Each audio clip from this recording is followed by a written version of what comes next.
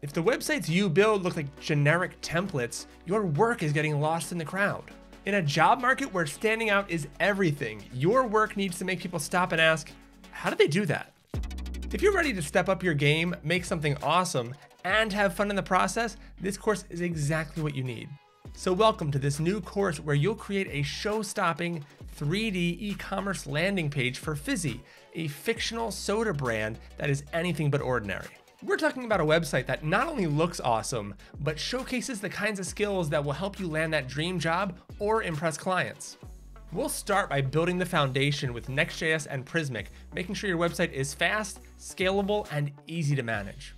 From there, we'll layer on Tailwind to give it a fun and vibrant design. Once the essentials are in place, we'll dive into GSAP to add some buttery smooth animations that will bring your site to life. And finally, we'll bring in the power of Three.js to create eye-catching 3D effects. We've got soda cans flying around as you scroll with carbonation bubbles coming up from the bottom. We make our can skydive as it flies past some staggered text, and users choose their flavor and style as this carousel spins the can into a new color. And don't worry if you're thinking that this might be too advanced, I've got you covered.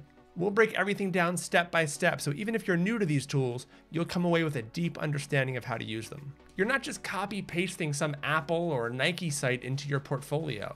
It's a unique and fully customizable brand that looks polished, professional, and ready to impress. I can't wait to get into this course with you, so let's get started and go check out this website. Let's take a closer look at the final site and each component we'll create with this course. When the site first loads, the text appears with that slam effect and two realistic soda cans fly in from opposite directions, hovering as bubbles rise up. It creates this sensation like we're immersed in the soda. Every part of this hero animates in, and the cans are floating and reflecting in a really visually engaging way. And as we start to scroll, you see that something fun's gonna happen. If we hover over the Fizzi logo, we see this little wave effect, and it's a nice little Easter egg for any curious users. So as we scroll down, the cans move and spin, and more Fizzi flavors join in, accompanied by some animated text that says, try all 5 flavors. The heading letters animate in, and the body text will follow. And so you see each letter is animating on its own. And even the background color is changing from that yellow into that green. This is our hero component, and it's a one big slice we're going to create together. Even the bubbles, it's really subtle, but even the bubbles change color so that they don't stand out in kind of a bad way.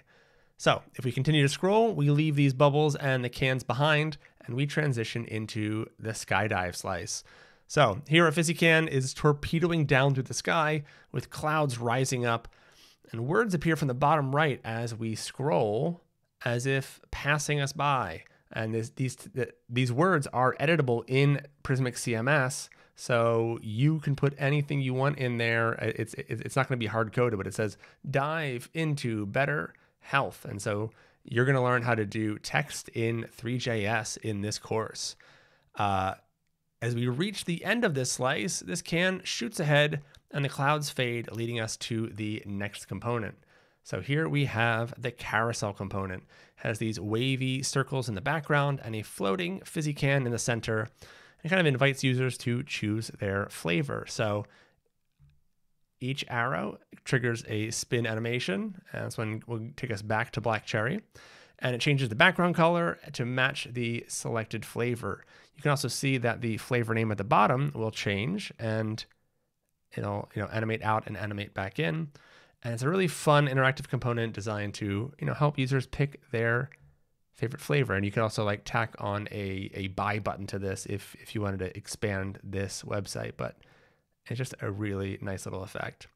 Next, we have a content slice with text on the left and a Fizzi can on the right.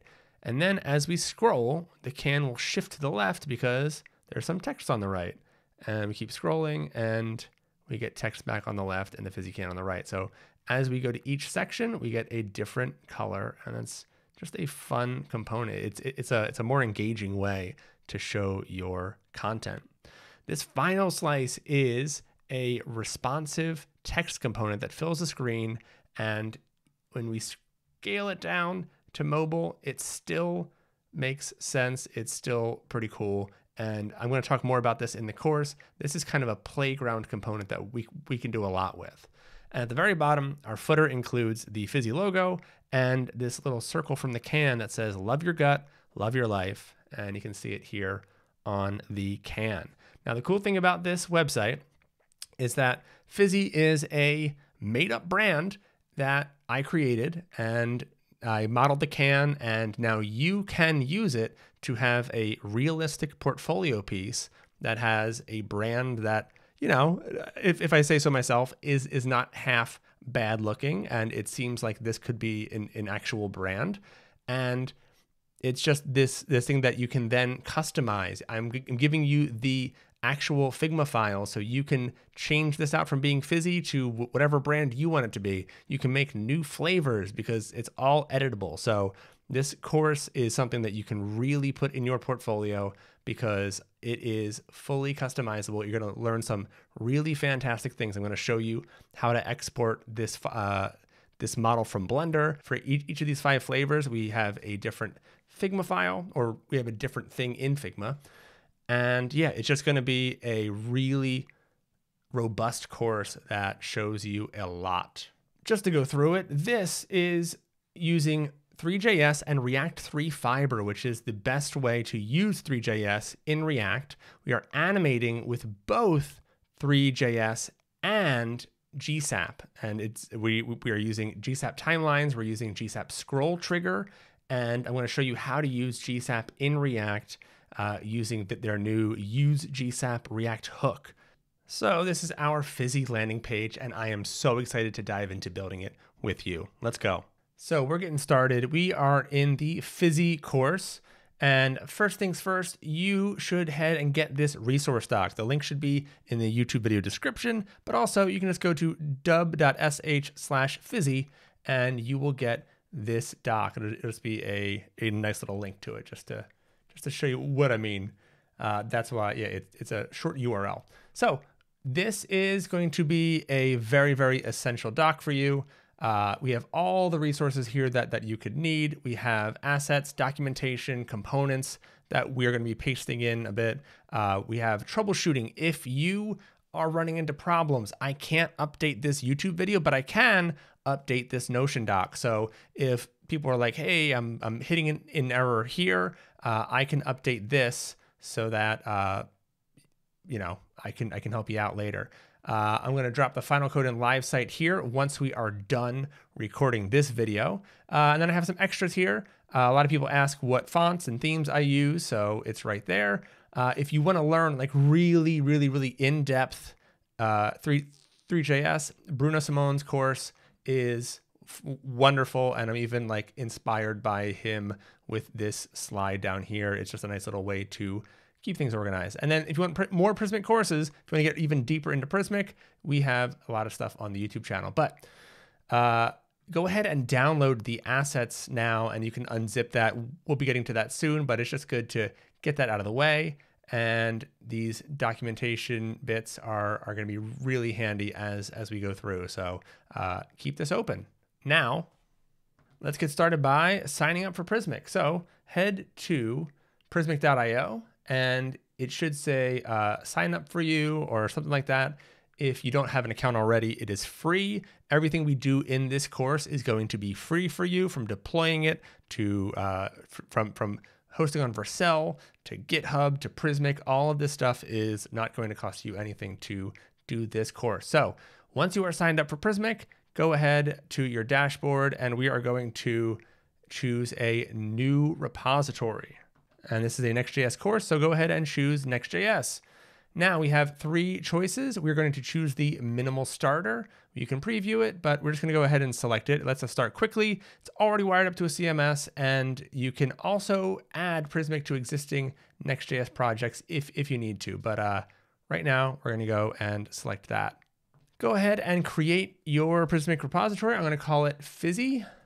So that will be taken now. So go ahead and name it, you know, Fizzi Steve, or whatever your name is, or whatever you want to call it. Or you can call it something else entirely. So Fizzi, I'm going to say for the display name. And we are doing the minimal starter, Next.js, and the free plan. You have a ton. If you do over 4 million API calls in a month, I have questions. So we're going to create repository. And our repo is, drum roll, there we go. Welcome to your page builder. So we can get started with Slice Machine. I want to see first, yeah, let's come in and customize our icon. So if you unzipped that folder, you should have these assets. So we have all cans bunched, OG image, Prismic repo icon. That's what I want to drop in here. So go ahead. I don't think we can drop it. Can we? Yeah, we can. Awesome. So now we have a nice little icon. Click apply settings. And I think you need to reload this page for it to pop up there. But yeah, it's just a nice little, if we head back to the Prismic repositories, it just looks so nice. So I love customizing as soon as we get into our project. So now that we're back in here, go ahead and grab this terminal code. We're going to launch our starter. So you can click the little copy button there, and in your in a terminal, I like to use the terminal that is built into VS Code. That's my preference. You can open your computer's built-in terminal, up to you. I have a repos folder where I put all of my projects, and I'm going to go ahead and run this command. So we're just going to initialize Slice Machine, which is the Prismic developer tool, with our repository Fizzi, and we're using the starter Next.js starter Prismic minimal TypeScript. So go ahead and hit enter, and that's going to take a little bit of time. It might ask you if you want to run this. I have run this recently, so I didn't have to press Y for yes, but it will definitely ask you to do that. So go ahead, hit Y, and it's going to run through some of this installation, and it's doing a bunch of stuff for us. And I'll show you that once we get into our repository. All right, we're finished up, and it says run Slice Machine. We're going to say no. It's trying to do us a bit of a favor, but I don't like running it from outside of that folder. So instead, I want to say cd Fizzi and move inside the folder, and then I'm going to say code period. So if you don't have this code shortcut on your computer, like if this doesn't work and open a new instance of VS Code for you, just go ahead and navigate to it by saying like open folder. So not a big deal, but if you do have that shortcut, it's handy. So we're going to close this one and slide this over. So now we have our Fizzi project.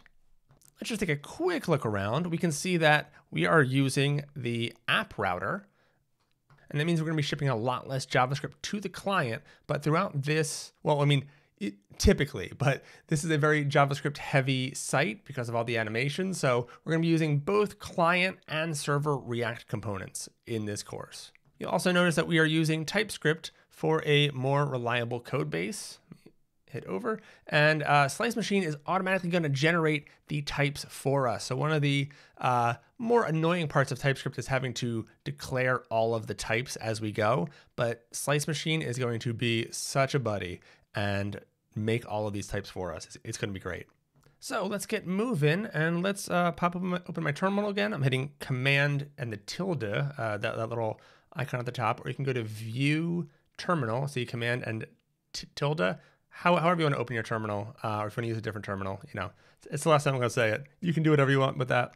npm run dev, and if we check out our package.json, we see that running dev is actually firing off concurrently, which fires npm next dev and npm slice machine. So we are running two servers, two development servers at the same time, and it's going to be pretty nice. So we have localhost 3000, command click on that, and that'll open there for some reason.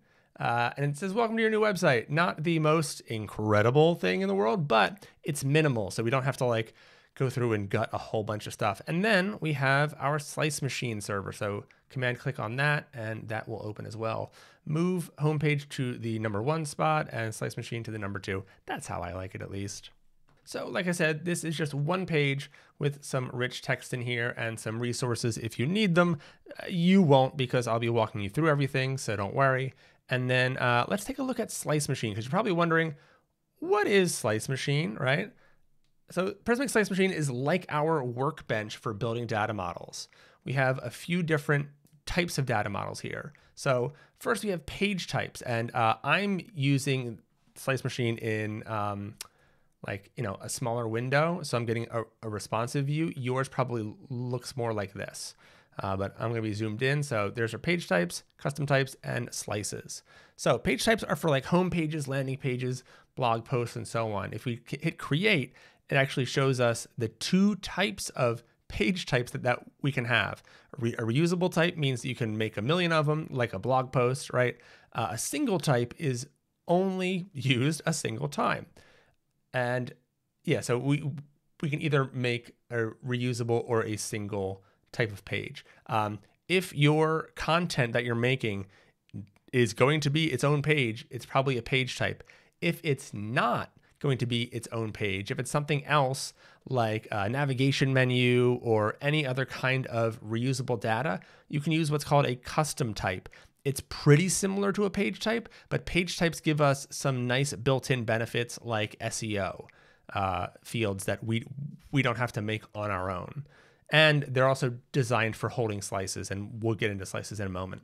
But if we look at the options here, we have reusable and single also for custom type, but the suggestions are different. Side menu, testimonial, author, right? So those are things that might not have its own page, but you might want to reuse it in a couple different places. So referencing it would be handy. And then if you take any of my other courses here on the Prismic channel, you will definitely use a custom type as a settings object. So it's great for like, hey, I want to set the site name for every page across this site, and I want to have a universal navigation, all that kind of stuff. So custom types are great. We're not going to be using one in this course because we just have this one page to do. We're going to make one really awesome page.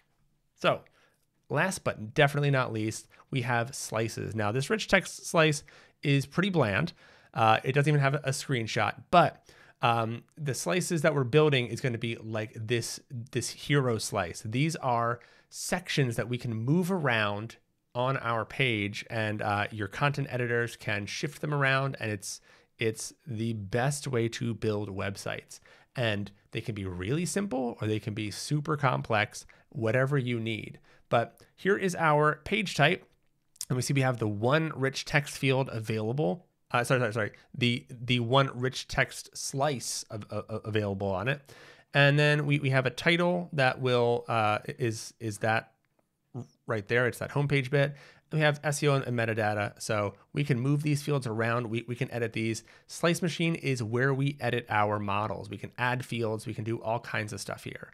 So if we hit this little arrow, we head over to our repository. We already had it open there, but I did just want to show you that we can always get to it from Slice Machine with that arrow. It's pretty handy.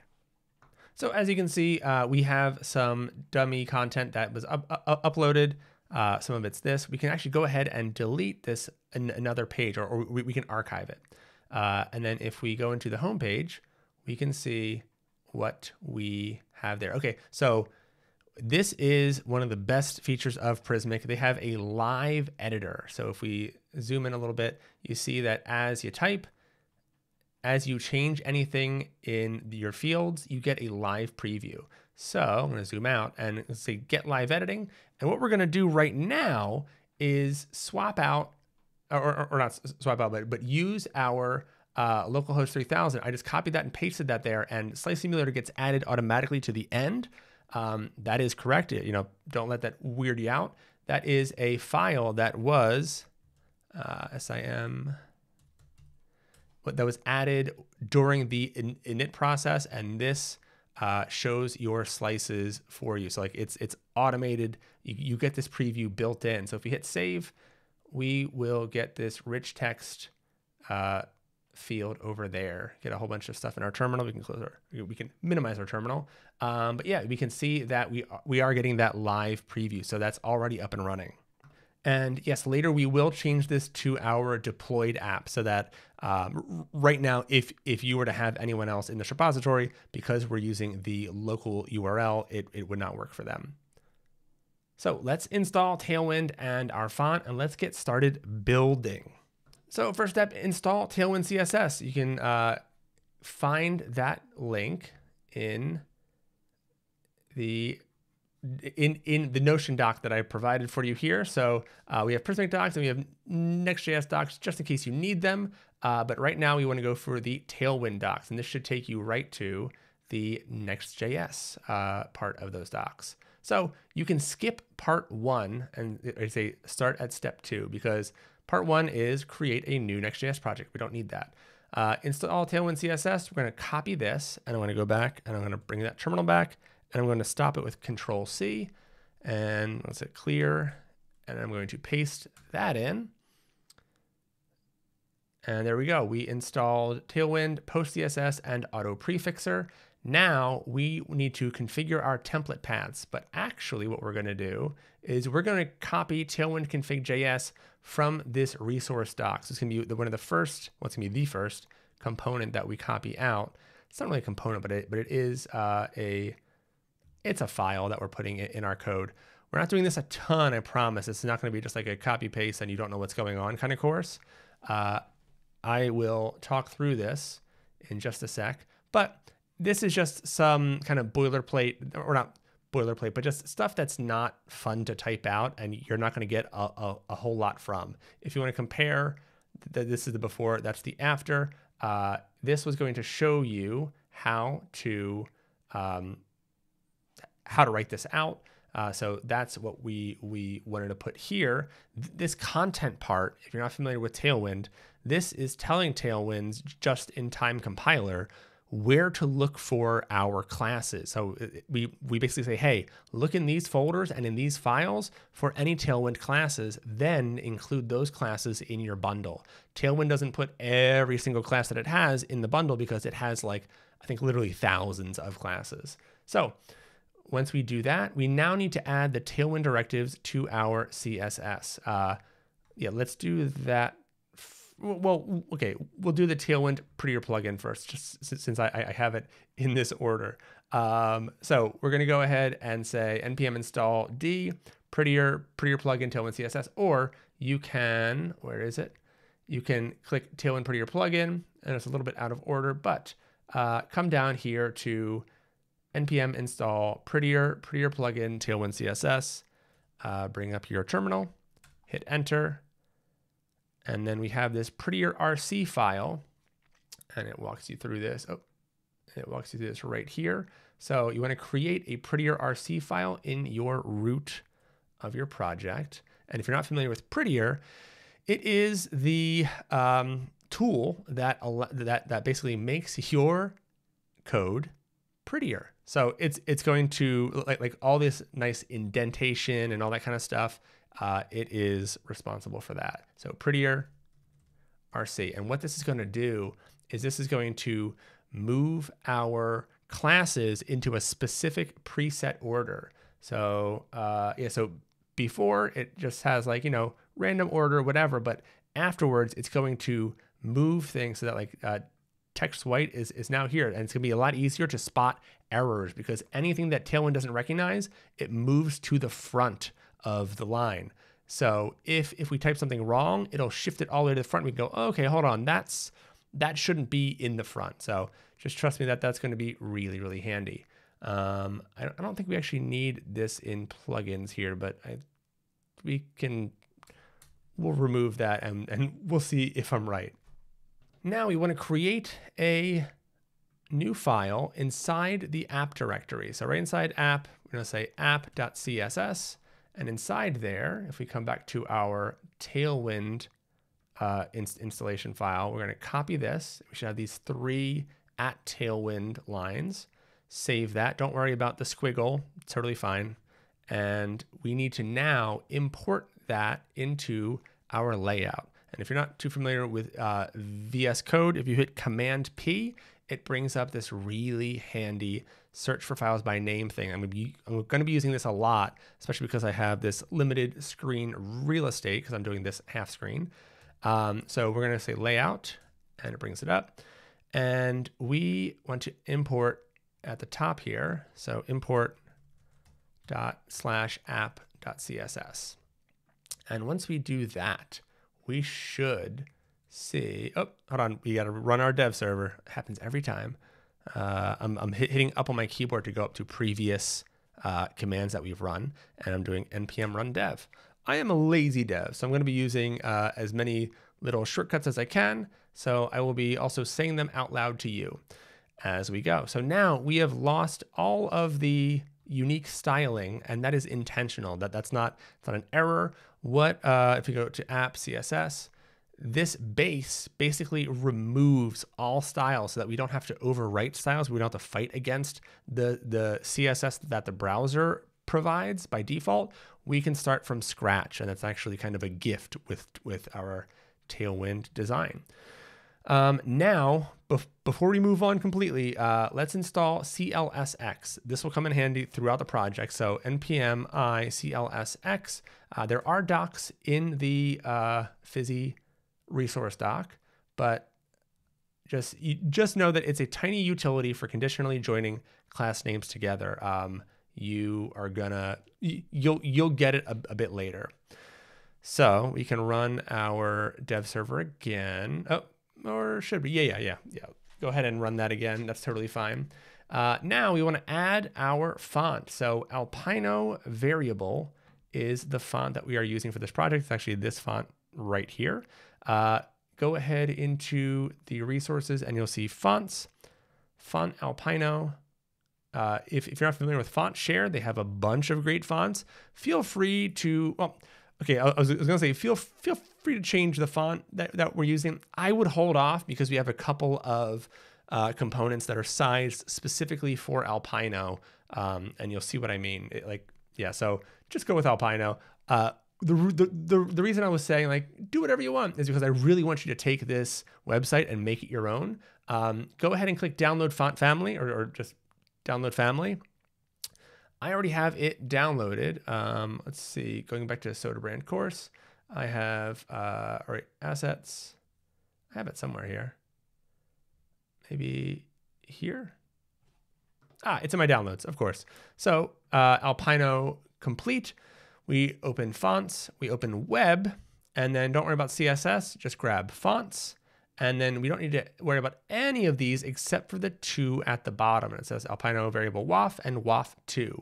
We're going to make a new folder, a couple of new folders actually. Not in source, outside of source, so make sure you're not selecting source. Click down here maybe, and choose new folder and say public. And then we're gonna hit slash and then say fonts. This is a nice way to create multiple folders and even files at once. So I don't have to do that twice. I created a public folder and a fonts folder. I'm gonna go ahead and drag these two, move over, and we'll put them right into fonts. Make sure you land it right on the word fonts. And there we go. This is stacked because there's nothing else in public, but there will be. So now we have our fonts there. So what we want to do is we want to add a local font to our Next.js project. And I kind of ran by Alpino, but if you're not familiar with variable fonts, that's what we're using. And the reason we're using it is because you get all of these weights baked in for one much smaller file. So it's really handy that you don't have to install like 10 different fonts. You just need the one variable font and it can do anything. So we can close out of the Alpino page, close out of Tailwind for now. And we can click the adding fonts to Next.js link and it should bring you right to the local fonts bit. So we can see that we need to import local font from Next Font Local, and we want to do this in our layout.tsx. So close app CSS, and I want to close the other parts of this. And we're going to put this at the very top. We'll talk about organization of imports later. It's not a must-have kind of thing, but it is nice to stay organized. So import local font at the very top. And then you see I have it written out for us down here.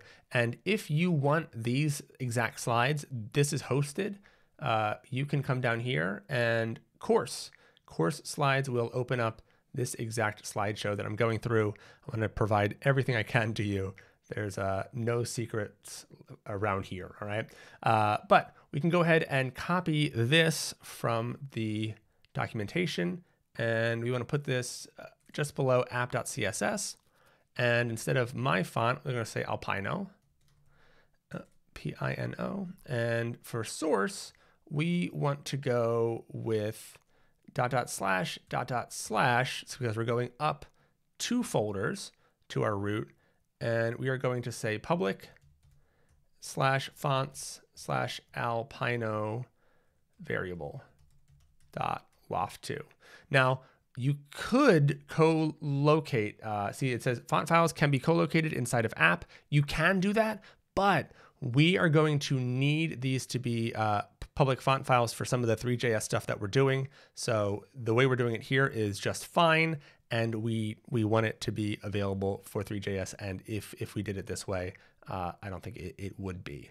So now that we have that here, we can keep the display swap, but you see we need to add weight. So we need to tell it, hey, these are the weights that we want from this variable font. So the way we do that, the syntax is kind of weird because this feels like 100 and 900, but nothing in between. But this is actually 100 to 900 or through 900. So we're getting everything in between. So 100 space 900 is the way we do that. And last but not least, we want to use a CSS variable. So say variable, and by the way, I say last but not least a lot. So hope that doesn't get annoying.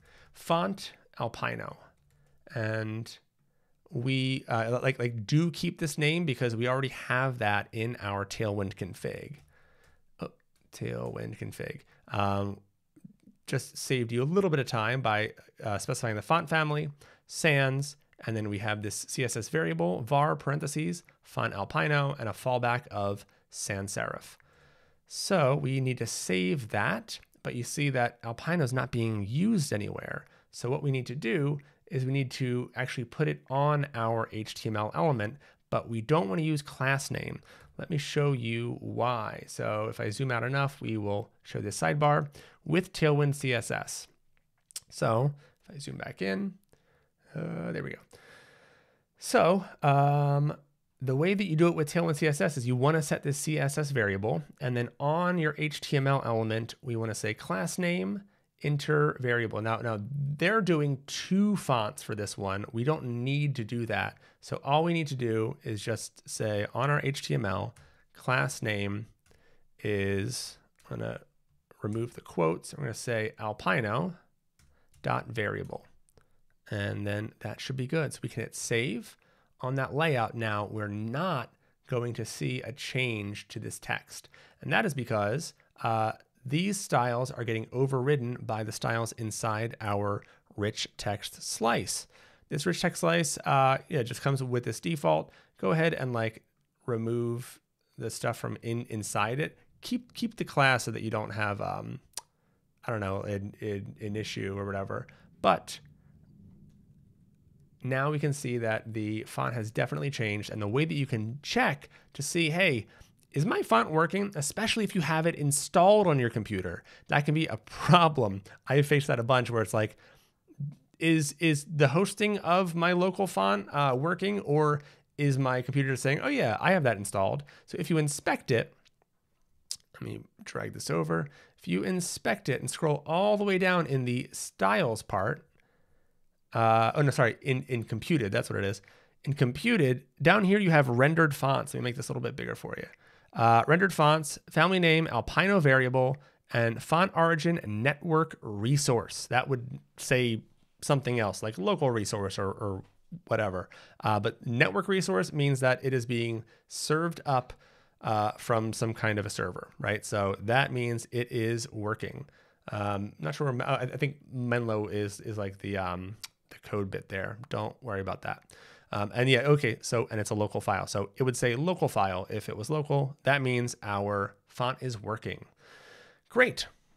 All right, so let's get started by creating the Fizzi logo. And by create, for this one, I kind of mean copying in. And the reason we're doing that is because things like SVGs, I'll actually walk you through super quick how to handle SVGs.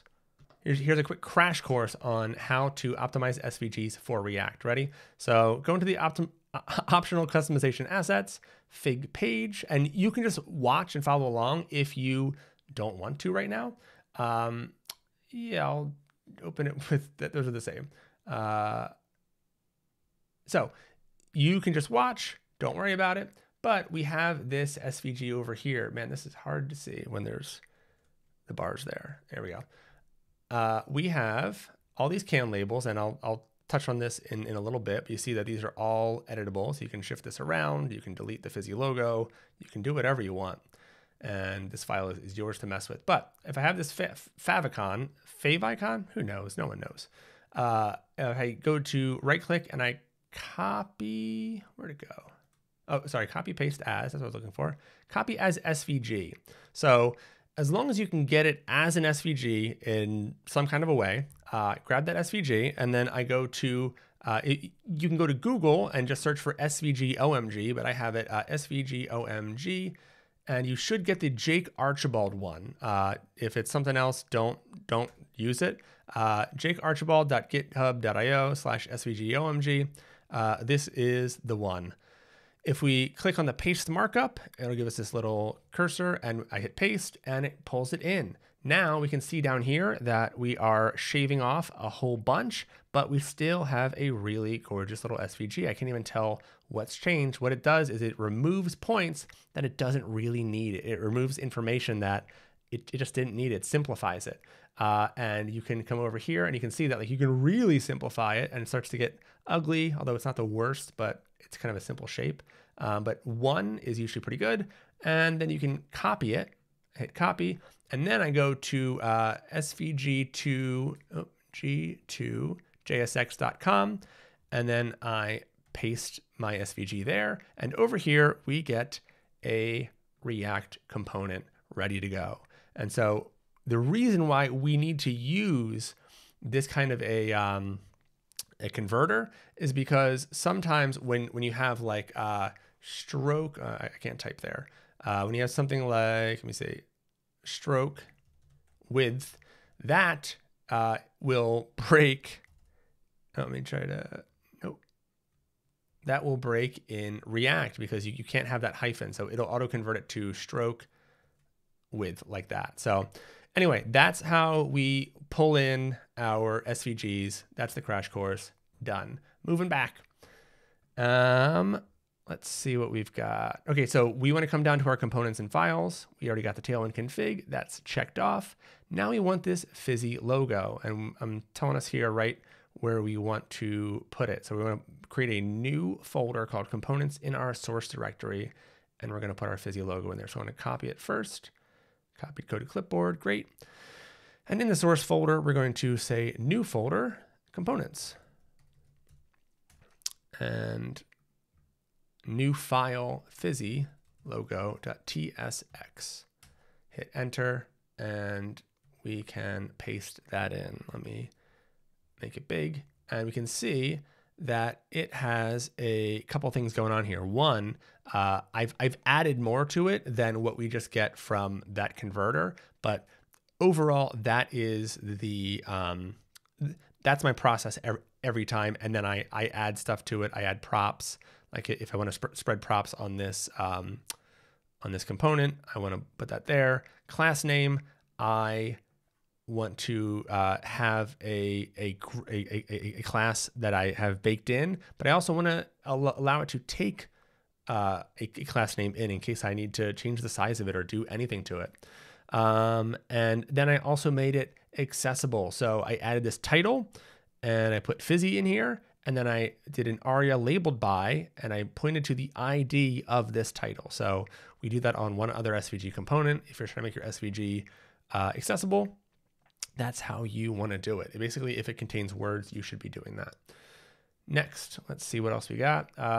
Yes, so VS Code React shortcuts. We're going to use these a lot during this course. I'll be saying just a few letters at you throughout the course. So if you don't already, let me see, ES7, here they are, ES7 plus, close down the side, React native snippets. This one by DS Najager. Thank you for your service. install these. All right, just bottom line, install these. It's going to save you a bunch of time, and it allows us to do some pretty cool stuff. So we are going to do that right now. We need a header for our website. So we're going to come into components, say header.tsx, and we are going to use those snippets. So I'm going to say tsrfc, and you can see as I'm typing, like I'll back up a little bit, like those snippets, that plugin is giving us all kinds of different options. Best part is it handles TypeScript or just regular JavaScript. So these are all these different React or React Native if you are a mobile app developer.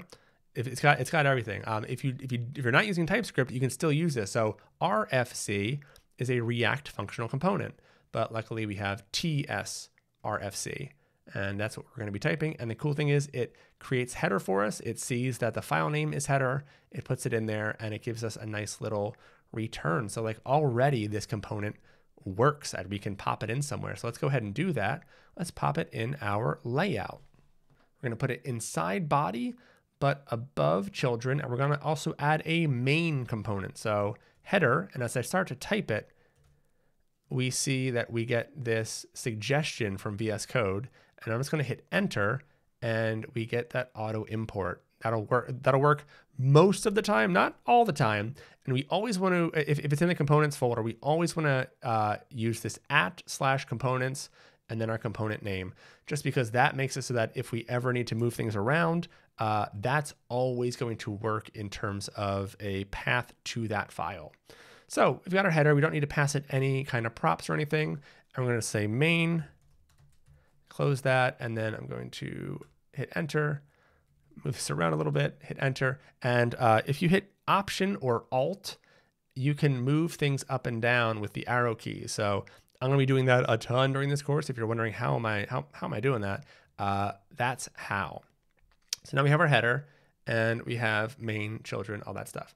And our header is just the word header, but it's about to be, oh, so much more. No, it's just going to be the Fizzi logo, but still fun, right? So we are going to, oh, we don't actually have that yet. Let me go back a little bit. All right, so the slides aren't perfect, but they're going to help us out. So we need to turn this div into a header like that. We can get rid of the word header. And I'm going to style the header. I'm going to say class name. If you're not familiar with React, we don't use class. We have to use class name. It gets converted into class in the HTML. So don't worry about it. It's just a weird React thing. Long story. So we're going to style it now with Tailwind. So with Tailwind, we just use these utility classes that then add styles to the component. So I'm going to run you through a few of these. We're going to say flex. And as we hover over it, and don't worry, if you know Tailwind, I'm not going to be slow walking it the entire time. And I am going to point you to a Tailwind plugin that you should definitely get, Tailwind. This is another one of those must-have things. So Tailwind CSS IntelliSense, the one by Tailwind Labs, nice little gold check.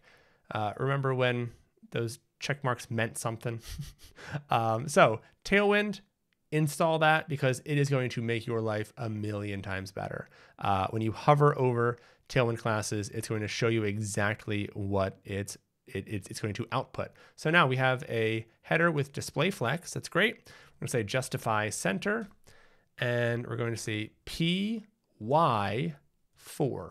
And so you can see right here as we're typing it, padding top 1 rem, and it's going to be padding bottom 1 rem. So that is, so the y-axis is up and down. Let me come back here.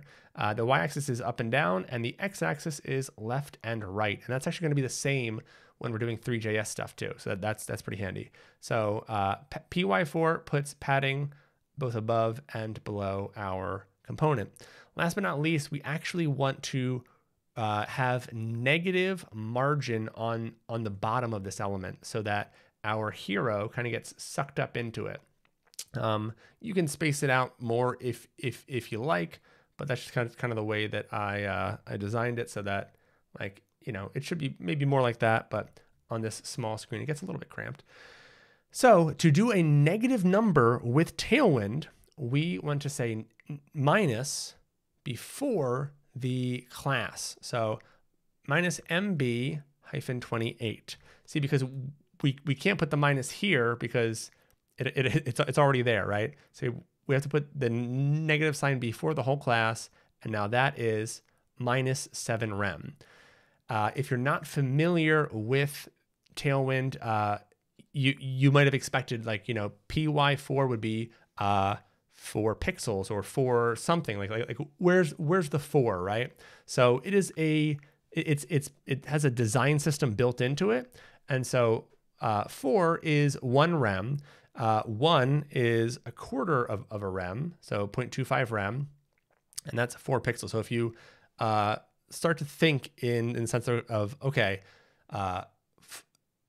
anything 4, so py4 or gap4, anything like that is going to be 1 rem, 16 pixels. If you're familiar with rems, just remember that 4 is equal to 1 rem, and then you kind of go from there, and it all multiplies.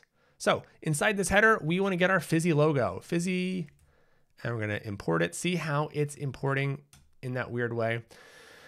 We're going to go @/components, and that will fix it. It's not that big of a deal, but if we ever wanted to move header, I know I saved and I shouldn't have because it's open. There we go. If we ever wanted to move header out of the components folder, this would have it break. And so in this case, it's versatile and it can move around, and it's just great. We want to style our Fizzi logo because we don't want it to be that color. So we're going to say class name equals, we're going to give it a height, or H20. You can see that that's 5 rem. I'll stop pointing that out, but just want to kind of familiarize you with it. Now we want to have this stay above some other elements. We're going to say Z for Z index 10. We're going to say cursor pointer, QRSORPOINTER. There we go. And text sky 800. Now, normally a logo would take you home, so that's why I'm putting cursor pointer on it. And plus, it has a fun little interactive bit that I want to, encourage some interaction on. But really, cursor pointer might not be the best thing to put on it. But now we get, because it's come above the rest of the text and everything, we get this cool little effect. And I'm going to show you real quick how that's working. So we put group on our main SVG, right? That has the group class on it. And this is a special Tailwind class that, let's see if it explains it. No, it doesn't. That basically says, okay, I want to keep an eye on this element. And then if something happens to it, like if the group is hovered over, I want to do something down here. So it's Tailwind's way essentially of saying, if the parent is hovered or whatever, or focused, stuff like that, do something to the child down here. So what's happening through at all times is this wave SVG, which is this right here, I believe, is always moving. Or wait, is it somewhere else? No, it might be. I don't know. No, I think that's it. And so it's always moving, and we just bring it down so that you can see the top of the wave. But as it goes up there, it's still moving. But this little translate Y 80% is what pulls it down when the parent is hovered. Pretty cool little effect. All right, I figured it out. So it's this path that is sliding left, and then we have a group that wraps around it, kind of like if you wrap an element in a div, right?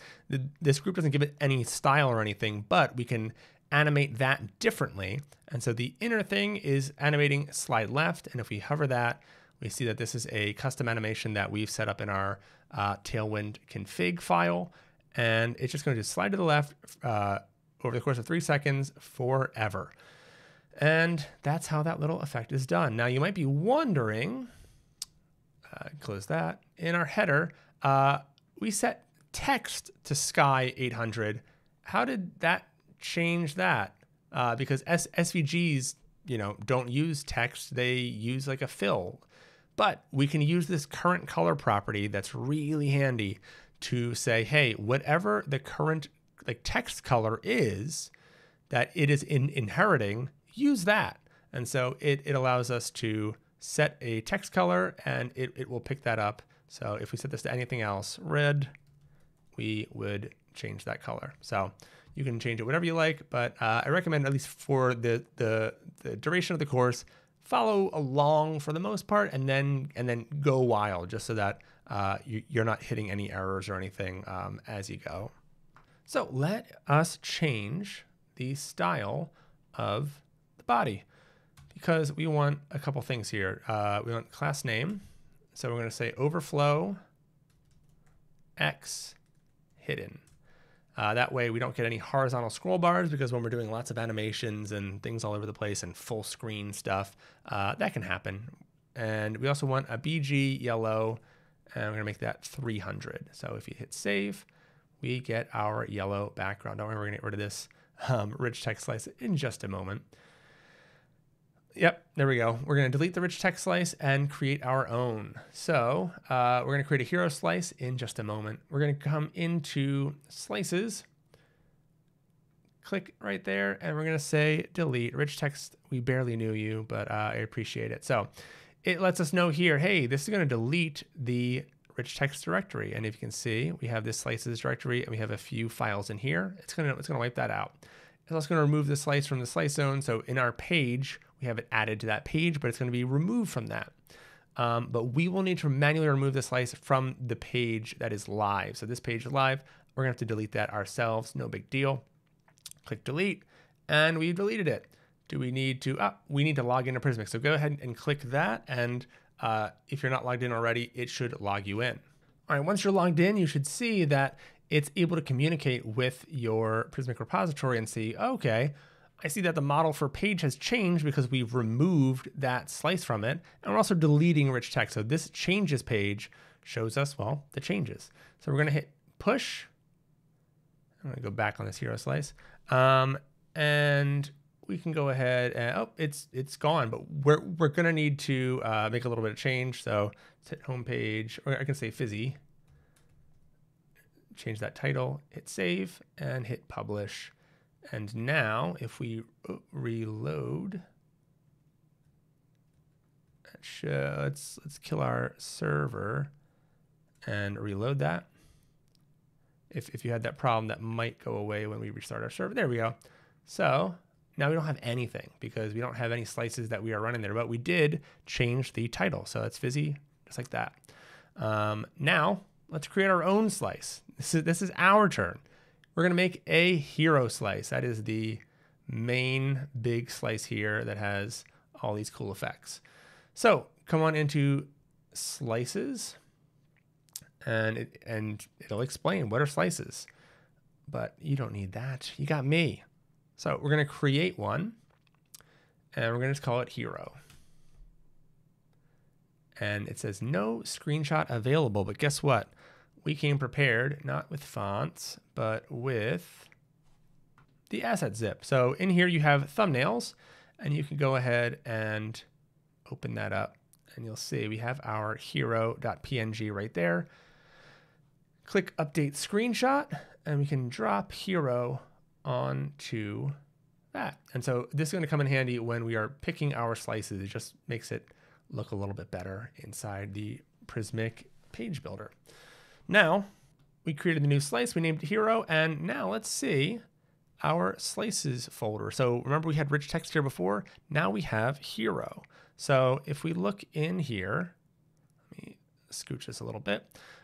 We see we have an index.tsx, a mocks.json, and a model.json, as well as the screenshot that we popped in there. So index.tsx, we just have a placeholder component, but this is really handy because it puts a couple data attributes on here so that if we're inspecting our code, we can see this. We can always remove this, but I think it's handy to keep. There's no reason to remove it. We can see the slice type for this section, because sometimes all the HTML and everything, especially if you're using Tailwind, it can all start to look the same and you're not really sure what component is this. So that's a handy little default.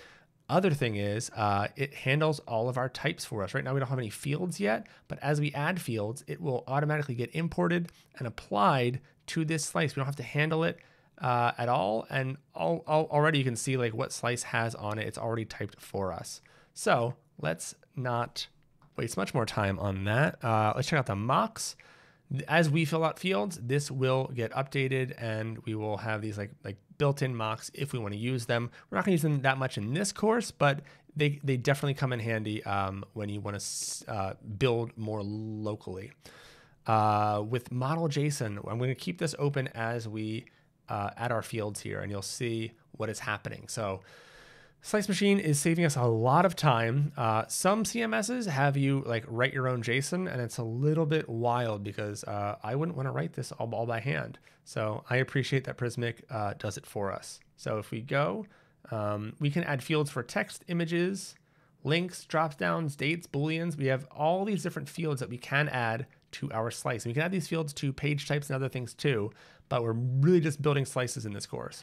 So we have image, text, rich text, link, select. We're going to be using pretty much all of these. So image, text, rich text, link, and select. We're not going to be using many of the others, or I don't think any, except for the repeatable group. This is a must-have, a set of fields that the editors can repeat. We're going to be getting into that later, but yeah, we have a lot of great fields here for us to use. We're going to model the hero now. So I have a little list that will help us out, and where I got that list isn't from, some sacred place. It's just from looking at, let's say you had a Figma file from a designer, you develop an eye for picking out like what fields you need. So, okay, like here's our heading, here's our H1, here's a subheading that can be a paragraph. Here's like maybe body, we can call that, or like description. That's another paragraph. We have button text. Oh, I'm scrolling already. We have button text. That doesn't need to be like an actual like P tag. That can just be a string. I just need a string back from that. Down here, that is an H2. Okay. And then we have another body. And then we're also going to have an image for when we're on mobile. So this isn't Three.js. We just want to default to like a quick loading thing for mobile. So we instead show an image, and we have the rest of our content there. And we have our second heading. I think there's one more thing here. Oh, I don't know if that's going to work. There we go. And second body. This is the only slide that like overruns, I think, but those are all our fields that we're going to be adding here. So like I said, this is a very this is a big component. My heroes are always like some of the biggest things of the course. It gets easier after the hero. Maybe I should do it from bottom up, but nah, heroes are fun. So let's start. We click Add Field, and we're going to hit Rich Text first. I'm going to call it Heading, and hit Enter. And I don't know if you noticed, but it automatically created an ID for us, where like we have this label that's capitalized, and we have an API ID. And if we have a space, it'll do an underscore for us, all that kind of stuff. So you might also see over here, look, it updated our JSON. I'm so glad I don't have to type that. We get to choose which text types or formatting types our content editors can use in the page builder by clicking these buttons or just unselecting all. So this is going to be locked into an H1. So click unselect all and just hit the H1. We're not going to allow multiple paragraphs. We need this to be a pretty simple string, right? So now it removes everything except for heading 1. Perfect. And don't worry, you don't have to watch the model. I just kind of want to show you what's happening behind the scenes. Next, add another field, another rich text. We're going to say subheading, and open that, unselect, and that's going to be a P for paragraph. Don't allow multiple paragraphs. Next, add field. We're going to say rich text, and we're going to say body. Once again, unselect all, P, and unallow multiple paragraphs. Now, we are actually working on a new flow where once you add a field, it automatically opens up the this edit menu, so you don't have to click into it. You might have that already if it's come out by the time this video comes out. Next, we want button text. Now, we have two types of text at Prismic. We have a text string without formatting. This will just literally return like a JavaScript type string. And then rich text actually returns from the API a JSON object that we then use the Prismic rich text React component to render out with paragraphs and headings and all this kind of stuff. So this is a really, really handy field type. But if you just really need something simple like a button label, text is the way to go. It's easier to work with in your code. So we'll say button text and see it creates that ID with an underscore for us. That doesn't have any settings because once again, it's just a string, so we don't have to edit it at all. I'm gonna say button link, and wouldn't you believe it, it's a link field. So I'm gonna say button link. Now for the purpose of this course, there is no where to buy anything. So like the shop now button doesn't really go anywhere. I think it's like it links to, yeah, the same thing. But I want to show you how links work in Prismic, and so that's pretty handy. Next, we're going to add an image. I'm going to say cans image. Not the best name, but you know, it's an image of cans. Don't be mad at me for my lack of naming ability.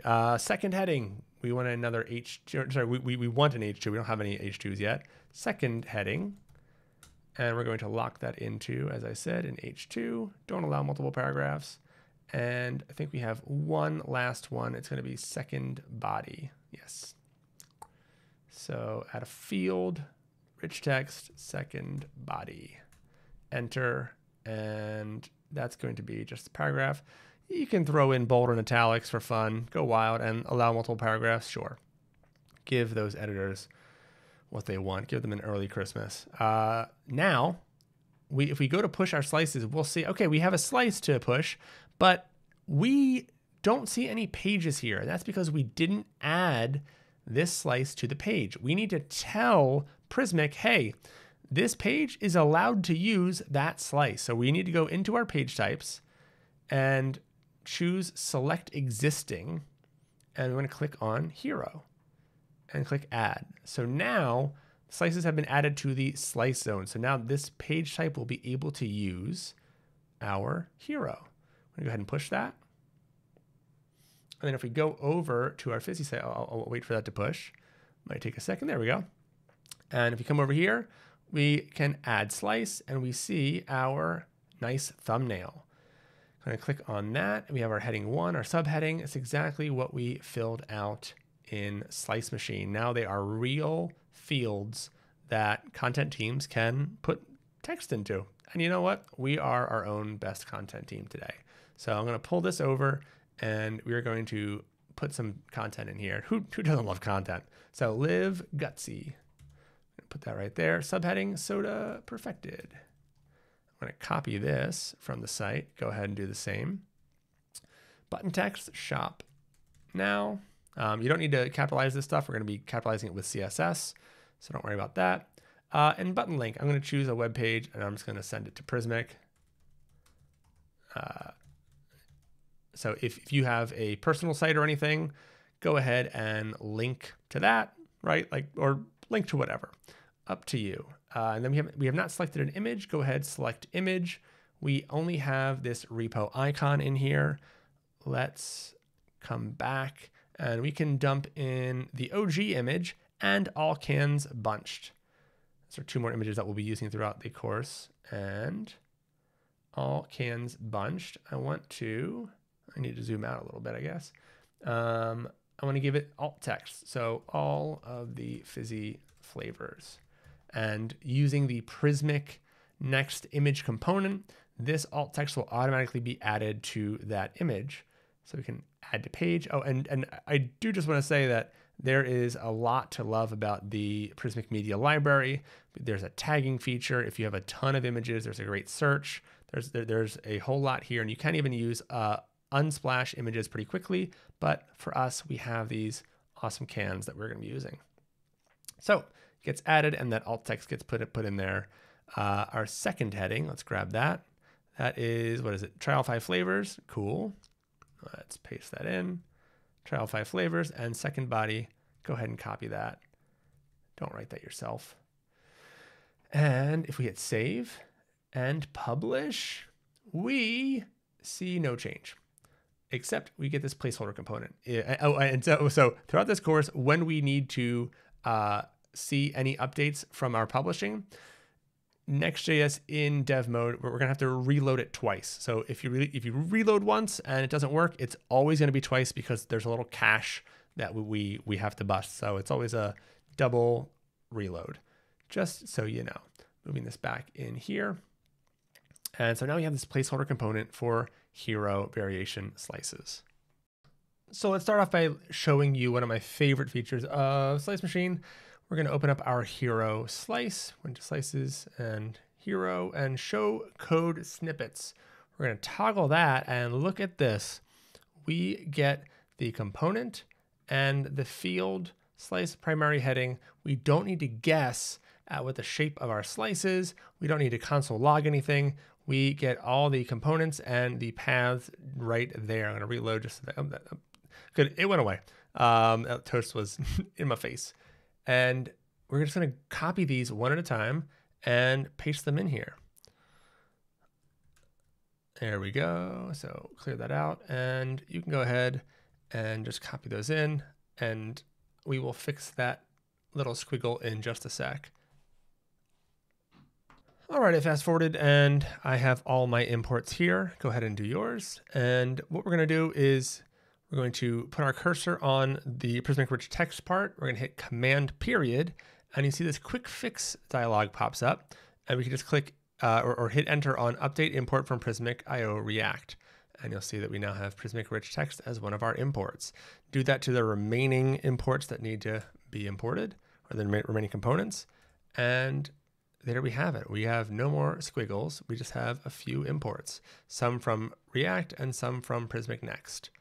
Looking good. Now move this slice primary button text into the next link, delete the word link, and if we save that, we should get exactly this. So this is what we're expecting. We have our heading, we have the subheading, we have the body, we have the button, which, yep, that's a link to Prismic IO. We have our image, which has no constraints, so it's just getting big. And we have the second heading, the H2, and the body. So all of our data is coming through. We didn't have to console log anything. We just have it all right there. None of it's styled, but that's more Tailwind than anything else. Now it's time to style. And we're going to start by creating a really handy utility component that we call bounded. So in your components, go ahead and create a new file, bounded.tsx. And we're not going to build this out ourselves. We're going to grab this from the components and files. So come on over here, bounded.tsx. I'll walk you through the actual code. We're just doing this for any component where it doesn't, I want you to spend your time learning, and some of these components just need to be made, but it's not going to teach you a lot, right? So bounded is just a couple of elements that have some padding on the sides, a max width of, what is it, like 1280 pixels. It just has some good defaults so that it centers things. It's not that wild of a component, but we can change what it is. It's going to default to a section, but we can make it a div or a header or a footer or anything like that. And yeah, that's about it. We're using CLSX to combine the default classes that we want here with anything that we pass in. So CLSX is great for making one string from a whole bunch of stuff, and we'll be using that throughout the course. So we have this bounded component. Now we can use it. Swap out section for bounded. And as you're typing, hit enter so that it imports from components. Bring anything that we have in our project below. So like these are from libraries, put those up above, and anything that's from us, we like to separate just so that it's clear. And my autocomplete didn't fill in there, but now we have this bounded component. And you see that everything is centered now. So that's what we're going for, but not that look exactly. It's more for the padding that we got on the side here. Next. So I'm gonna make one big grid component that wraps everything inside bounded. We're gonna say period grid. And if you're not familiar with Emmet, it says Emmet abbreviation. We're gonna hit tab, and it creates a div with class name grid. It's gonna save us a lot of time. I didn't have to type div or class name equals or anything like that. Just that quick shortcut. We're gonna be using a good amount of Emmet in this course. Now we're gonna separate out the top half and the bottom half with their own grid divs. So I'm gonna move this down just under the Prismic Next link, and then grid again and wrap around that bottom part. So they each kind of have their own sections. I'm gonna add a couple more styles to this top half grid. It's the second one here. I'm gonna say H screen. So for 100 view height on the the height is the height of your screen. Place items center, and it's gonna put everything right in the middle there. That's what we are expecting. We will fix the way it looks. Now let's add some styles to the bottom half of the grid, or the bottom grid. I'll say text side, and this actually isn't a Tailwind class. We can do custom classes also, but this is going to be for animating later. So we're going to be doing that a good amount. Relative Z, we're going to create our own of 80. So to make anything that Tailwind doesn't have built in, you want to use these square brackets. We're going to be using those throughout the course. I'll stop saying that. But Tailwind will understand what it is, and it will create a new class for you and add that property in. So it's very customizable. We already have grid. We have height of screen, items center, gap 4, and MD. So this is a responsive style. So on medium screens and above, grid calls 2. And if we hover over that, we'll see that on 768 pixels or above, we are going to have our grid template columns as 2. So if we hit save there, we should see, yep, here's our 2 columns. If we inspect, we select that grid. There we go. So first item's going into the first column, second column, third column. Sorry, back to the first column. So we see that our grid is working. All right, we need one more grid div inside this top half. So you should have grid going right down, but for, yeah, no, that's good. So we're gonna do auto rows min, and we're gonna say place items center and text center. So you might be noticing that I am not trying to type really well when I'm writing these CSS or these Tailwind classes. I'll go back and do text center again. I recommend kind of getting good at this like fuzzy search kind of thing. So I did like TXTCNT. CNT. I screwed it up. Here we go. Try it again. TXTCN. I'm just trying to get enough letters that it narrows it down, and then I hit enter. Like I try not to use the hyphens or anything. I just use that fuzzy search, and it makes you go a lot faster. All right, so now with Prismic Rich Text, we can't actually pass a class because Prismic Rich Text could return 1 element or it could return 20. It depends on how many like paragraphs and how many other things are in what's coming back. So we can't pass a class. So the way we style it, or one way that we can style it, is by wrapping it in something. So we're going to say h1 class name, and I'm just going to close it. And inside this h1 class name, we're going to style this. We're going to say hero header, and that will be for animating later. We can say LG text. Let's go 13 rem. So on really large screens, it's going, or not really large, but on large screens, we're going to have pretty big text. After that, we're going to say text 7XL. Of course, I said that I don't do dashes. Now I'm doing it. Font black and uppercase, letting brackets 0.8. And then we are going to say text orange 500. MD for medium, text brackets 9 rem. Can't really do an autocomplete with the custom ones, but for everything else, it really helps just typing quickly.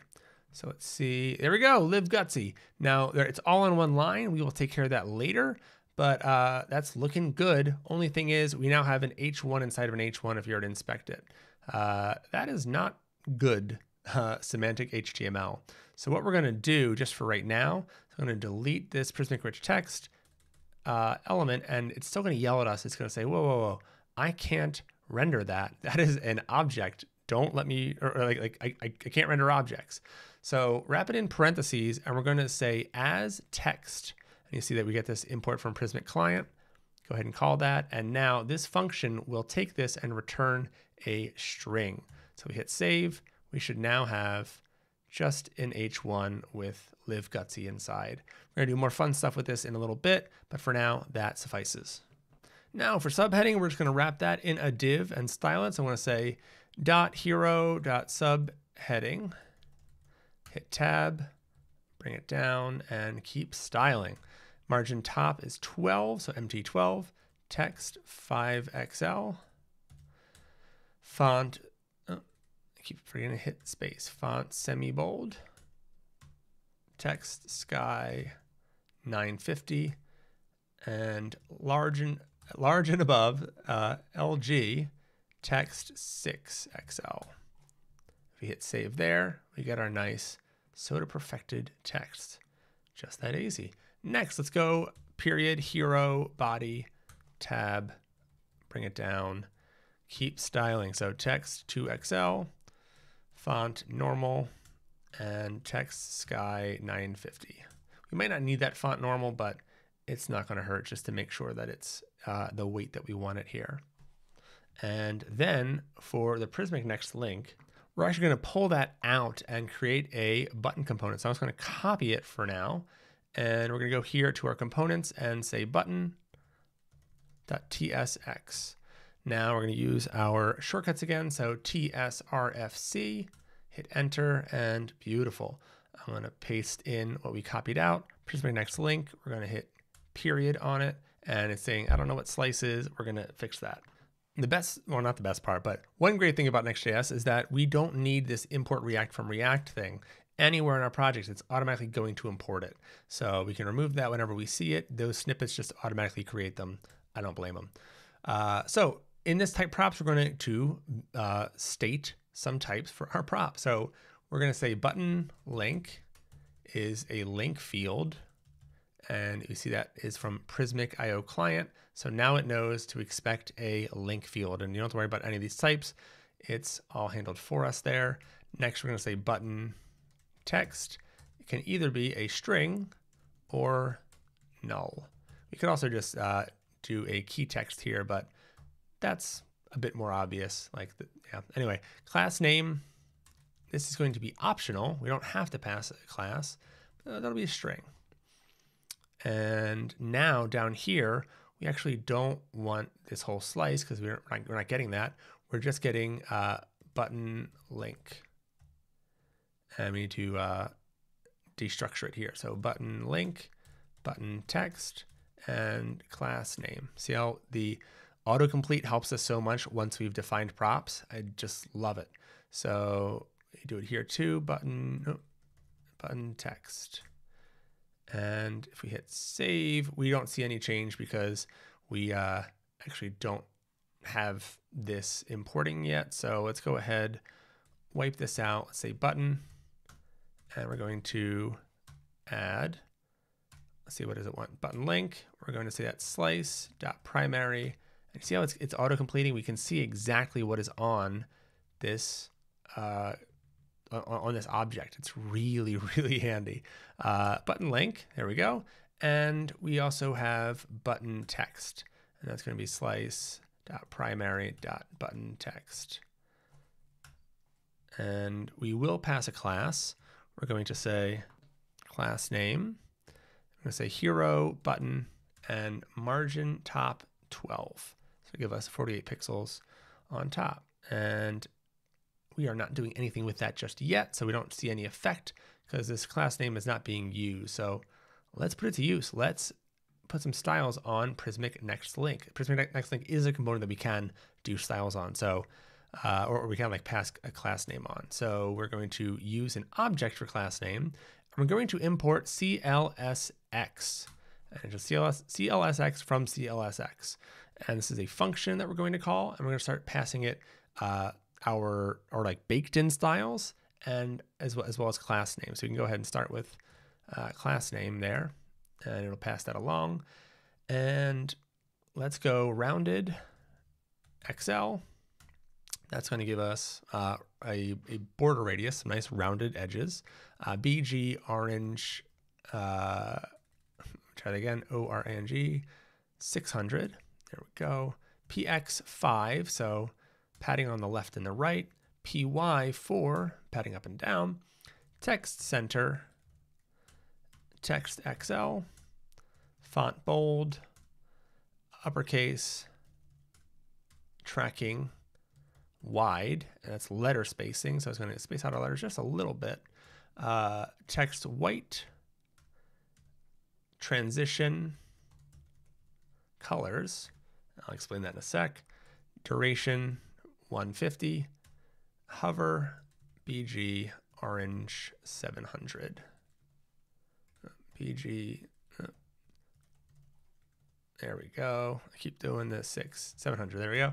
And MD text 2XL. So if you hit save there, we get our button. Now, this is the part that I want to explain. Transition colors lets our component know, hey, we're looking for a transition property color or background color or border. It gives us a few just kind of baked in. It's just a nice shorthand from Tailwind. And then we have our timing function. Oh, see, here's where the prettier plugin comes so in handy. It moved it all the way up here. I was scanning here. I'm like, where did the duration go? And it moves it up here because it's like, I don't know what the heck this is. I assume this is yours. And it is not. So as soon as I put that hyphen in there, it should shift it, right? Put it back there. So it's a really handy thing so that you can spot anytime you have, a mistake. So that 150 keeps it into a nice short animation. And on hover, we're going to change the background color. And once it is not medium devices and above, we go down to text XL. And now we have our class name here. If we comment that out, we're going to see that our margin top goes away because that is working. That stuff that we're passing in, it is being applied on top of the built-in style. So is there anything else we need in here? I don't think so. I think our button is done. We're actually not going to use this anywhere else, but you can. You absolutely can. So I wanted to make it its own component so that you can pop it out and put it in any of the other spots that we're going to be, any of the other slices. So the top half is mostly set. Let's shift down to this bottom half. Now here's the thing about the Prismic Next image, or these cans, like this image in particular. Let's put a class name on there. We only want it to show on mobile devices. So we need to say on medium and above, want it to be hidden. So it should just disappear. Cool. And we want the width to be full when it is visible, right? So that'll work just fine, and you can test it out yourself, and there they are. Next, we want to do the same thing that we did above. So we're going to say H2 period. We can start to put some classes on here this way. So I'll say text side heading and hit tab, and we've created an H2 with that class on it. Very handy. But this Prismic rich text, once again, is going to give us an H2 inside of an H2. So we are going to have to work on that in just a second. But to do the letter animation, we're going to do something pretty fun. I'll show it to you in just a sec. Let's worry about the styling for now. Text side heading. Let's keep going. Text balance. That is going to be a nice little CSS property if you're not familiar with it. We're going to text 6XL. Font black. Uppercase. Text sky 950. I guess we could have put this text 950 a little bit higher up and not set it so many times, but up to you if you want to reformat this or forget what the term is. Sorry, my brain only does one thing at once. LG text 8XL. There we go. So once you do that, that's looking really good. And we need to wrap this all in a div. See how it's jumping over to the next column? We want this on this side, not in the other column. So just wrap it in a div. Wrap the H2 and the Prismic rich text in a div, and that's looking a lot better. Wrap the Prismic rich text in another div. I'm going to say period text side body. The default for Emmet is a div, so if you don't specify what element you want, like I did with the H2, it'll just create a div for you. So we're going to say margin top 4, max width XL, text balance, text XL. I'm trying to, there we go. Font normal, and text sky 950. Yeah, might have been better if I did that, but oh well, not the biggest deal. So now, like I said, in order to animate each letter like we do in the final site, we need them to be individual elements. Right now, they definitely aren't. It is one string inside of an H2. So we need to make each letter wrapped by like a span. So if we come to the course resource here, you can close bounded, we already have that. Next is the text splitter.tsx. So we're going to copy that, and we are going to make that new component. Text splitter.tsx.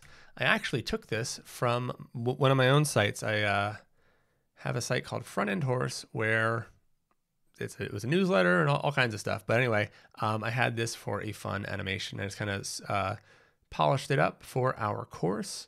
And so now I'll walk you through what it does. Once again, we have our CLSX so that we can pass in a class and combine it with something that we already have. But basically, it's going to take in some words.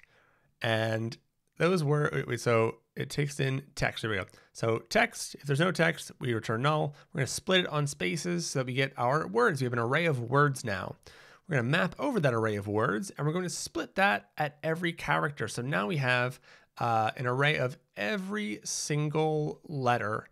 And now we are going to return a span that has the like a span that wraps around the word. And then inside that span is a span for each individual character. So we now have a span with split word on it and a span inside with split char or char, or however you want to say that, on that. So we have a lot of stuff that we can target with our GSAP animations later. So if we go ahead and use this text splitter, I'm going to swap it out for this. So text splitter, I'm putting that on the second heading element. We don't do field, we do text. Yep, and so it's saying, whoa, I'm expecting a string. So we need to use that as text function that we imported earlier. And now it's happy. So it's hit save, and let's see what happens. It moved a little bit, right? It shifted a little. We see that each letter now has a span, and each word, well, it has a span too, right? So these are all broken up, and we can animate each thing individually. It's a nice, handy little component there. We can actually use that same text splitter up here, and I'll say text splitter, and we'll say text equals, and then we will close it, and we'll see that Live Gutsy now has that same split aspect to it. We really just want that for the word part. We don't need the letters, but it's not really going to hurt. We just make sure that each word is split up, and we want to pass it a property that text splitter takes, where it says word display style. It could be either inline block or block. So this wants to be inline block for each word, because we want like those sentences, but we want these to stack. So we're going to say word display style is going to be block. Hit save, and boom, they are stacked now. That looks good.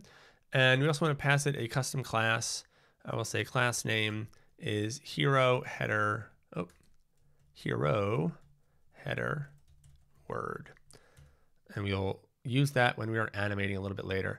Also, come up to bounded up here and add a class on there that's just hero. We'll need that for animating once again.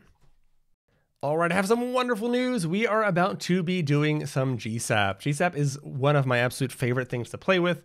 I've been working with it for years and years now. It's just a lot of fun, and I'm excited to show it to you, walk you through it. And if you already know a little bit of it, hopefully we can get into some deeper stuff with you. And so here we have our GSAP docs. So let's click the Get Started and also open up the GSAP Simple Demo, because I want to walk you through a good amount of this just to get your feet wet, and then we'll be doing it in our code. We're not going to be doing just examples the whole day. But let's look at the API here. So we call GSAP, and then we call a method on GSAP like .to or .from. We send it a target like .box. That's a class of box, as it says here. And then we pass it a vars object, and we say that we want to move on the x-axis by 200 pixels. And that's what it's explaining here. So if we run that, it moves it over by 200 pixels. Very nice. So once again, we have the method, the targets, and the vars object. We can give a whole bunch of stuff in here, and there's a whole, like you can pretty much edit anything. Method, target, vars object. There are 4 types of methods or tweens. So we have to, from to, and set. To is the most common, and a to tween will start at the element's current state. That's a very important thing to understand. The current state is what we're looking at. So like this right here is its current state. It's just sitting there. If we go to, it's going to start there and go somewhere else. So if we look at to down here, I'm going to toggle it. So it starts at its current state and it goes to what we pass it, right? So it's like, hey, wherever you are, move over 40 and change your color to blue. And it does that. From is kind of the opposite. It animates from the values that we're defining and ends at the element's current state. When we're animating things in, that's usually what we're going to do. We want this to be, start invisible. So it's from invisible to its current state, which is visible. So as you can see with from, it's going to start blue, and then it's going to go to its default or its current state. So from this to whatever you are. From to is both sides of that equation. We can pass 2 objects with a from to, and we can say, hey, go from blue to green and, move on the x-axis. And then set is really handy. It is essentially an instant to. So it just says, hey, I want you set as blue and 40. I think for this example, it's delayed, but that kind of like represents JavaScript loading in. So just know that like on page load, it's not really going to be instantaneous, right? There's going to be that little half beat, so we can plan around that. And then we have our targets. So we can say a class or an ID like box. We can use complex CSS selectors. Let me zoom in a little bit more, like section and then child of section as box. We can pass a variable. We're going to be doing lots of variables when we're doing our Three.js stuff, because we're going to be using refs and just, yeah, you'll see lots of variables will come up. And you can even do an array of elements. So we want to move all square and circle by 200. So it's really, really powerful, and you can do rotations, etc. So that's good for the getting started docs. Let's check out this example CodePen that I've made for us. So it just has a square and a circle, just basic CSS to position them here. Now you can go ahead and uncomment the code to play with it yourself, but we're just going to run through it. So this will move it 100 over. You've seen that in the previous example. Super. Now, if we do this one, GSAP2 square, we have a couple more properties here in the vars object, rotate and duration too. So these are both going to happen at the same time, and it's going to be twice as slow because the default duration for all tweens is 1 second. So both things happened and it was slower. Next, we are adding an ease. And this is going to give it, the name is a hint. This ease gives it a cool little rubber band effect. And it can add a lot of personality to your animations. So the rest stay the same. We just added an ease. Here we are removing the ease, but we are doing a from to. So it's going to go from opacity 0 and Y50. And just note we're animating the circle now. That means it's going to be invisible, and Y50 is actually going down. So this is the x-axis going left to right. So as we move to the right, we're increasing in value, and the y-axis is up and down, and like up here is 0. And so as we increase in value, we're actually traveling down the page. I know it sounds counterintuitive, but just think of it like percentage of scrolling down the page, right? So you start at the top, that's 0, and you go down. So it's going to start from down and move up to where it is and become opacity 1. We don't actually need a from to here because this is its current state. So it's kind of the default, doesn't really need to be here, but just showing you so that you can kind of see the gist of we can define both sides of an animation. There you go. Last but definitely not least, we have run timeline. Timelines are defined like this. We say GSAP Timeline. We call that function, and we set it to a variable, and we can pass it an object with things like number of times we want it to repeat. -1 is infinite. Repeat delays, defaults for each of these, a whole bunch of stuff. And you can see we have a few tweens that we are stacking, I guess, or that's happening one after another. The benefit of a timeline over a regular GSAP.2, you might be wondering, like, why would I do this? Is that with these, if I have this uncommented and this uncommented, it's really hard for me to have this run immediately after this and like coordinate, especially as you add more and more and more and more animations. It's really hard to coordinate things, but a timeline takes care of that for you. This will run, and then when it's finished, this will run, and then when it's finished, this will run, etc. So if we run timeline, you'll see, let me just move it over so you can like see the var objects a little bit clearer. You'll see it's going to run, it'll repeat infinitely, but each repeat will delay by 3 seconds. So that's just going to kind of happen in the background. We have a nice little bounce out ease there. So that is the beauty of a timeline, is that it handles all that sequencing for us. So that's the quick crash course on GSAP. Let's start using it. And to start using it, we need to, well, install it. That's the first step, right? So kill your dev server, and we're going to say npm I GSAP, and then at GSAP React. We're installing 2 packages. We're installing GSAP and GSAP React. GSAP React is this wonderful newer, it's pretty new, replacement for use effect and use layout effect. Using GSAP before in React could be a little bit tricky. You could find some foot guns that would really mess you up, but now it is really, really easy. Just can't say enough about that. All of our animations will run inside use GSAP unless they run inside like an on-click function. So we'll be using this a bunch. And now we're going to animate the top half of our hero section. So let's go ahead and import our GSAP. Up here, we need to import GSAP from GSAP and import use GSAP from at GSAP/React. Then underneath our imports, we need to say GSAP.register plugin. And we're going to pass it use GSAP. Anytime we are using a plugin like use GSAP or like scroll trigger, we want to let GSAP know about it. And now we want to use that use GSAP down here. So come on in your hero, open it up at the top here and say use GSAP. And we call that as a function, but we pass it an arrow function. And inside that arrow function, we're going to create our first timeline. So we're going to say const intro timeline, or TL, equals GSAP.timeline. Call that as a function. Now, intro timeline, because we're going to have 2 timelines. I call anything that just like when you load the page and it animates in, it's like the introduction, that's our intro timeline. So now that we've defined our intro timeline, we can go ahead and say intro TL dot, and here's what we want to do.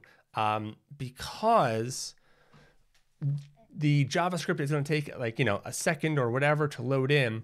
If we do a from, we're going to get some ugliness, but let's do it first to start with. And then hopefully we'll be able to see like, oh, that's not what we want. So let's go from parentheses, period, hero, header, word, and then pass it a vars object, just like that.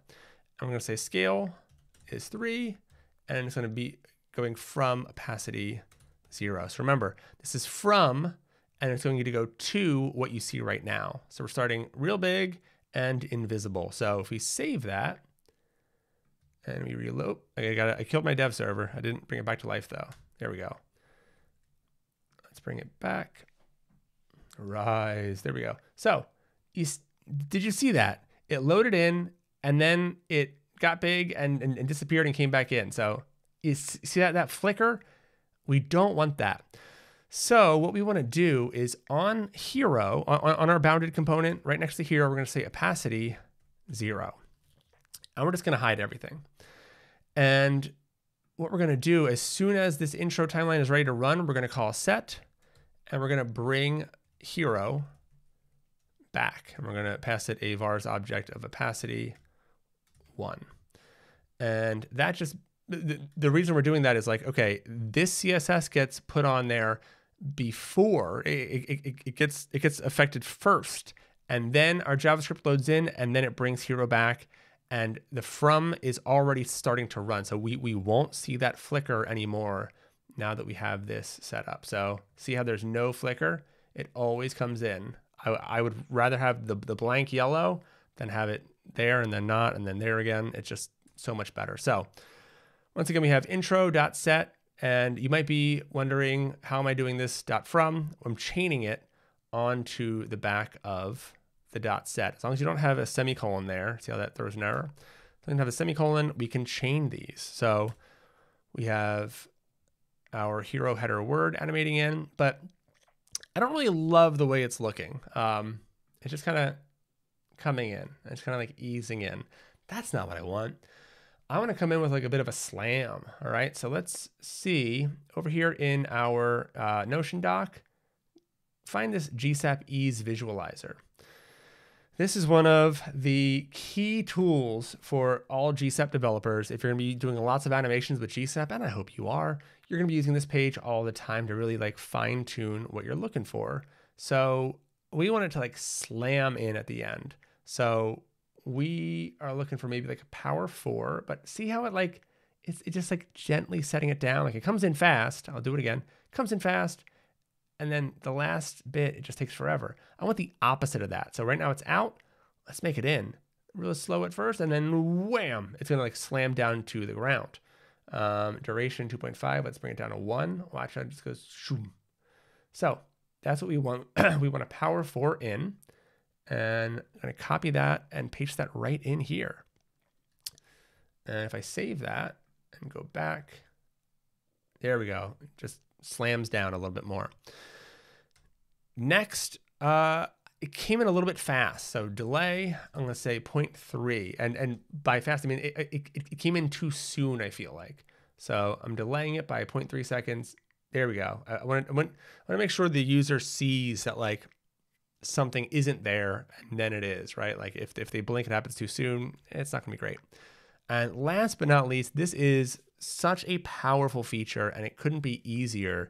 Why does it keep moving things around? I don't like the way it's moving things, but oh well. All right. Sorry. This is such a powerful feature. This is called stagger, and we're just going to say stagger 1, and I'll let you see what it does. Live gutsy. It staggered each element that it was animating by 1 second. You can change this to any value you want. That's going to be in seconds. Stagger also can be an object. It can be really complex. You can give it lots of little details. But for this, we just want to stagger each hero header word. Because remember this, hit enter just so we can see it at least. there are 2 elements that match this description. So GSAP is receiving an array of elements, and that array contains live and then gutsy. So it's going to animate the first, wait a second, then animate the second. So Stagger makes really fancy animations, dead simple.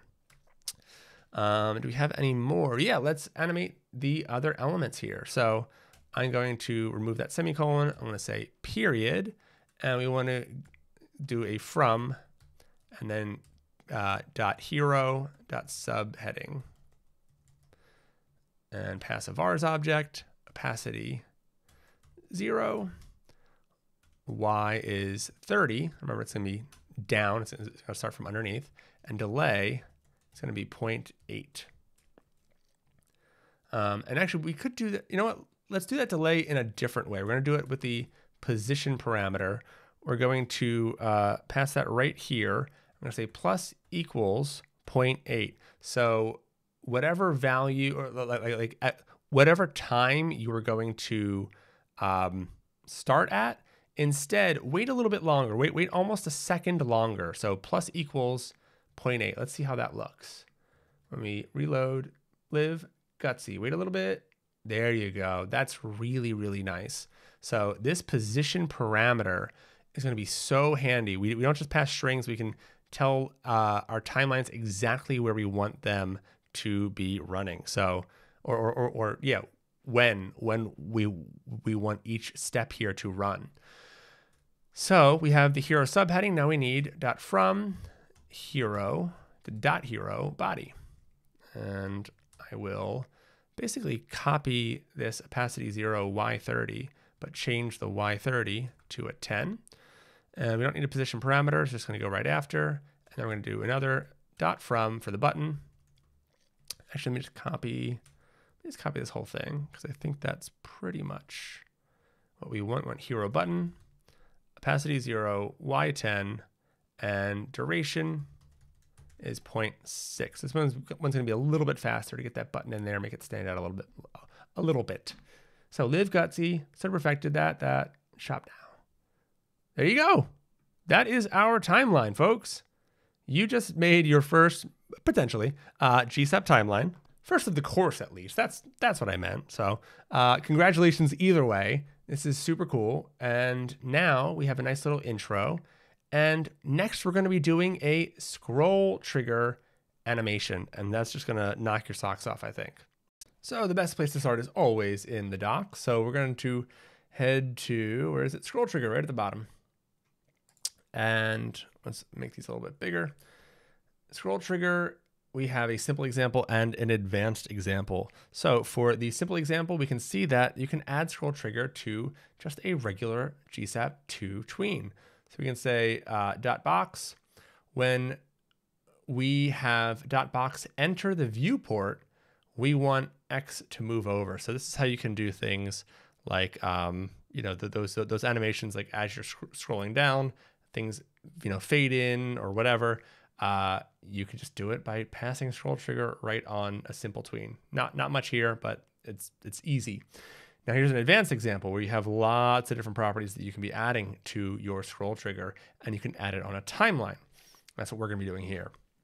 So we pass scroll trigger and trigger.container. So for us, our trigger is going to be the entirety of this hero, right? So we want our animation to start as soon as we're here, and then this will like scrub through our animation, and it'll end when we get to the bottom of our hero. And that's exactly what we are going to set here with start. So top. So this top corresponds to the top of the trigger. So it's going to be the hero section itself. Hits the top of the viewport. If you don't know, the viewport is essentially your window. It's that whole thing. So that will be the start that we use, but we can use other things. Like we can use values. So end, we could set to plus equals 500. And that just basically means that the animation will end after scrolling 500 pixels past where it began. We can have some smooth scrubbing, so it can kind of slow down, and or it can be immediate, totally up to you. A scrub of at least 1 usually feels kind of nice. And then there's some other things. We're going to use pin a little bit later, And this essentially just makes it sticky to your window while you're like scrolling through that element. And then once you're at the bottom, it lets go automatically. GSAP scroll trigger is just like so stinking smart. So now that we see kind of an example of the settings, let's make our scroll trigger timeline. So, first we need to import scroll trigger, right? So we're going to say import brackets scroll trigger from GSAP scroll trigger, not from all or trial. GSAP scroll trigger, just like that. Copy scroll trigger and paste it in your register plugin. And then down here, we're going to make a little bit of space, and I'm going to say const scroll TL equals GSAP.timeline. And inside here, we're not just going to leave it blank. We're going to open it up with an object. And inside that object, I want to say scroll trigger and pass that an object as well. We are going to specify the trigger just like they do here. And we're going to say trigger, it's going to be period hero. Remember, that is the entirety of this component right now. Well, yeah, it's our entire slice, but right now it's also the entire website because that's all we have, but it won't always be. The start of this animation is going to be top, when the top of the trigger hits the top of the viewport. And the end is going to be kind of the same, but it's going to be the bottom, when the bottom of the trigger hits the bottom of the viewport. We're going to say scrub, so that we have a nice little delay so that it takes time to catch up to where the scroll bar is. We're going to set it at 1.5, a little bit slower, a little bit more like momentum-y. And then we're going to use this great feature that makes it so much easier to understand called markers. And we're not going to ship with these because they look kind of, it's kind of like having console logs. But we'll see that we have these markers over here. So the start, that part is the start of the trigger, right? You see how we have start and then end. That's our triggers start and end. And scroller start, scroller end is our viewport. Our viewport is our scroller. Our trigger is our hero, because that's what we set it to. You can have a different scroller, but typically it's going to be your viewport. I've never had to set a different scroller. For horizontal scrolling, you do it sometimes, but you won't have to worry about it for this course. So the first thing we want to do is change the background color on scroll. That's what we're going to be adding first to our scroll timeline. So we're going to say scroll TL, and then we're actually going to use a from to. We're going to rarely use these, but I'll explain why we want to do that. Well, I'll say it right now. It's because how often we're going to be changing the body color in this project. So we want to make sure that it knows where it's coming from and where it's going, not just like relying on existing state. So we're going to say from to, and inside there we're going to say body, no period or anything, because the body just is body. And we need to pass it two objects. So we're going to say background color of quotes hash FDE047. And that's essentially this yellow color, or not essentially, it is that yellow color. And then for this second object, open that up. We're going to say background color of hash D9F99D. It's going to be that light green that you saw in the live example. And now we want to use a property that we're not going to use, I think, in the rest of the project, but it's going to be overwrite auto. And that's actually the only property that you can choose for overwrite. But basically it says like, hey, if there's other animations and they try to like finish after this one and overwrite it, no. This one's going to win. Tell everyone else to back off, basically. We don't have to worry about it too much, but it's gonna help with this animation. And then we don't want it to happen right away. I'll show you what it looks like if we just run it right now. So, didn't mean to save that. Save that and reloading there. Now watch what happens if I start scrolling. I'm not even off this yet, and it's already pretty green. And I don't like the green and the orange like mixing so strongly like that. I don't want it to animate the entire time. So afterwards, I'm going to add a position parameter of 1. So this will start in the duration of the timeline at 1 second. So it's going to start about halfway down. Live gutsy, so about halfway down, that's when it triggers. See? Because this now pushes this animation 1 second forward, and remember our default duration is 1 second, so we now have a total of 2 seconds on this scroll timeline. Seconds with scroll trigger is a little bit weird because this isn't really seconds anymore. It's like the scroll bar is what's playing the animation. It's not time. So think of seconds in scroll animations as like fractions, more like. So if you have a whole timeline that adds up to 4 seconds, a 1 second animation will play at 25% of the way down the scroll.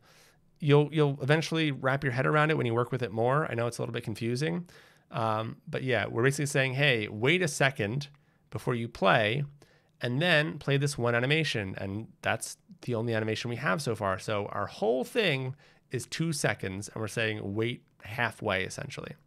All right, I'll stop explaining that, and we'll continue to move and kind of get the hang of it.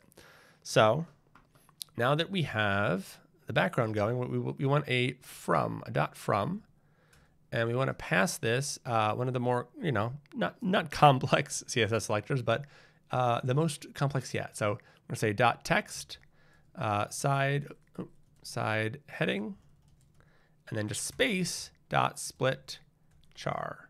So just like with CSS, where this would mean that we are targeting split chars that are children, so somewhere in the descendant tree, of text side heading. So anything that matches that description, we want to make an array out of it, and we want to do this stuff to it. So we're going to say scale is 1.3, y is 40, rotate is -25, opacity is 0, stagger.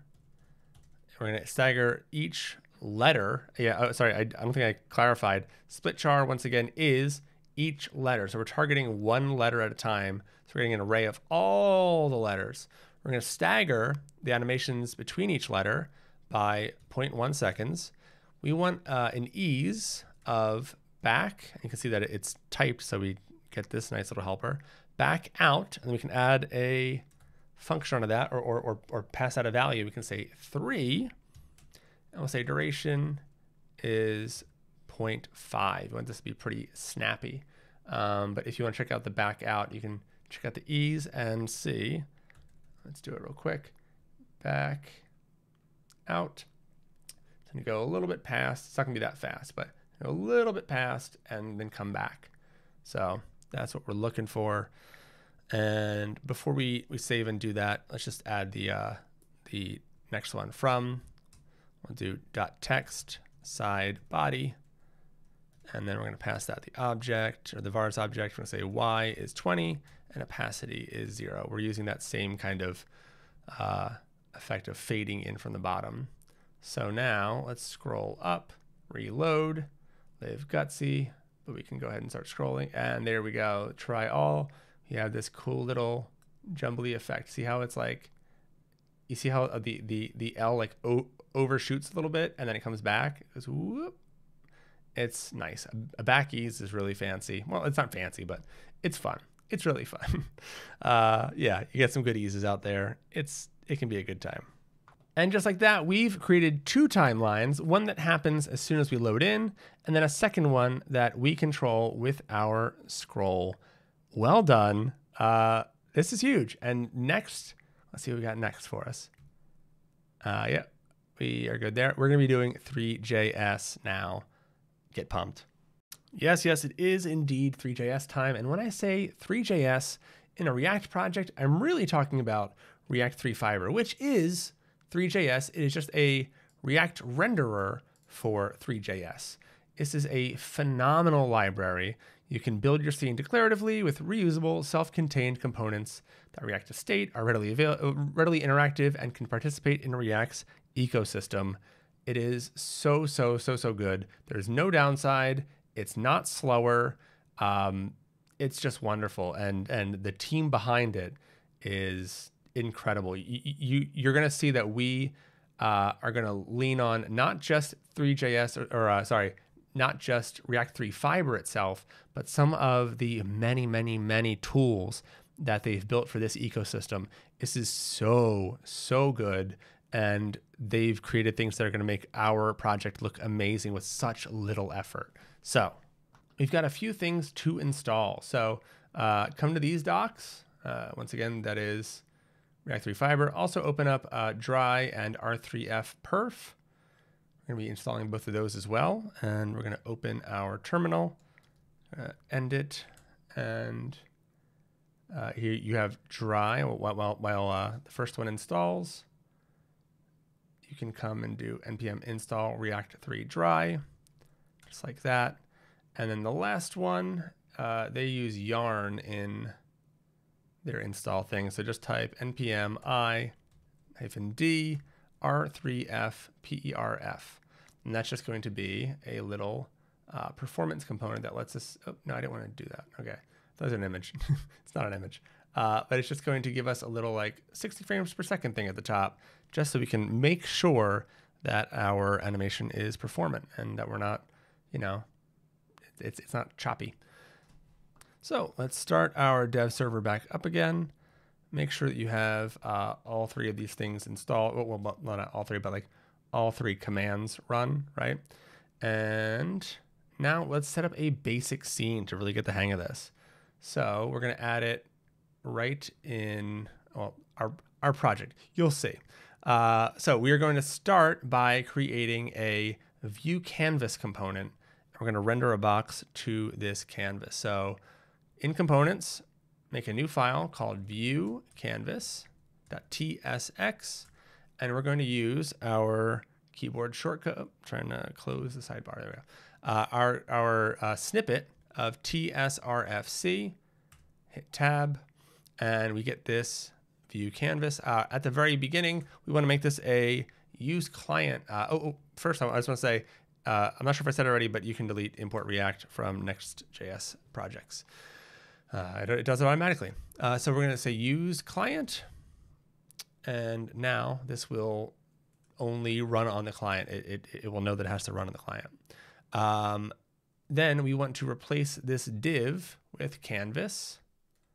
And this is something that we're getting from React 3 Fiber. So Canvas in Three.js is one of the many things that you have to set up. You have a canvas that you then can like paint to, and you also need a camera, and you need just a whole bunch of like boilerplate setup in regular JavaScript 3.js. And I'm telling you, you are going to write so much less code by using React 3 Fiber. He's the person who's created it has created or has added so many easy things to help us get started. So I'll stop gushing. You'll see what I mean. Now here's the thing. Once we have this canvas, we actually can use some really special elements inside that we can't use outside of the canvas. So if we delete view canvas, the text, the canvas is going to yell at us and say, yo, I want some children, like give me something to render. It's mandatory. So we're actually going to use one of those elements. So we'll say mesh, just like that, and see now it's happy. I say, okay, I've got children, thank you. And a mesh is basically any kind of geometry. I thought I had a note on it there. A mesh is a 3D object. Forget that I said any kind of geometry, because that's actually one of the two things that it needs. A mesh is like a 3D object, and it needs two things: geometry and material. So geometry is essentially like the HTML of a mesh. So box, geometry. So this is the structure. So we're telling it, hey, I want your structure to be a box, like a cube or, something like that. Make yourself into a box, and then we need to give it a material to tell it how it's going to look. So we're going to say mesh standard material, just like that. And if you try to use these elements anywhere else, it's not going to make any sense, or like it will not work. But the fact that we're inside Canvas, it like gives it context that these can be added just like this. We're not importing them, right? They're just available. So now that we have that, we want to put this view canvas into our layout so it shows up on our page. So layout, we're going to, right after children inside main, we're going to put view canvas. Import that, make sure that's importing, yep, with the @ components, perfect. And go ahead and hit save. And is our, yeah, it's running, let's see.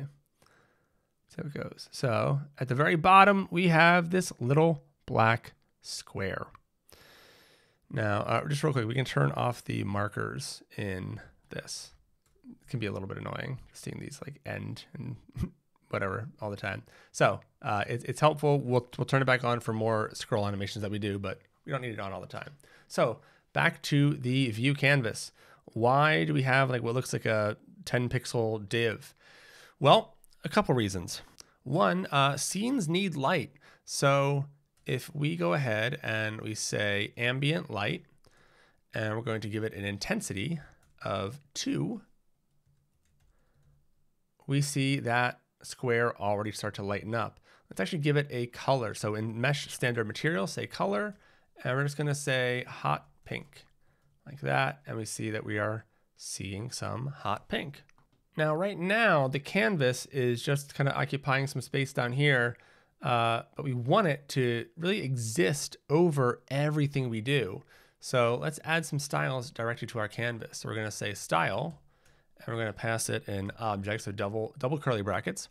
And we're going to say position, we're going to say fixed, so that it stays over top of everything. We're going to say top is 0, left is 50%.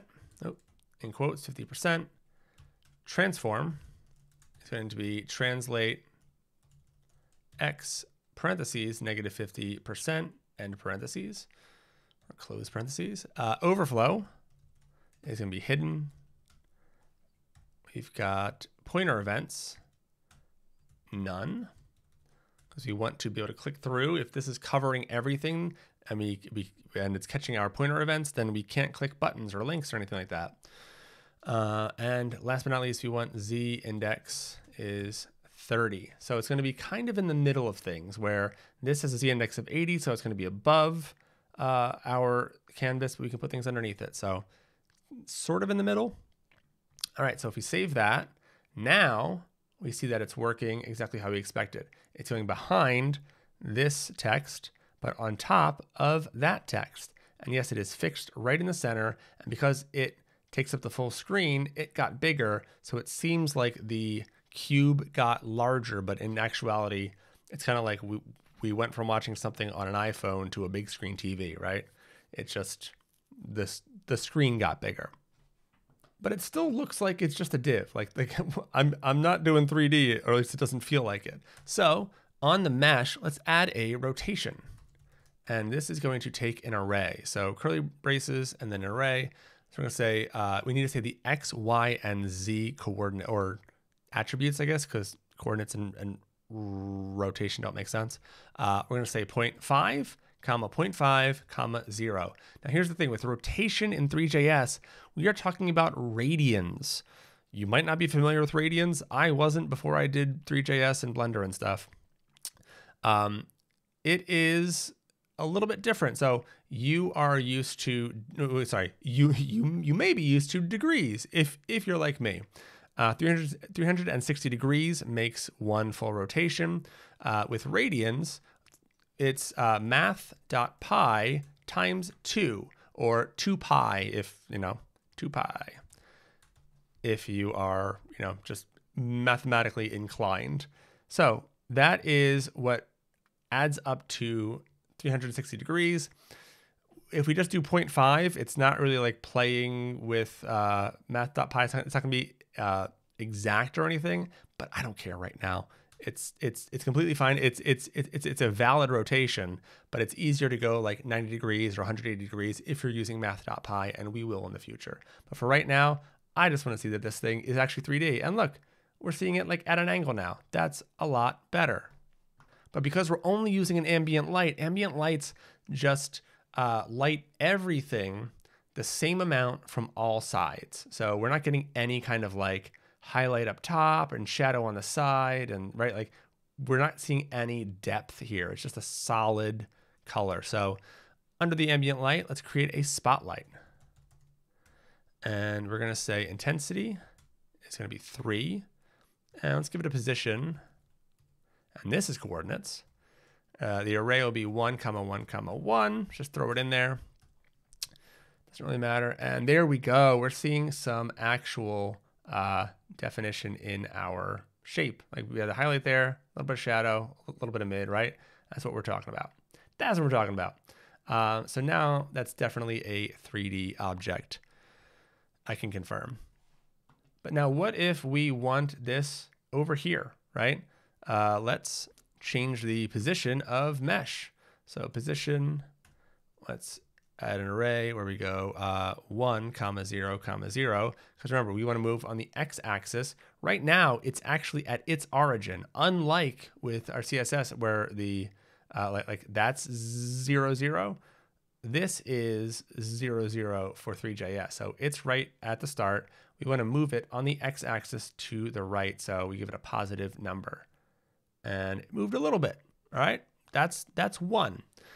And for what we're doing right now, that is fine, because when we are using React 3 Fiber, it does something for us that we would have to do manually in Three.js. We would have to create a camera every single time.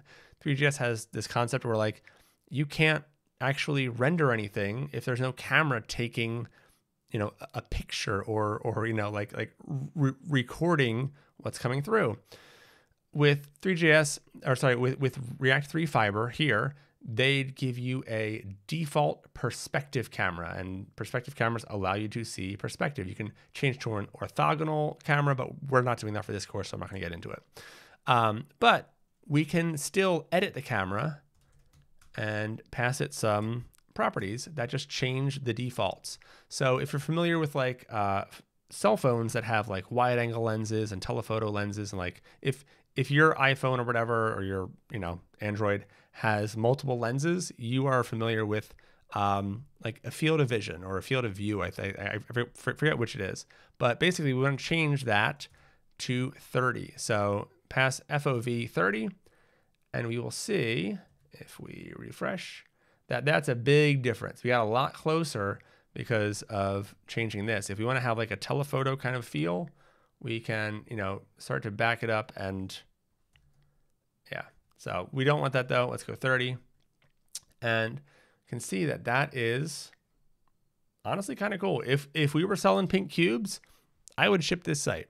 I would, but we are not, sadly.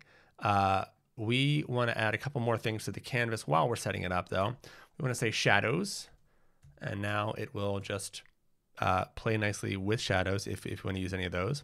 And then we want to hit DPR, and that is the device pixel ratio, and that is going to be between 1 and 1.5. That's basically like when you have a retina display.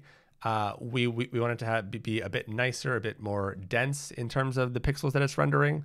But if you're always rendering like really high pixel amounts and you don't provide like a lower fallback, it could be really taxing on some devices. So this is a pretty good standard right there. And we want to have GL. I think that just stands for like WebGL. And we're going to pass anti-alias is true. That just prevents any jagged lines from forming on things, especially that are at an angle. So there's a lot more boilerplate in a typical Three.js project. This is way nicer in my opinion. But we don't want to render boxes, right? So let's get into our soda cans. All right, it's soda can time. So let's walk through the process that we go through to create 3D models and kind of like bring them in. You can go to places like Sketchfab, or there's tons of 3D model places on the internet. This can I modeled and designed the labels for and everything, because I wanted to give you kind of like a unique thing, right? Like this is something that only this course has. And so let's open the Figma file. I should still have access to this, right? I have to do that again. All right, whatever. So we have that there. So we have the Figma file. I'll open that. But also in your assets folder, if you see Blender, you don't have to do this, but you can. If you already have Blender installed, you can go ahead and open it. You don't have to download Blender for this course. I'm not going to do a Blender tutorial, but I'm just going to touch on briefly so that you're like not completely lost in like, how the heck are we doing this and everything, right? Opening this Blender file, and here is our can in Blender. Like I said, not going to teach on modeling, but if you get a Blender file, or if you've modeled something from a tutorial, there's lots of great stuff on YouTube.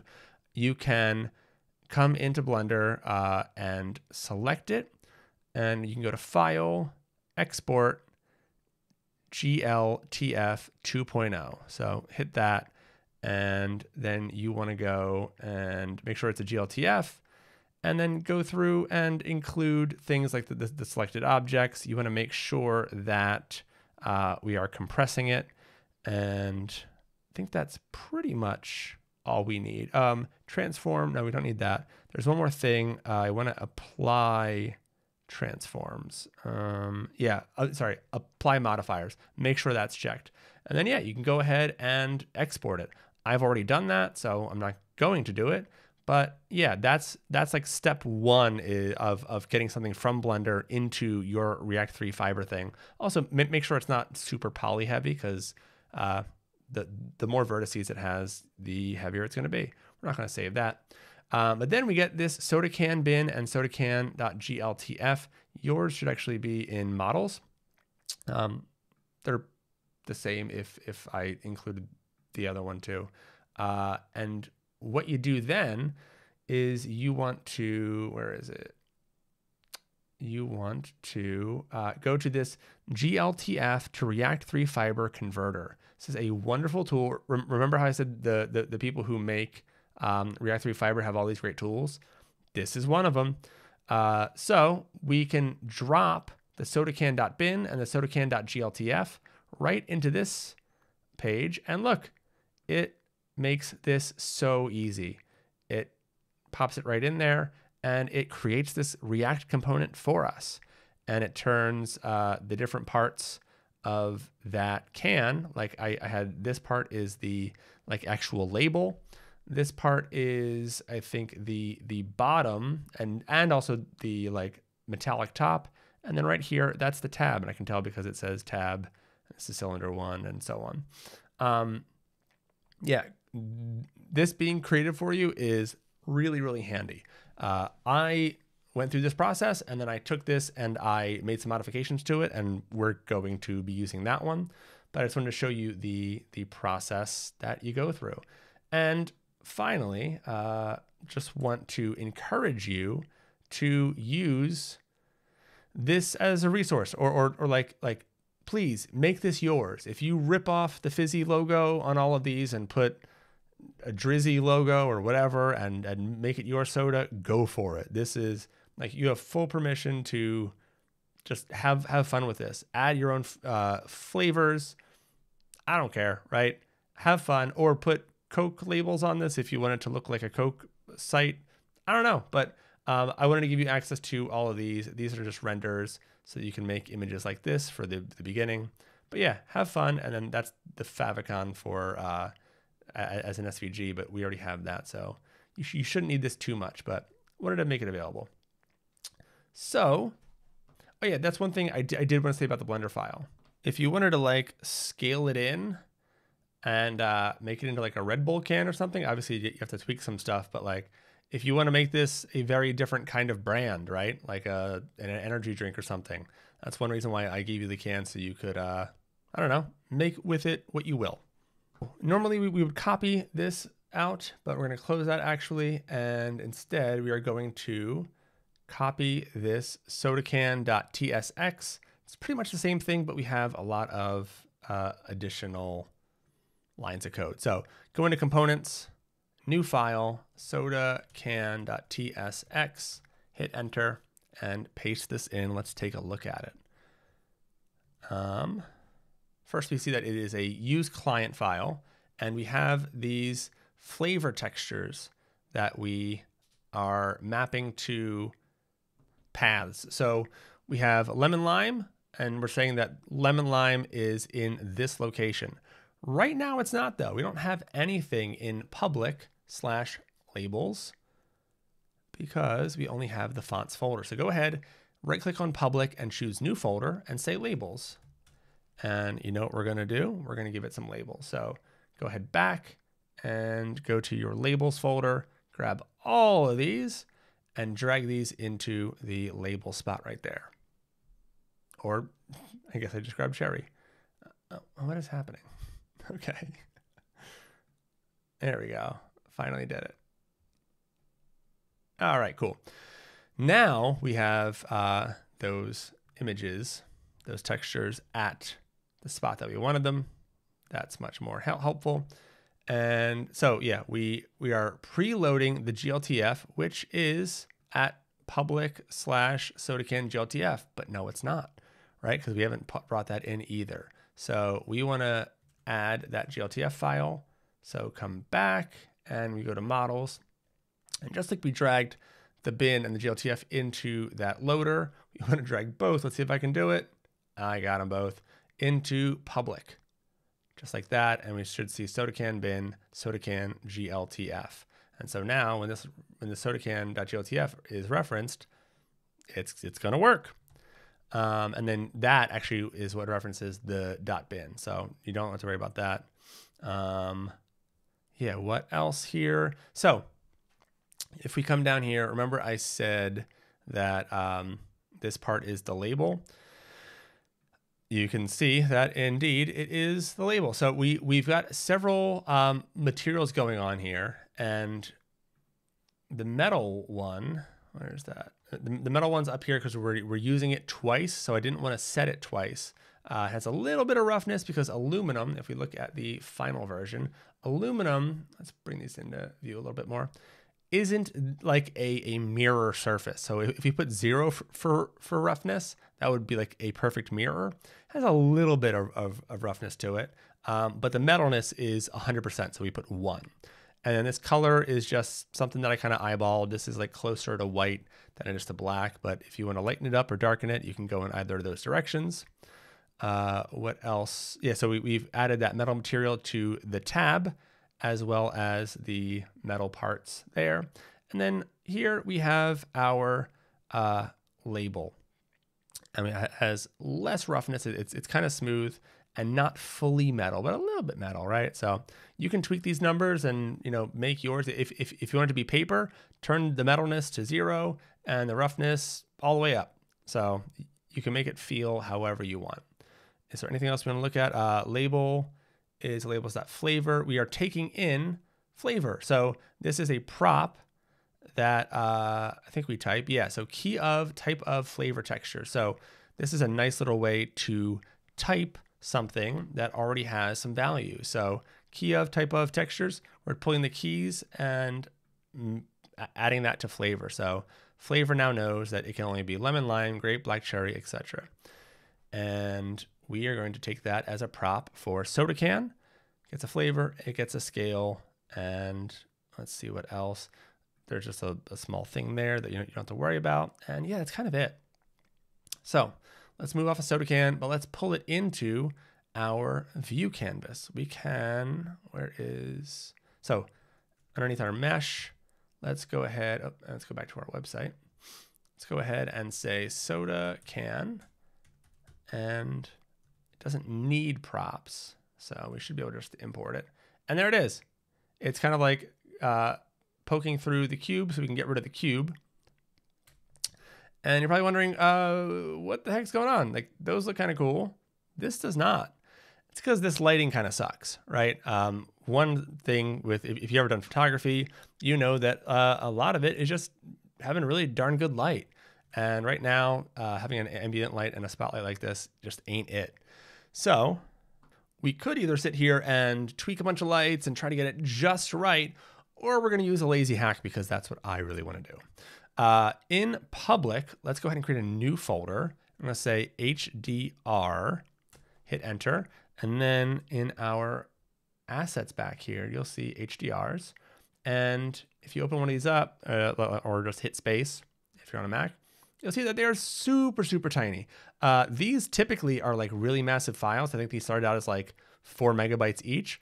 You can shrink these down so much for the web, and you really don't notice the difference. Like I could not tell the difference between the 5 megabyte one and this like postage stamp one. So grab both of these if you can. There we go, I got them both. And pull it into the HDR folder. And then we have field and lobby. And these are gonna load so quickly, it's not gonna hurt our performance for loading our site. So these HDRs, basically what we're going to do is we're going to tell Three.js or React 3 Fiber, or however you wanna put it, that we want to pretend like our object is in that environment, that it's in that field, or that it's in that lobby. So we're going to get rid of this ambient light and the spotlight, and we're going to use something from dry. So if we come over here to the Pomanders dry and we search for environment, ENVIRON, and tap that. So we have some defaults, and we have, so these are the presets. Don't use these. These each come in at like 3 megabytes. It's kind of wild how big those are. So instead, we are going to pass it files. So underneath the soda can, we're going to say environment, and we're going to say files equals, I keep hitting backspace, equals, man, fingers are missing, HDR lobby.hdr. And then close that. And we'll check that out in a sec. I just realized I didn't really introduce you to what dry is. Let me pop it out for a second. A growing collection of useful helpers and fully functional ready-made abstractions. I can't stress enough that you should really like scroll through this. It will give you ideas. There is so much cool stuff in here that just makes our lives a lot easier. You don't have to do so much stuff from scratch. They just give you some really cool things. And a couple of the things that we get from this is going to be absolute game changers from us. We're going to be using a lot of things from dry. Just, yeah, we'll get into it. But these are wonderful helpers that go along with React 3 Fiber. So this environment is one of them. So we pointed it to the files. Now let's see how our soda can looks. Pretty darn good. Much better than it did a second ago, right? Now, I want to juice it up a little bit. I want it to be a little bit brighter. So I'm going to say environment intensity. It's actually going to be 1.5. So increase that a little bit. That's looking a lot better. And that was just like, I didn't need to get a degree in lighting, right? So while our can looks cool, looks great, it still looks like a PNG. Like it's still indistinguishable from just a picture, right? We might as well use a picture if we're going to keep it like that. So let's make it move around with dry's float component. I love this thing. I overuse it for sure, but it's cool. I'm sorry, it's cool. It's one of those things where I'm just going to keep spamming it until the day I die, basically. So we can come in right here and we're going to say float, and we want to import it from React 3 dry, just like that. And I'm going to wrap it around soda can. Let's just see what it does as a default. So it's like a slow kind of float. See how it's just moving a little bit? Pretty cool. Already an improvement.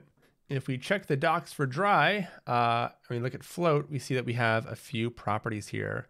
I'm just going to go ahead and copy these and paste these inside float and just see how that changes it. I'm going to come here and see it changes it pretty substantially in that it's gone. Whoa, it's coming back. So this floating range is our first culprit in that we need to scale that back a little bit because that's a pretty big range for how zoomed in we are. So let's say between negative 0.1 and 0.1.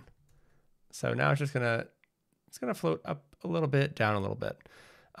Float intensity, that is a multiplier for floating range. So if we add, make that 5, that'll be just more dramatic. Rotation intensity is pretty cool. If you want to make it really just go all kinds of wobbly, you can do that. But we don't want it to be super wobbly because, we want the brand to be visible for the most part. It doesn't really help if we're just seeing like the bottom of the can for most of it. And then animation speed kind of speaks for itself, right? Where it's like, how wild and fast is this thing going, right? So if you want it to just be off the rails, like if you want to shake your can, go for it. But then don't open it around me, please.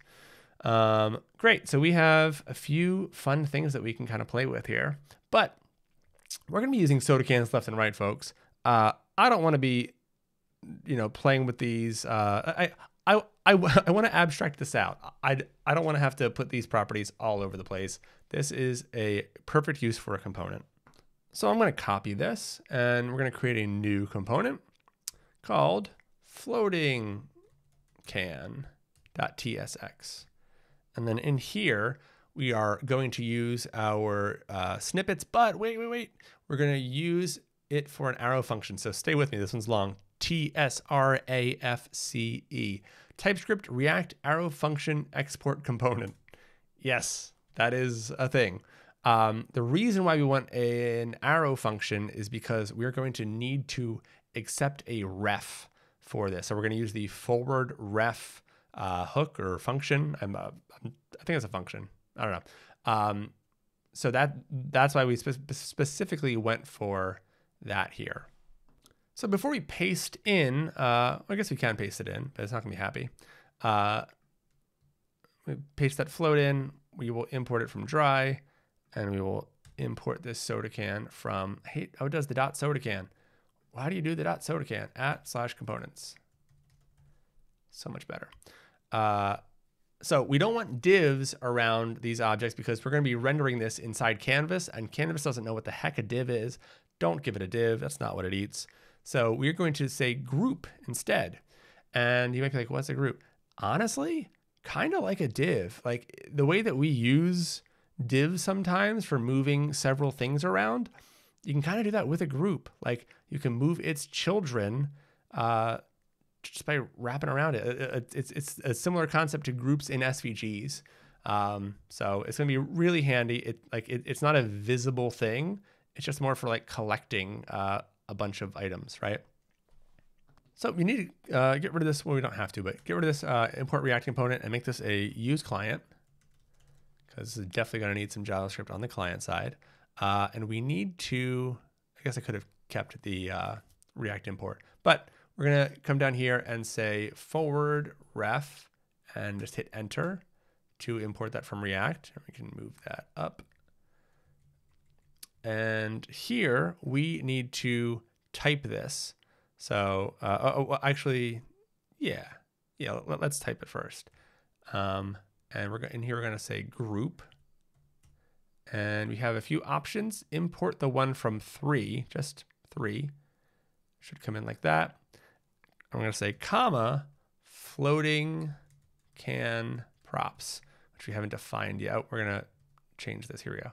Change props to floating can props. It's just more specific. It's a little bit better. Then wrap this in another set of parentheses. I know this is probably getting a little bit hairy for you. And then if your whole thing turned red like that, believe it or not, that's a good sign.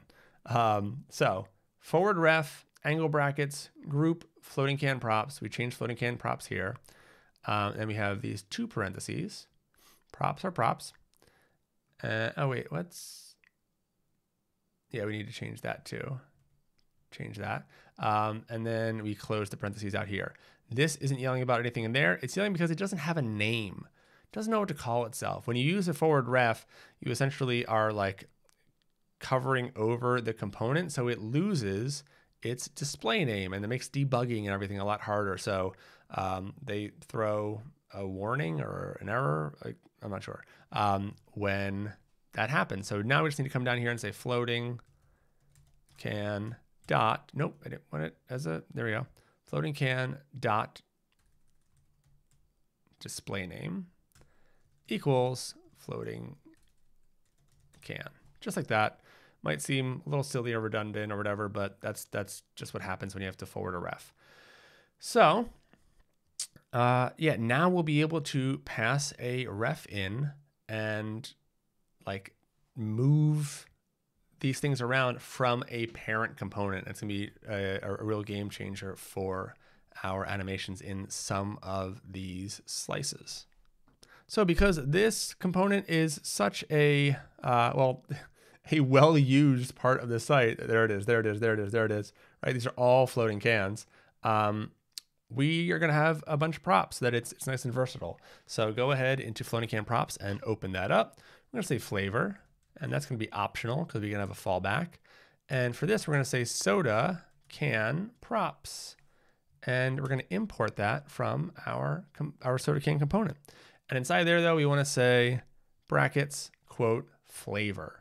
So now flavor knows it can only be one of these flavors. Wonderful. Next, we want to say float speed. And that's also optional, and that's a number. I'm going to copy this a couple more times. And instead of float speed, it's rotation intensity and float intensity. And then down here, we'll say floating range. It's also optional, and that is a number. It's in an array. It's an array of 2 numbers. And children, as always, are optional. And we want that to be a React node, which it pretty much always is going to be. And let's see. And then we want to destructure these props. And we can remove this floating can props. I should have done that earlier rather than swapping it, because we're already defining it there. And yeah, let's wipe out props, get an object in there, open that up, and we need to pretty much repeat everything we just did.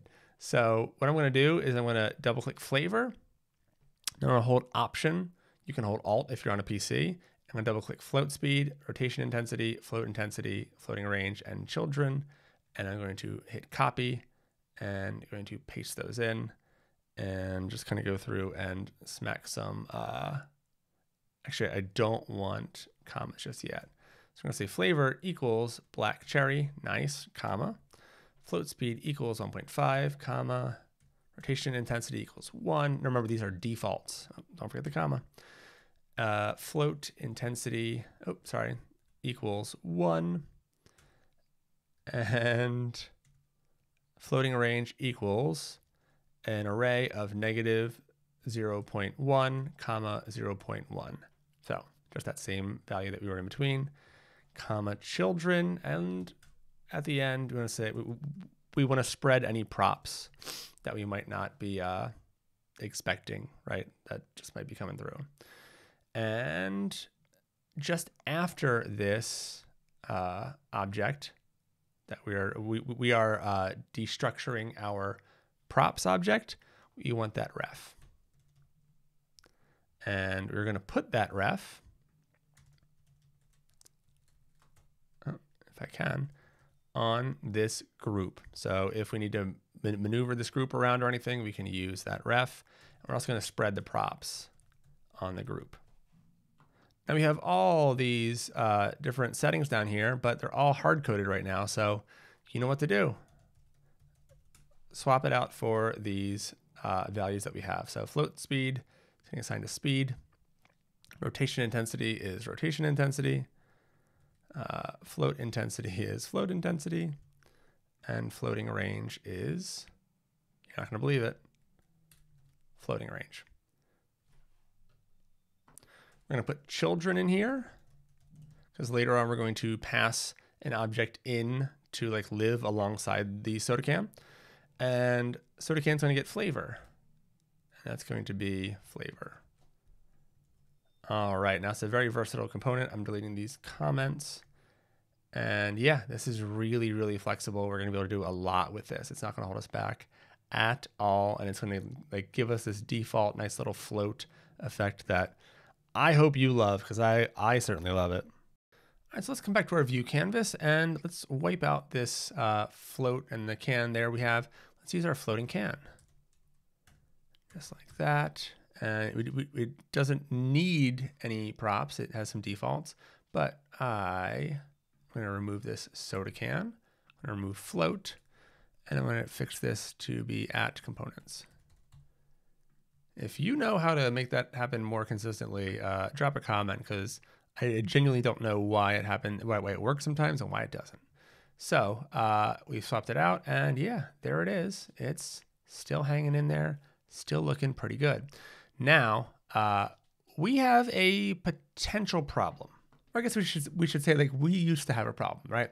So if we look at the finished site, we want each slice to have their own scene. So like this is a scene, and we come down here, and then this is a scene, right? But having a bunch of canvases across your website is really bad for performance. If you have like 8 canvases, they can't share resources with each other. It's just a bad idea, right? You don't want to use multiple canvases. But how do we like have this big gap between the stuff that's going on up there, the skydiving, and then like there's just too many different ones to make this work. So what do? Well, the people at Dry have come to save the day again. So if you search for view, this portals view thing, all right, go here. And this is one of the coolest things I've seen in a while. Basically, let's see the preview, code sandbox is loading.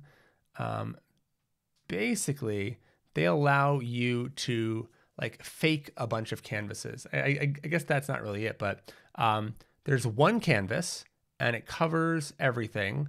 And then you use tracking divs, so what they call them, right?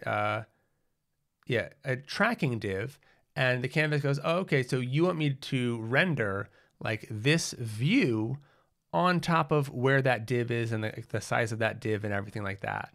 So yeah, it is a huge update to Fiber. It's incredible that these all feel like they're different canvases or whatever, but it's just one canvas rendering all of these. So huge performance boon, and gives us a lot of flexibility because we want our slices to be able to be moved around and not like stay static in one spot. So now we can shift these things around and not worry about a big performance hit.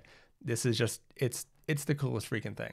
You are gonna love it. So we're gonna get the flexibility of many canvases while having the performance of just this one. So let's make a scene that we will then use a view to render inside this canvas. So go to your slices, open your hero, and when you see this index.tsx, if we add our Three.js scene to this, it's gonna get real long, real messy. So let's create a new file and just call it scene.tsx. And in here, we can go ahead and say tsrfc. We can just do a functional component.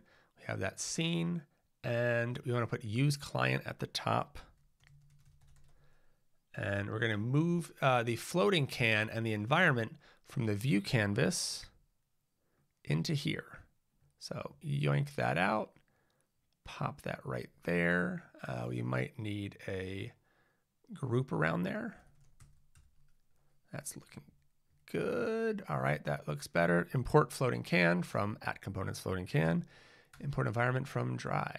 Move that up, and that's looking good. If you look at the view docs, we can come down to, that's a different one. Yeah, so here we see we have this like mini app, right? And here's our canvas, right? That's that one canvas. And inside it, all it has is view.port. And then we have these different views that are declared elsewhere, right? And we can put it right next to HTML. It is wild what we're able to do with this. So we need to add view.port to our canvas, and then we'll handle the view part of this in a second. So in your view canvas, instead of having anything else in there, I say view and import that from dry.port, capital P, and that's it. We're not going to see our can anymore because we are not putting it into a view just yet, but we are ready for it. So let's do it. Let's close out of these, and we're going to open our hero, the index. And where do we want to put this? Let's put it right under bounded, like right at the very top. So we're going to first make our view, import from React 3 dry. And in that view, we're going to put our floating can. Oh, wait, yeah. No, sorry, our scene. I apologize, our scene. The scene has the floating can and the environment. I'm going to import scene from /. So SCENE, /. Looks good. Now, if we hit save, we get nothing. Why? Well, remember, this view is actually a tracking div that the canvas is now looking for. So you got to go ahead and give it some styles. So if we, just as an example, if we go size 20, we should see something. There we go. See, it's real tiny, but it's there and it stays up there. So it's not really like it's not what we want. But yes, this does work and it does show up. But without it, it doesn't have any intrinsic size because this canvas just doesn't have a concept of like, oh, I have this thing that's 300 pixels inside of me. Nope, it just disappears. It just becomes a 0, 0 kind of thing. So let's give it some self-confidence. Let's make it a little bit bigger. So we're going to give this a class name of hero scene, and that's just for us. Pointer events. Oh, let me try that again. Pointer events none. Sticky. So position sticky is going to help us keep this within the bounds of I don't know, just the project, I guess. Yeah, sticky. Top is going to be 0. Z is going to be 50. And negative margin top of 100 view height. Now, this is so that it doesn't take up any vertical space because we don't want it to push everything else down. So luckily we're at the top here and we can just push it off the top of our website. We're going to say hidden because that'll be on mobile. We don't want to show it on mobile. And we're going to say height screen. That'll give us a height of 100 view height and width of screen. That'll be 100 view width. And on medium and above, we want to have display block, so it will be visible. Now, look at that. That's looking good. We're not animating yet, but this is now built again, but with nothing actually in our canvas. All of the logic and everything is inside a slice. This view canvas just gets to be like the place where it all gets put, right? There's nothing really here. Just this so far. So that is a really, really great way to build out these components. And now we can move that around and yeah, it's just great. So I want to get into animating our cans, but to do that, first we're going to need some refs.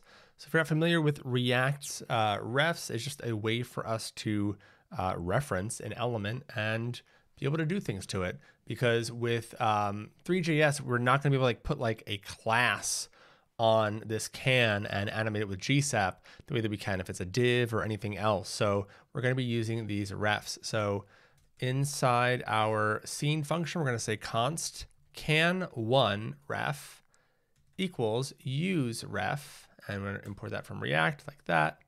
Let's scoot that up.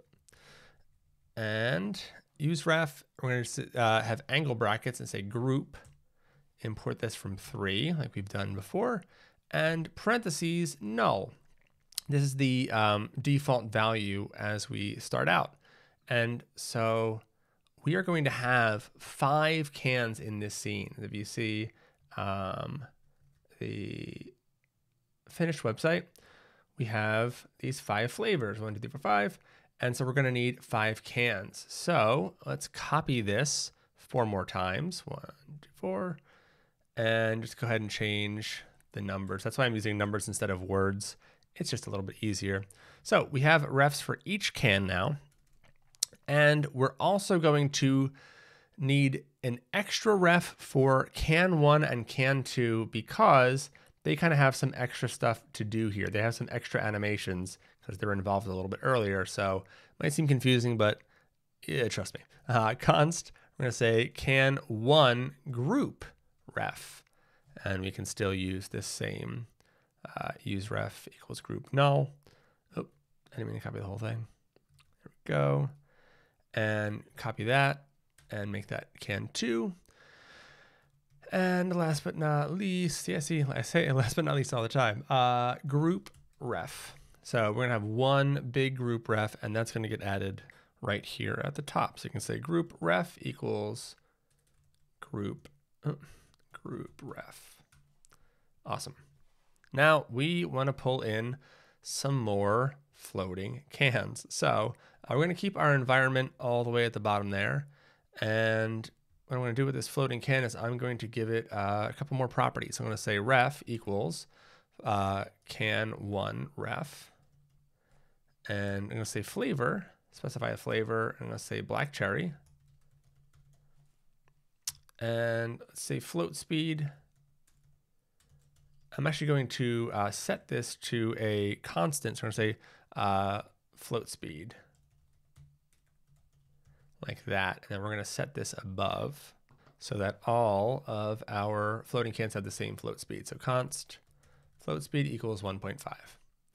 Great. So now that we have this floating can, I'm going to copy it like I did before 4 more times. All right, so I'll go through and just do can 2, can 3, can 4, and can 5. And if you want to match mine, and I think you probably should, but you can maybe change it later. The first one is going to be lemon, can 2 is lemon lime. Can 3 is grape. Can 4 is watermelon. No, is that right? No, can 4 is strawberry. And can 5 is watermelon. All right, and anything else we need to change here? No, that looks pretty good. Let's tab back to our dev version, and let's see. There we go. We have all the flavors. I think we are good. We can call this a day. This is perfect. Ship it to the client. See what they think. No, we are going to add those groups around can 1 and can 2 because we have a little more work to do there. So group, wrap that around can 1, and a separate group for can 2. All right, and on this group, we're going to put ref equals can 1 group. Yeah, there we go. And I'm just going to copy this and paste it in there and just swap it to a 2. All right. I know this feels like a lot of boilerplate setup kind of thing, but now we've got something for GSAP to grab onto essentially. So now, it can get its hooks in there. So speaking of GSAP, let's go ahead and import GSAP. Let's go say import GSAP from GSAP and import use GSAP from GSAP React. What do we do when we're using a plugin? We gotta register it.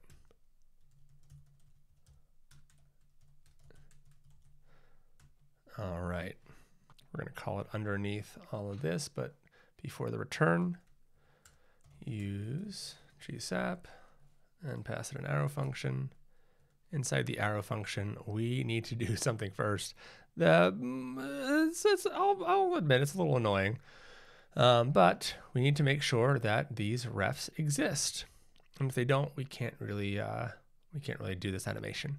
So we need to say if not can1 ref.current. Because current is the current value of this ref. So anytime we actually reference that thing, we're going to say can1 ref.current or whatever ref.current. So if no can1 ref.current, we're going to return. So if can1 ref doesn't exist, we're getting out of here. We're not going to do whatever we're doing here, animation, right? We're not going to keep going. But we have to check for every single ref that we have. So make this line and then Command C and Command V. I might have done too many V's, but I do can 2, can 3, can 4, and can 5. Then do can 1 group ref, can 2 group ref, and group ref. All right, it wasn't that annoying, but it's a little silly looking, right? So we check to make sure that those all exist. If not, get out of there. If they do, continue. All right, actually, the first thing we're going to do is not the animation. We're going to set can starting location. So here we're going to say gsap.set can 1 ref .current .position. So when I said it's a little bit of it's a little more work than working with regular like HTML elements, because I can't change the position and the rotation with one tween. We have to do it with 2 different tweens. I spoke to Cassie and Jack at GSAP, and they might be working on a new way of handling this. So if it's been a few months or whatever since this video came out and you're doing this tutorial, maybe check their docs and see if they have a new thing specifically for Three.js around this. Maybe not though, we'll see, but it seemed promising. So we're gonna move can1 ref current position to x -1.5. And if we hit save there, we already see that it's working. So we're trying to set that like initial state. We're trying to get the can to here. So already doing a pretty decent job. I'm doing great. Then we hit rotation. We're still affecting can 1, but here I'm going to do z is -0.5. And there we go. We're already rocking along. Let me make a little gap and copy these sets. And can 2. Current position, because it needs to be on the opposite side and rotated the other way, you're not going to believe this, but 1.5 and 0.5 works just great. Look at this. Look at this. You thought it was going to be tough. It's not. It's so good. So actually going to erase that. So can 1 ref current position. Going to do the 3, 4, and 5. So we don't need to worry about their rotations because we're just trying to get them up and out of here. Because remember here, they don't start on the screen. They start up and away or down and below, and we'll bring them in later. So we need to get them out of here. So for can 3, I put that, and I'm saying I put that because you can put yours where you want and make it come in a different way. The only thing I would be careful of is that I took a lot of care to make sure they didn't clip into each other. See how, I mean, you might spot it, but I couldn't find any spot where they collide because they would just kind of like eat into each other, but it's like they're close, but they don't bump. So if you start playing with numbers, you might start to clip into each other.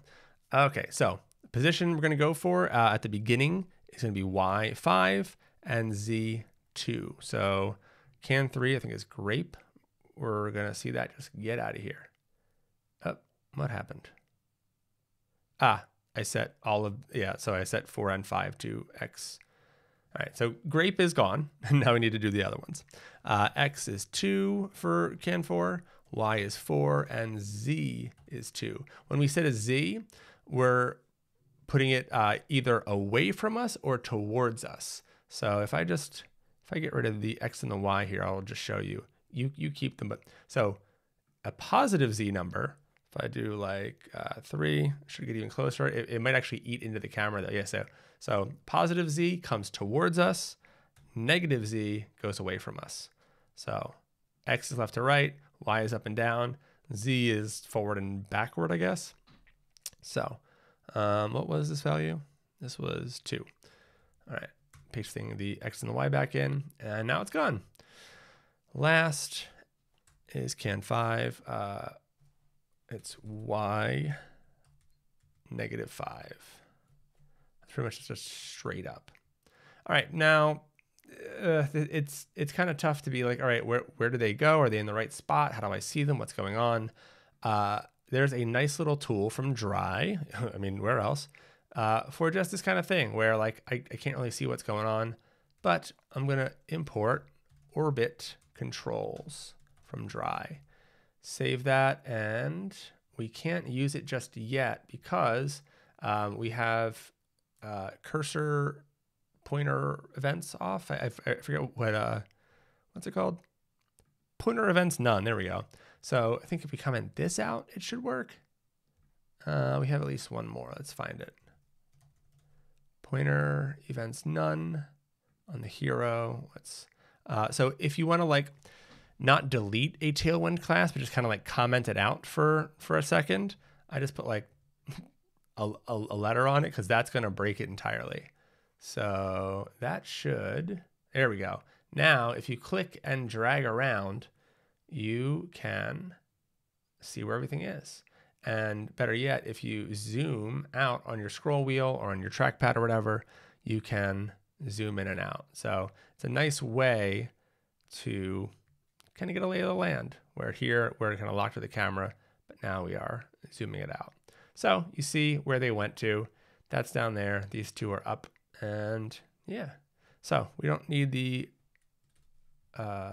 orbit controls anymore. I'm gonna comment these back in, but we will use them throughout the course a bit more. Okay, back to our scene. Let's remove the orbit controls, save that. And now let's get into a timeline. We have all these sets, but that's just a static thing.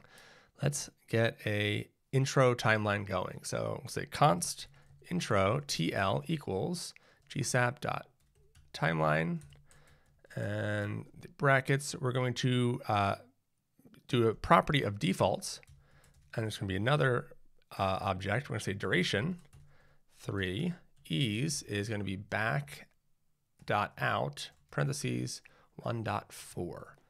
And so those properties will be applied by default to any tween on the intro timeline. We can override these on the tween itself, but it's nice to have these defaults. It saves you some typing a lot of times. All right, so we're going to say intro timeline dot from. And I'm going to put this from on a new line because there's going to be another one where we have can1, can2, can3, so we're going to do that kind of thing. So I'm going to say can1 group ref dot current dot position, and we're going to pass it a var object of y -5 x 1, and then we're going to give it a position parameter of 0. So we want this to happen right away. And it is first in the timeline, so it will, but as we copy it 3 more times, they're all going to happen at the same time, right at the beginning of this intro timeline. So for this second line, we want to just change this to rotation. And for this third line, we want to change this to can2, same with the fourth line, and then this is rotation. So it should say position, rotation, can1, can1, can2, can2. Cannot, can2. Okay, so for the rotation here, we want Z3 for this value. Okay, so we just want 5 and 1. All right, so Y is 5, X is 1. And then for the rotation of can2, we want, is it 3 or -3? Let's find out. Yeah, maybe -3. Let's see if that makes more sense. Nope, that does not. 3 it is. There we go. Cool. So we started with them slightly. Oh, no, sorry. We have them here as their actual state. They live here, and this says, hey, you can send them there, but we want to start from having them off screen. So Y, that's going to be up, right? Yeah, so it's going to take can1, which is this black cherry, up off screen, Oh wait, no, sorry, it's going to go down. I'm sorry, I'm getting myself confused. So y negative 5 is going to bring it down, and x1, and so it's going to shift it up. So yeah, I'm getting a little lost myself, but I've been staring at this stuff kind of all day. So yeah, let's just keep rolling, and let's create next a scroll timeline. So to do that, we want to import scroll trigger. So import scroll trigger. So we could have gotten that from the start, but we didn't. And we want to register that plugin, and we're set there. Nice. So after this, after that last from, go ahead and say const scroll TL equals GSAP.timeline. We're going to pass it an object. Defaults, that's an object. Duration, it's going to be 2 seconds. And scroll trigger, there we go. It's going to be an object with trigger. It's going to be the same as our text, or like our, as that one, as that scroll timeline. Trigger is going to be hero. And we're going to have the same start of top, and same end of bottom. And we will scrub at the same speed. I guess I could have just copied this, but now we got to work out on our fingers. So, you know, you're burning calories. It's all good. Yeah, now we have the scroll trigger timeline. And let's start adding some animations to it. So scroll TL. I'm actually going to organize this with comments. That's one nice thing you can do between functions when you're chaining them. You can just say a comment here, and then, yeah, well, you'll see. So this comment, I'm going to say rotate can group. And that, by group, I mean the entire group that wraps around everything. It's kind of like if you were like rotate the body of an HTML document, you would be rotating pretty much everything, right? So that's what we want to do. So we'll say you have scroll timeline, comment, and then .2, parentheses, group ref dot current dot rotation. And we're going to pass it an object of y is math.pi times 2. Now, if you remember, this is 360 degrees. So we are rotating on the y-axis of the up and down axis by 360 degrees. So if we just save that, we should notice something, right? So that's exactly what we're going for. We wanted to spin around on that y-axis once. Wait, does it do once? It goes, yep. And then red finished there. Yeah, okay, cool. It just seemed like it went twice. Next, so we're going to do another 2, but first we'll do a comment. We'll say can 1 black cherry. This will help us like be able to identify it, right? Because I don't know which one's can 3 until I see like, oh, it's grape, got it. So we'll say .2, and we can, yeah, we'll just say can 1 ref dot current dot position, and an object with x is -0.2. Actually, you know what? Before we fill in the object, let's build out the rest of the animations that we're going to be doing, okay? So we don't have to like erase a bunch of things or type too much. Like I said, I like being lazy. So we need a can 1 position and rotation. So I'm going to do that. The end of these all get 0 in the position parameters. These are all going to fire at the very start of our of our animation, or of our scroll timeline, I should say. Let's go ahead and I'm gonna just copy this whole thing and put it there. And if I can go, I'm gonna select the 1 and hit Command D, and I'll change it to a 2. And again, select the 1, Command D, 3. I'm saying it so happily. 3. And that'll be 4, and that'll be 5. So can 1, 4, can1 5. And is there anything else? There's going to be one more animation in a little bit, but for right now, that's good. Let's change the flavors, like I said. Lemon, lime. Can3 is grape. This one's strawberry lemonade. And last is watermelon. All right, save that, and that looks so satisfying. Those comments are really handy. All right, so let's go ahead in and start moving stuff around. So we're going to go from the place that it's set to where? We'll say x is -0.2, y is -0.7, and z is -2. And for the rotation, we'll say z is 0.3. All right, so that's can1. That is our black cherry. Let's see what happens when we rotate. Yeah, it straightens out a bit. And it leans the other way. So it is working. It's landing in the place where we want it. Remember here? It's just, we haven't shifted the whole group over yet. So that's what we're looking for. All right, next, lemon lime. I'm going to say x1, y -0.2, z -1. I'm not going to stop and look at each single one. Feel free to do that, but I want to not waste your time. X is, okay, so I want a can3 ref, and x is -0.3, y is 0.5, and z is -1. For the can3 ref rotation, we're going to do z is -1. Oh, z is -0.1. Sorry about that.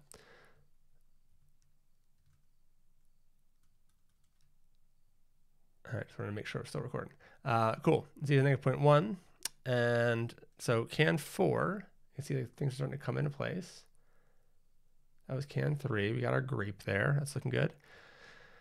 So we have can4 is going to be x0, y is -0.3, and z is 0.5. Can4 ref rotation, z is 0.3. Last, can5, x is 0.3, y is 0.5, and z is -0.5. And we're rotating by the z-axis by -0.25. So there's nothing special about these values, really. I just thought they worked. And at the end here, we want to shift this entire group over to the right. So remove that semicolon if you have one, and say .2 group, I have in there, group.ref, group ref dot current dot position, and we want to pass that x1 duration 3 and ease going to be sign in out. Now we want to also start it a little bit later, or sorry, not stuttering, not a bit later, but at a specific time. So you want to say at 0.13 seconds. So now you see it moved over. Looking great. Now you can go ahead and play with it. You can scroll up, scroll down, and yeah, it's pretty fun. So well done. I think that's it. Except there is one thing that I'm noticing. If we're down here and we reload the page, we get this weird thing where they still do that animation thing in. And I don't know, I don't love that. So we kind of only want to play the intro timeline if we haven't scrolled yet. So we'll say if parentheses window dot scroll y is less than 20. So if they haven't scrolled more than 20 pixels, then we will run the intro timeline. Otherwise, we don't need to. We're just gonna we want them just to like show up here. Now if I save that and we go back, there we go. They are not animating in like that anymore, but they still will if we're at the top.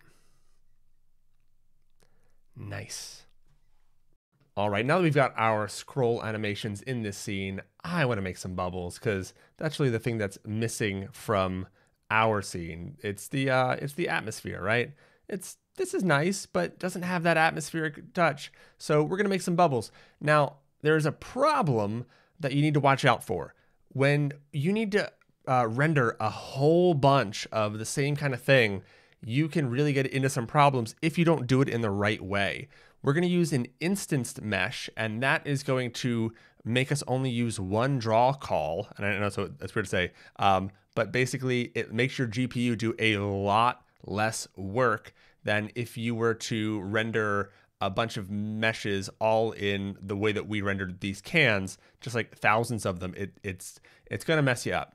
So what we're going to do is we are going to grab, nope, not that, the bubbles component from here, and I'm going to talk you through each of the main steps here. I've commented the heck out of it. So grab this, and in Slices Hero, we're going to add another file. I'm going to say bubbles. And in reality, you could move this into your components and use this anywhere. There's no reason why this has to be glued to the hero. Just for the sake of this course, I'm co-locating it with the hero because we don't use it anywhere else, but you can definitely use it wherever the heck you want. So I pasted that in. I'm going to save. And now let's take a look at this component.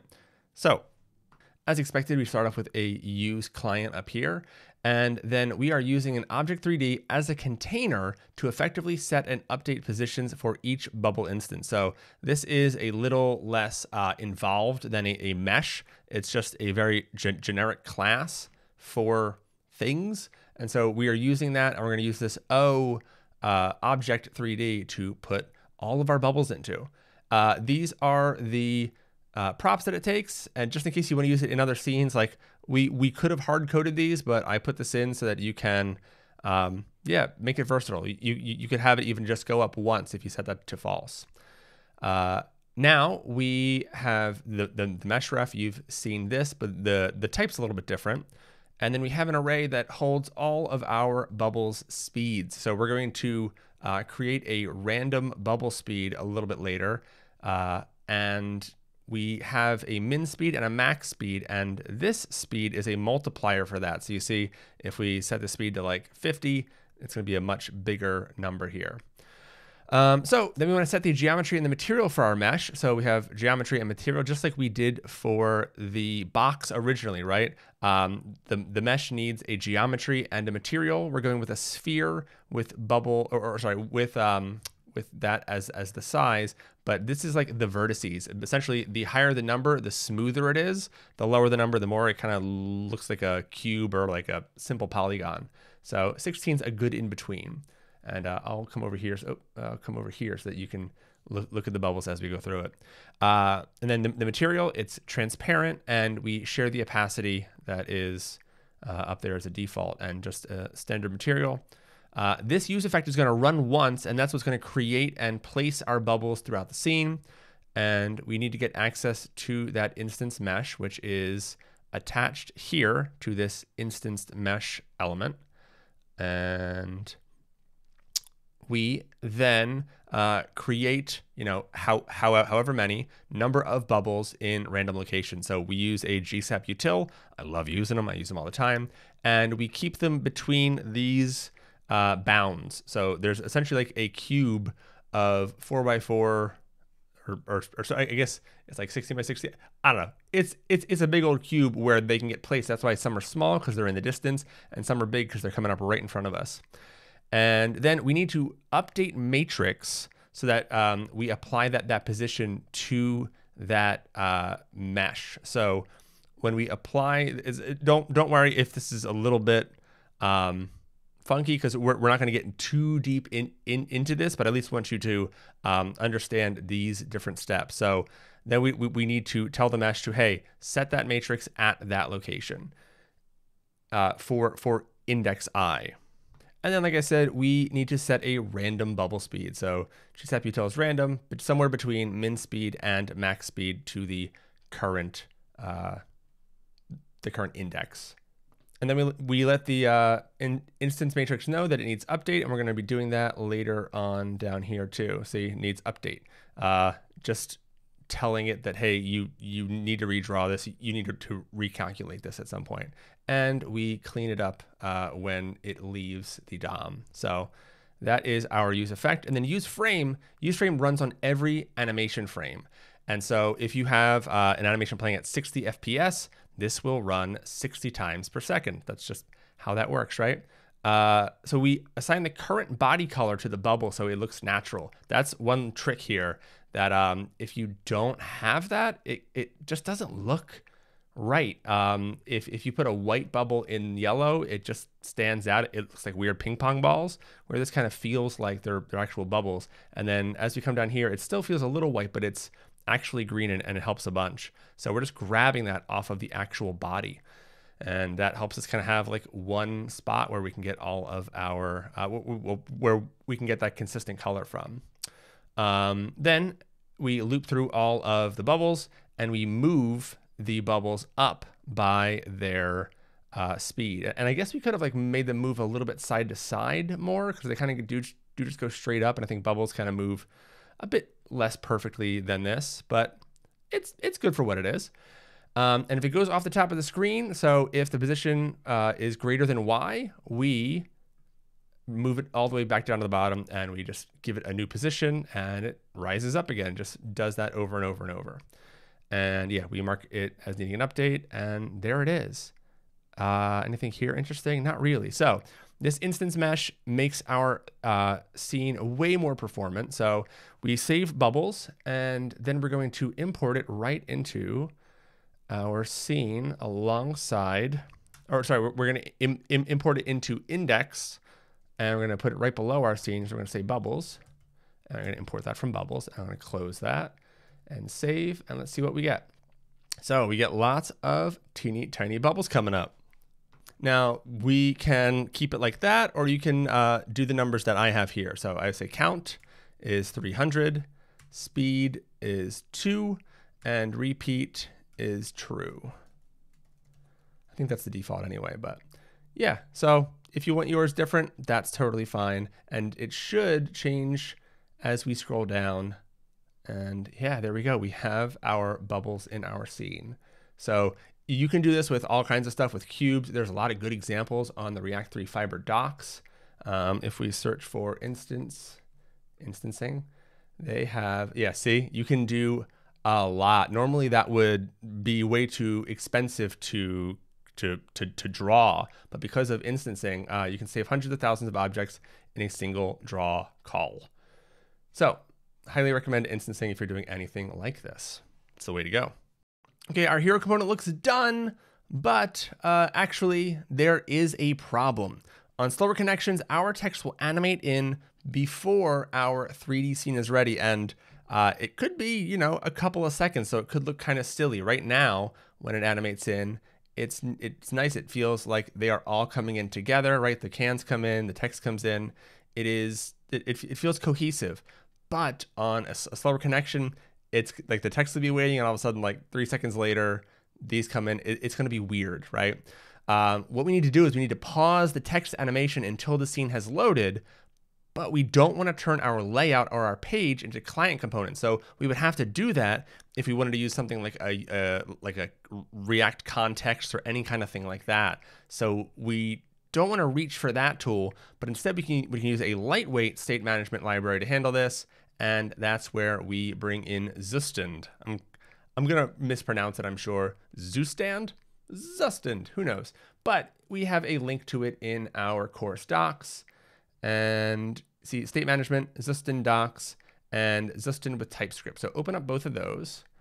And I'm going to close some of these others. Actually, we'll come back to R3perf because we want to make sure that we are being performant.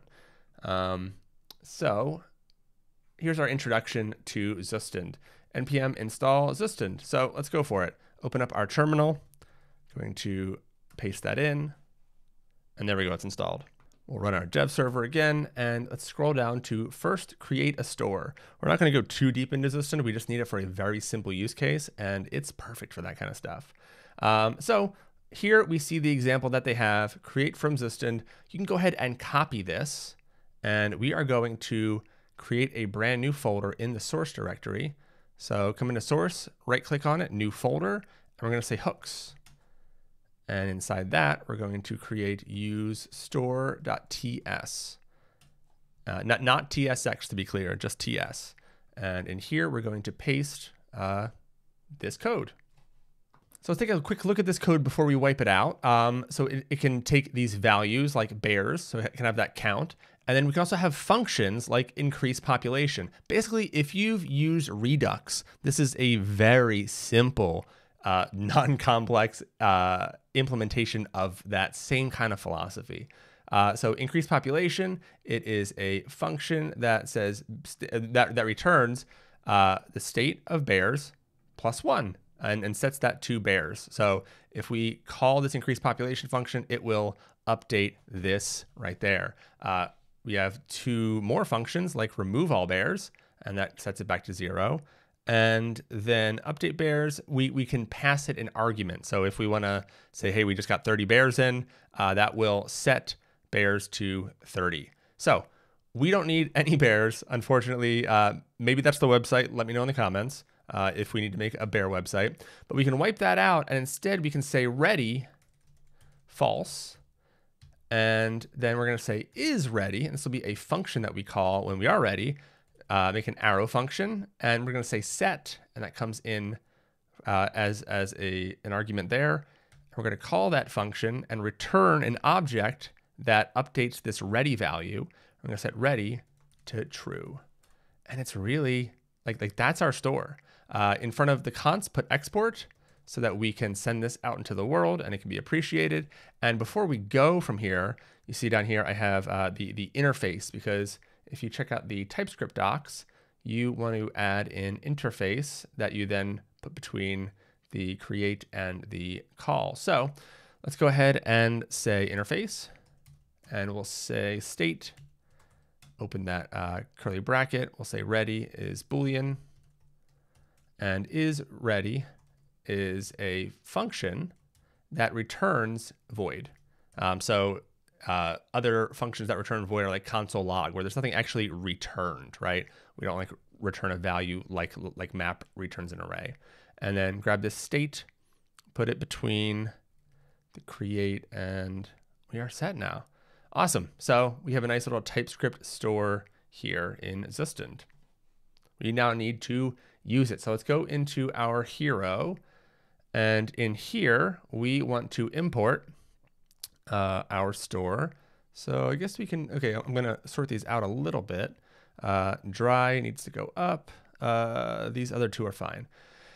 So because it's something that we have in our project, we're going to import it down here. So import use store, and it should know where that's from now. There we go. So we want the one from @hooks use store. And down here, it is a hook. So we are going to call it right inside our hero, just like we would with use state or anything like that. And we're going to say const ready equals use store parentheses, and we're going to have a function here that gets state. So it'll get the current state at the time that this is called, and it will return state.ready. Because remember, this object here is our state, and so we just want ready off of that object. We could also call for is ready, but this component just needs to know, hey, is the rest of the app ready? Can I start this animation, or do I have to hold off? So then we don't want to add the store. I should say we add this this variable to, or I guess this bit of state to use GSAP. So right at the beginning, we can say if not ready, return. So if the app isn't ready because our scene hasn't said it's ready, we don't run this. But we want it to run when it is ready. How many times am I going to say ready in this course? I hope you're counting. So I'm going to put a comma here, at the very end of use GSAP because this can take an object. And in here we have dependencies, revert on update, and scope. Three pretty handy properties, but we're going to use dependencies. And if you've used useEffect at all, you'll be familiar with passing a dependencies array. And we're just going to pass an array that has ready. So when this property, as it says right here, add ready to the dependencies, so use GSAP reruns when the value of ready changes. So as soon as this changes, use GSAP knows, oh, well, I should check this out again. And we will get past this block and we will go on to load our animation at that time. So now that we're checking for ready, we should set ready because right now I don't think our animation's ever going to come in. Our dev server is probably not running. Oh, it is. So our cans come in, but our block is doing its job. And because it's not even setting the background color right, like our bubbles are white. So it's kind of a mess all around. So we need to go to our scene and we need to, so let's set it to true when our scene TSX is done loading. So in our scene, we need to import use store in here as well. You can copy it from over here if you want to be brilliant, aka a little bit lazy, but hey, we like lazy here. And inside our function, just like we did before, you can do it either under useRef or just above. But we're going to say const is ready this time, not ready, but use store, and then we're going to get that arrow function that gets state, and we're going to return state.isReady. And that will give us that function. So now we can call that function after the can ref checks inside here. So if this goes through, that means these exist and we can continue on. If this doesn't, then we are not ready, right? So as soon as that finishes, we can say is ready. And now it works. And if you have a slow connection, it'll all wait and then it can slam in and fly in and do all the kind of stuff all at once. So that fixes it. Problem solved. Nice. What else? Handling mobile. Let's handle that. So we want to hide these 3D cans when we are on smaller devices, partly because it's a whole other thing to animate for, but also because if you're on a phone, you might be in some really bad service or whatever, or you just don't want to use your data on 3D cans and stuff. Like this is much more of a desktop sort of thing. So we just want to show that static image that we added before. So we have a great use media query hook that I included in our docs. So you can find something similar like this on, there's lots of like collections of hooks out there, but this is a really solid one. And I'm going to copy this and go to our hooks. And now we have two hooks, folks. We are building a collection, and that's where it's going to stop. So use media query.ts and just paste that in. You can check it out, but really it's just taking in a string like you would write in CSS, and it's just going to return a Boolean. It's going to say, hey, yep, that matches, or nope, doesn't match. All right, it's not too deep, but we want to use it inside our index file. So after ready, we can call, we can call it and say const is desktop equals use media query, and it auto imports from @hooks. I love it. And we're going to open up, we're going to call the function, and then we're going to pass it a string of min width, and then colon. Make sure this is in parentheses inside the quotes. It's a little bit funky because it's like taking the actual CSS kind of media query, but it works great. So 768 pixels. You might be saying, why that? Because that is the Tailwind value that we want to match. And then inside the parentheses, but outside the quotes, we want to have a fallback value. Let's see if it's it's for server fallback. So on the server, we just want to say, yep, it's true.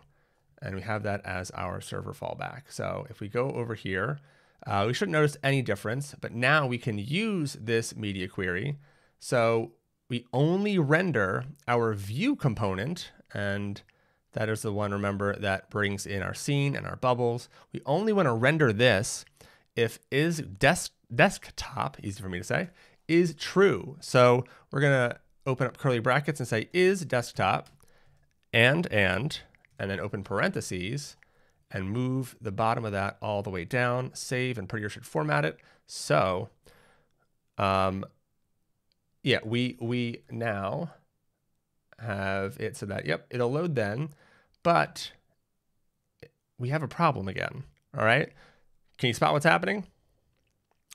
What's happening is, well, I kind of say it here, right? Where because we're on mobile, or we're on a smaller screen than the breakpoint we have, this never loads in, and that means it never sets ready to true. So we're always waiting on it. Oh, didn't mean to do that.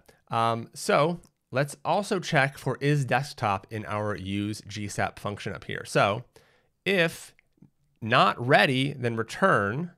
We'll go into performance in a sec. We just want to add something to this. We want to say if not ready and we're on desktop. Because if we're not on desktop, we don't care about anything needing to load in because there's nothing to load in, right? So if we're on desktop and we're not ready, then don't do it, right? And because we've added this, we now need to add it to our dependencies. So that should work now. If we reload, we should get our animations. There you go. A lot of it is fixing problems that create another problem that fix another problem that create another problem. It's just kind of like a back and forth sort of thing. So that's looking good. And there we go. Because that desktop changed, we ran that again. So let's talk about performance now. Real quick, I just want to show you a handy little tool or a library that lets us see our performance. Let's open up View Canvas, and I'm going to bring it in up here. So we're going to say import and curly brackets perf, capital PERF, from R3F perf, just like that. I'm not sure why it didn't help us with autocomplete, but I'll forgive it. And then we want to put it inside our canvas. So we can say perf, just like that. It can also take a couple of, oh, it doesn't have any autocomplete. Maybe that's why it might not be like TypeScripted. But if we see up here, and I'll try to zoom in a little bit. There we go. We're getting 60 FPS on this animation. And so hopefully you're getting the same. And as we scroll down, we dip to like 59. I saw 51, but honestly, it's not, we're not really having any problems. So, although, yeah, okay. I was making sure the text was showing up. So that is one way that you can check for performance to make sure that your animations aren't overdoing it, and you're running real smooth. It's buttery. So we're not going to keep that up because this is kind of one of our more intensive things, or our more intensive scenes. So I'm going to get rid of it. But now you know, and you feel free to keep it up. It's not very pretty. So I don't. Now, what is a 3D site without a loader, right? So I'm going to close out of Zustand docs. We used React 3 perf just a little bit. Now I want to go back to the dry docs, and I want to search for loader. And I want to search for this one in particular. So dry provides a really basic loader, and I mean very basic. We are going to put it underneath our canvas, or sorry, like outside of our canvas, and we are going to wrap our viewport in suspense. So suspense is going to wait for these async things to happen, like whatever you have going on.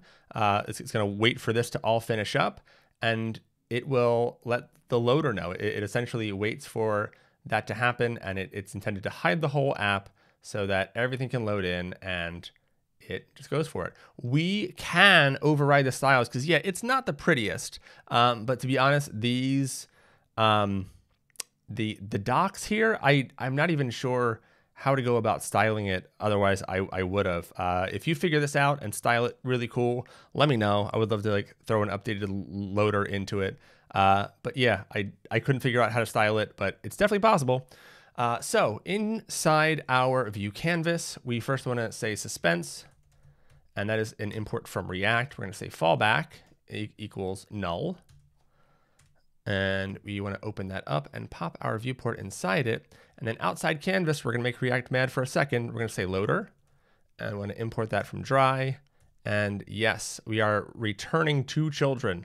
So we need to wrap everything in a fragment. So create just the empty angle brackets and then put the closing angle brackets down here so that everything is wrapped in one child element. So now we have this loader. Let's see if we can trigger it. Oh, yep, there you saw it, right? But you might have also seen that little red box down there. Up. Oh, what did I say? We solve one problem and another one pops up. All right. We get a React hydration error. The client and the server do not match. So it's warning us, going like, hey, the server told us one thing. We're seeing a different thing in the UI. What's going on? So we need to take the loader out of SSR. So we're going to use, and SSR, by the way, is server-side rendering. We're going to use import dynamic from next dynamic. So this allows us, it's going to make it call for our loader only when it's needed. So that's the kind of the great part about dynamic. Everything else, when we say import, it's getting imported no matter what. But with import dynamic, we get to import dynamic from React 3 dry when it's used only. So let's say import, I want to put it, right here, import dynamic from next dynamic. Thank you, autocomplete. And we're going to say const loader equals dynamic. And we're going to open up parentheses there. We're going to give it an arrow function and say import parentheses quotes. We're going to pass it at React 3 dry. Thank you again for the autocomplete. And then we're going to chain a .then onto it and pass that an arrow function that gets mod in the middle or as an argument. And that has on it loader. So we want to return loader. And last but not least, we want to specify, hey, do not do this SSR, right? Like when you are server-side rendering. So SSR false. And that should clear that right up. We want to get rid of it here now because it's saying, hey, you're declaring this twice. So get it out of there, keep it in dynamic, and we should not see that again. Awesome. The loader on your local machine might not come up very often. It's kind of hard to bring up because all this stuff is cached and it's fast. But once you send it out into the world, it's going to be handy just to kind of cover up everything and let it load in. So we have one last issue, and this really isn't like an issue with the hero itself.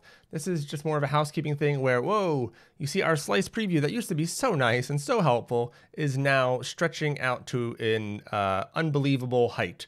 That is because it is such a long component that the iframe in here that detects the height of the slice and displays that, it just can't really figure it out. So it just keeps growing and growing and growing. So what we're going to do is we're going to edit our slice simulator page. So slice simulator, we want that page.tsx, and all of this stuff is created for you when you initialize Slice Machine and when we created our project, and that's how we get these awesome little previews.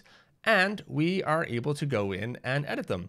So we need to do a couple things. First, let's take care of that growth, that stretching off the page. So we're going to say period max hyphen h, and I'm going to put another hyphen because brackets get weird with Emmet. If we start doing those square brackets, it's going to think we're doing something else. So I'm going to leave it there, and it's going to create that, even though that class isn't a real Tailwind class.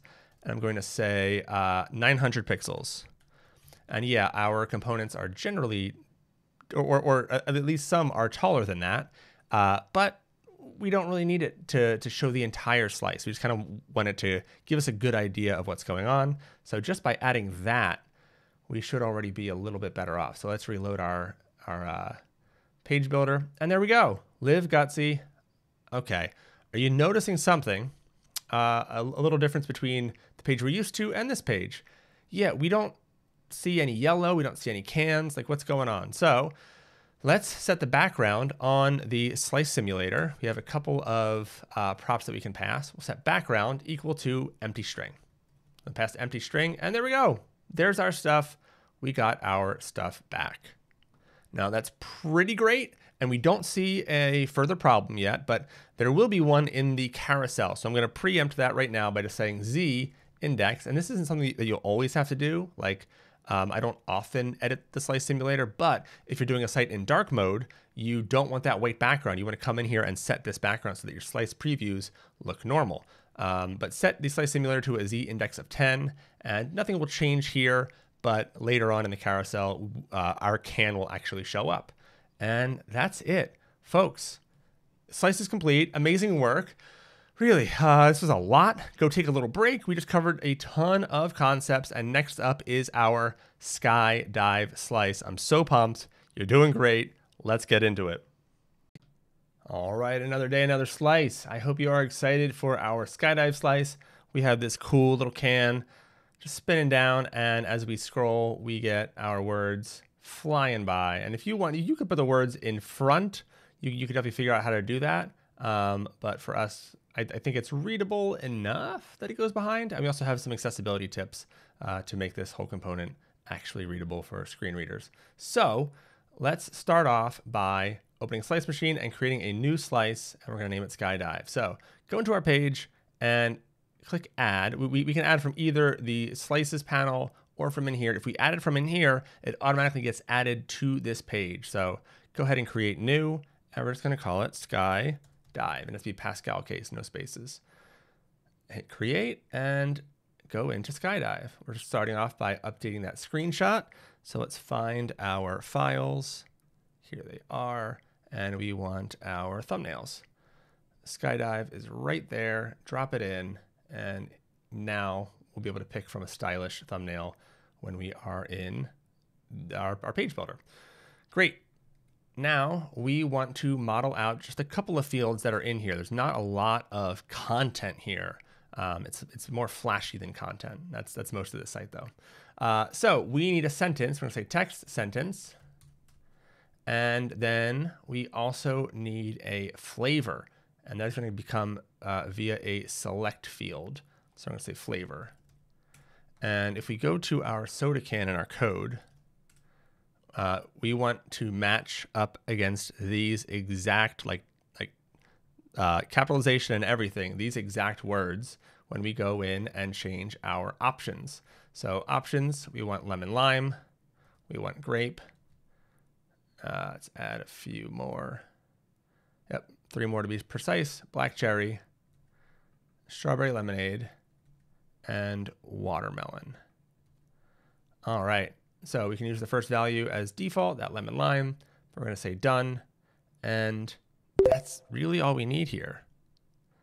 So let's get into pushing it. I'm logged out again.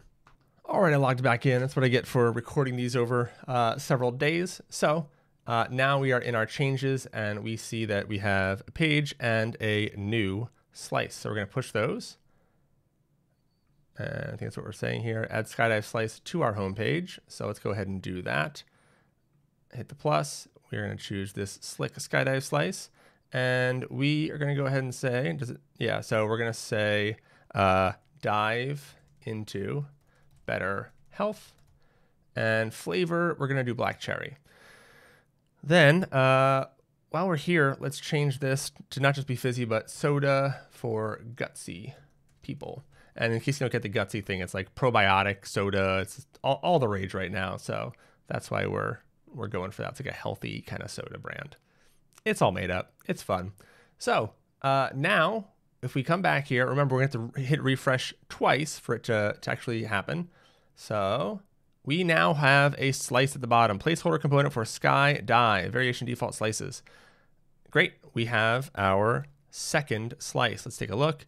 If we minimize hero and open Skydive, or I guess collapse hero, closing all of our things, collapse hero again, and we have Skydive. It's going to give us another placeholder component, but it builds all of this out for us. We don't have to worry about any of that, and we are ready to get into it.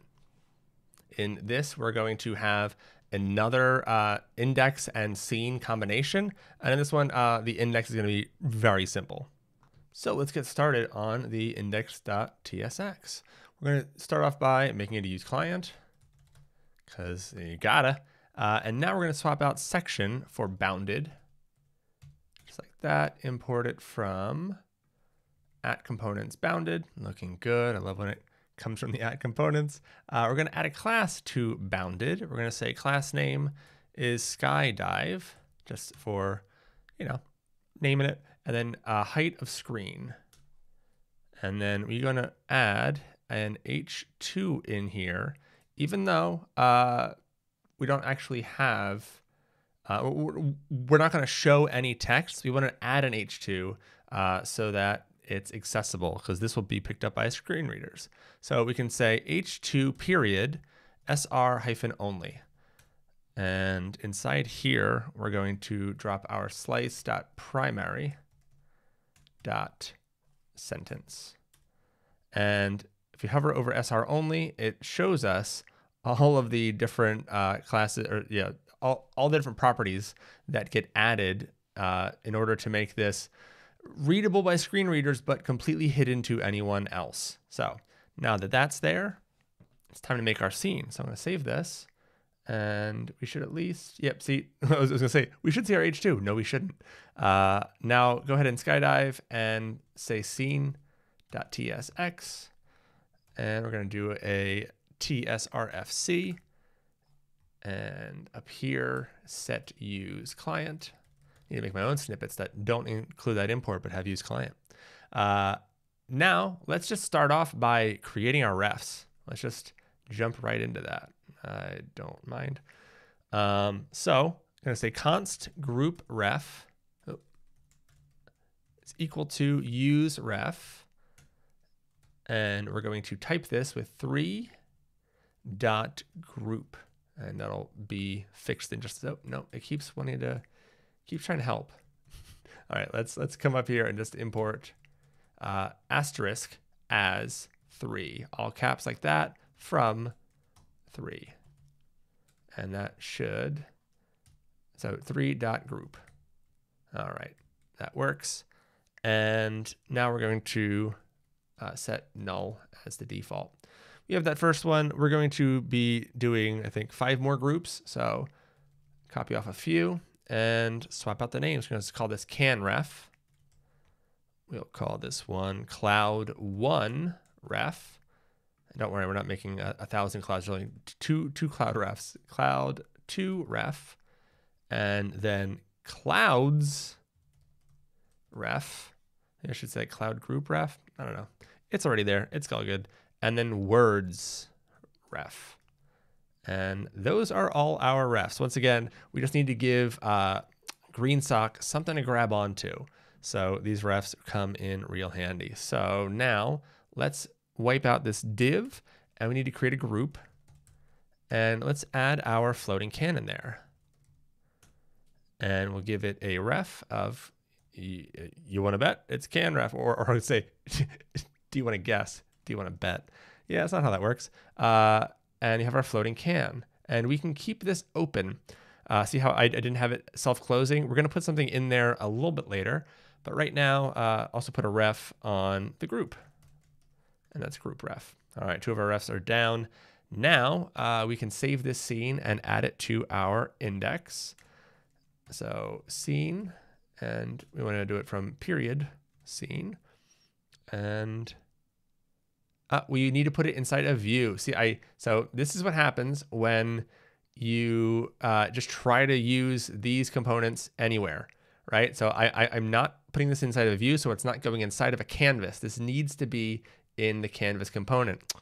Gotta watch it. So view, and import that from dry. And now it should be a little bit happier. All right, cool. Only thing is, this view doesn't have any styles, right? We know that we need styles. So let's make our view a certain size. We're going to say class name is height screen and width screen. And like that, we have our mysterious black can. It feels like it's in witness protection or something. All right, so we have our floating can. We don't have any light, so we need to add a little bit of ambient light. Let's come on into this scene, and let's add an ambient light. think we had one of these earlier. Intensity is going to be 2.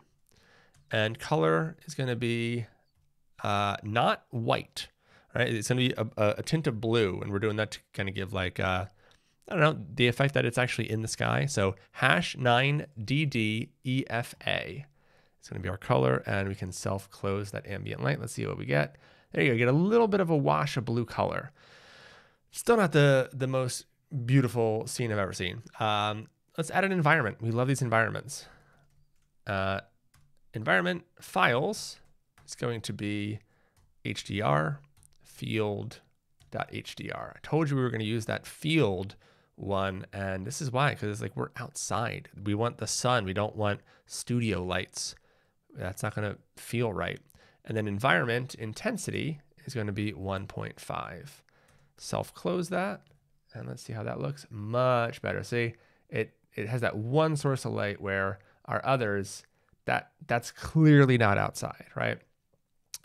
So we want to next rotate the can. So we want to wrap it in a group. So we're going to push our lights and things down. I'm just going to say lights. And then here in our floating can, we're going to wrap it in a group. And we want to, on this group, put a rotation. And you might be wondering, why didn't I just put it on the floating can? Why don't I just rotate it straight up? Because we want this to still move on its axis and not wobble around funny. So we want to put it in a container and then have that container be the thing that is rotating. So rotation needs an X, a Y, and a Z.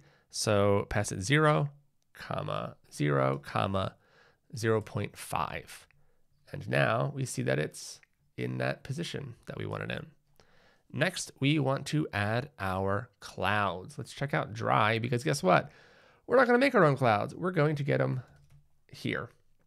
This is a particle-based cloud. I'm telling you, dry has everything. We're making so many cool things just with like the kit that is here. So back to clouds. Here we go. So particle-based cloud, let's look at this example here. Use the clouds provider to glob all clouds into a single instance draw call. We talked about this a little bit earlier with the instanced mesh. It is a really great performance benefit if we can do that. So use this clouds provider. We can go ahead and just about copy their code, but we can do our own. So I'm going to come underneath the floating can. Doesn't matter, because in Three.js, it's not that if I put the clouds down here, it'll be on top of the can, and if I put them up here, it would be under. That's not how Three.js works. It's a different kind of space, right? So I'm going to say clouds and import that from dry. And inside here, we'll say cloud, import that from dry. And I am going to save this. And let's see what is going on. So we just had this haze. To find out what's going on, let's add orbit controls. And now we can zoom out, and we see that we have this rectangular, long, narrow cloud. Well, it's not rectangular, but I'm thinking of the bounding box around it. So it's got this like long oval shape. And so yeah, orbit controls helps us to get a lay of the land essentially. So we can keep the orbit controls on as we build the rest of this out, because we're going to do a little bit of a trick, I would say, a way to make it seem like there are infinite numbers of clouds, but it's essentially the same thing that we did with the bubbles. Move it up and off the screen, and once it's off, snap it back down to the bottom and bring it back up again. Let's add our refs real quick. Ref equals clouds ref. And cloud gets ref equals cloud1 ref. And we want to set the bounds for this. Bounds is going to be an array of 10, 10, 2. And now we make a second cloud, and we want to pass the cloud2 ref. Now, what we just did with bounds was open up the containment box in which these little textures can render in.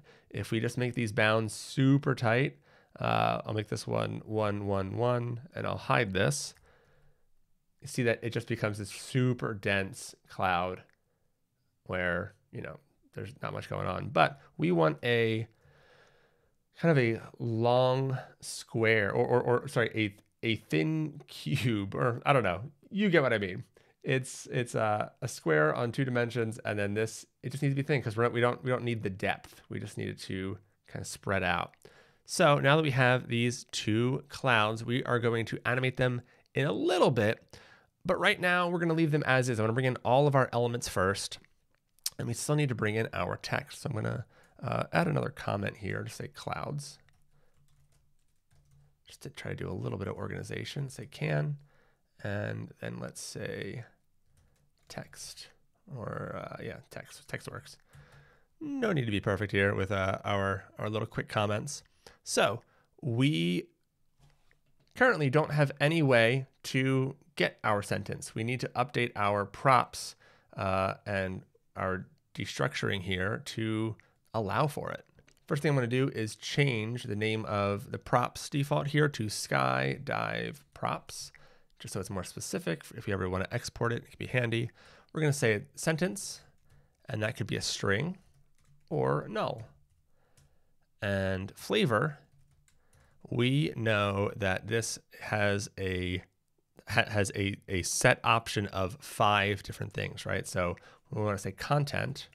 We're going to import that from Prismic.io client, and this is what gives us easy access to the types that Slice Machine generates of our models. So say content, period, skydive, slice, default, primary. That's the one we want. Skydive, slice, default, primary. It's a lot, but it's basically pointing to, let's go back to slices, skydive, the default variation, and then this is the primary area. You might have noticed that in our other scene, I think we're doing it here. So we're pulling sentence off of primary. So that's why we're doing that, but we aren't done yet here because we need to specify, is it flavor or is it sentence that we are typing this as? We're typing it as flavor. And so now if you hover over flavor, you can double check your work and see, yeah, it knows exactly what it's expecting. So that is great. Now we just add it to that object. So say sentence, and it's going to autocomplete for us. I love the autocomplete. So good.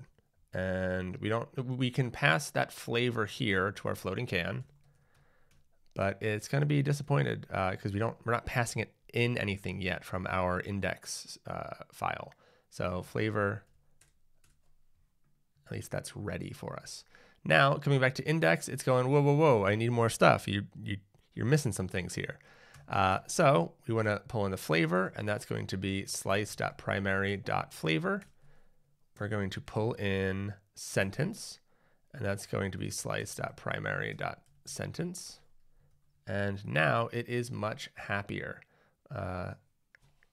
Great, so let's add our text to our scene. So guess what we're using? Something from Dry. Type in, or actually go to the top, and we want to search from here and say text. It's just one big, not context, text. We're looking for it. Wait, where is it? Is this? Oh no. There we go, text. So it's under abstractions, text, and text 3D. We're just gonna use regular text for this. 3D might have worked. I just wanted to keep it kind of normal. You can do some kind of cool stuff with 3D text. If you want to try it after the tutorial, go for it and tag me. I would love to see how you make it look. So it is high quality text rendering with sign distance fields, and we can do all kinds of stuff with this. We can pass out a custom font. It's a really powerful little component that wraps around Troika 3D text. So we're going to create a function that creates individual text elements, and we're going to do that at the bottom, kind of like we did with the splitting text component, but slightly different. So we're going to say function 3 text, and that is going to get a sentence. We're going to destructure that off the props, and a color equal to white as a default. And then we're going to type it like this. Why is it yelling? Let's close my function so at least it knows it's a function. And we're going to type it like this. So this object and then colon this second object. And here we're going to define our type. So sentence is a string and color is optional, but it's also a string. And then down here, we want to return text. And we want to import that from React 3 dry and pass sentence inside here. And I said we're going to do the splitting text thing. We're starting simple. So we're just going to use our 3text function or component in our scene and see how it goes. So under our text comment, we can first make a group so that we can contain all of these words. It's going to be really handy. So ref equals words ref. And then inside this group, we want to first check if there is a sentence before we try to render 3text with a sentence. So say sentence and then say 3text and pass it the sentence. And that, oh, and we also want to pass it a color. We can see if we just save it there, we see that we do get white text. Dive into better health. It worked. So it is working. Now let's pass it a color. Where did our text go? Here it is. Let's pass it a color. And that's going to be in quotes and then hash F97315. F97315. Did I type that right? Let me try that again. Yep, I typed it right, but guess what? We're not using it here. So we need to actually use it. But really the color can wait. Let's first map over the sentence and style our text after. So in here, just before the return, we want to say const words. That's where we're doing that, the splitting, as I mentioned. I'm going to say sentence dot to upper, oh, didn't like that. Okay, Dino server, to uppercase. So now everything is going to be an uppercase letter, and we're going to split on the spaces. And now we have this words array. Now we want to say our material. I'm going to say const material is equal to new 3.mesh Lambert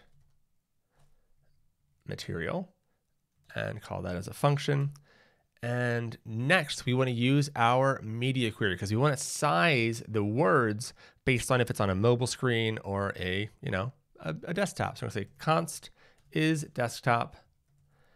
And we're not going to have like the same value as before, but I have a value here that works better for this situation. So import the use media query hook, and we're going to pass it a string with parentheses and min width colon 950px, and then comma true as our fallback. So we have our is desktop, and this is looking really nice. Now, instead of just returning text, we'll put a return above here. We'll say return words.map. So we're going to return all of the word. We're going to return a text element for each word, I should say. And in here, we're going to pass this a function, and this gets word, which is a string, and word index, which is a number, because that's what map gives you. It gives you the thing, and then it always gives you the index that we're currently at. And we want to do an implicit return. So we're not doing curly brackets, we're doing these, we're doing parentheses for an implicit return. So now we want text. I'm just going to grab this and bring it up. And we are going to add a key to this because we're iterating, so we need to have a key.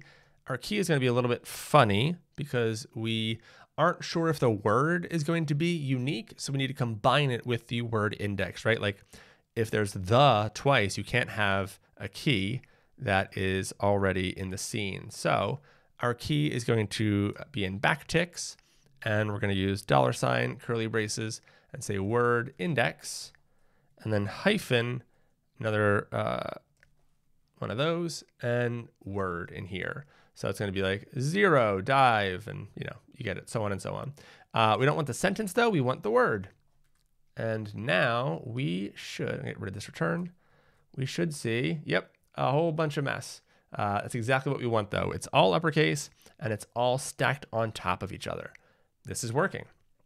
Next, we can go ahead and style this out. So after key, go ahead and kind of give yourself some space here.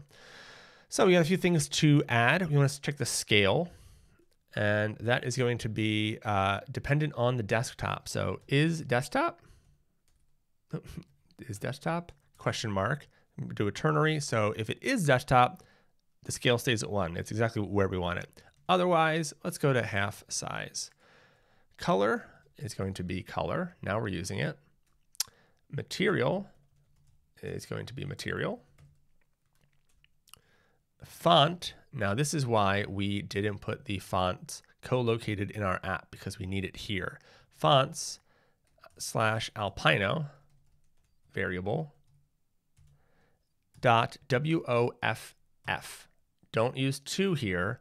It will not work with this. You have to use regular WAF. That's also why we are using both WAF and WAF2. So I guess we could have co-located WAF2 and then done this, but it's fine. Next, font weight. That's going to be 900.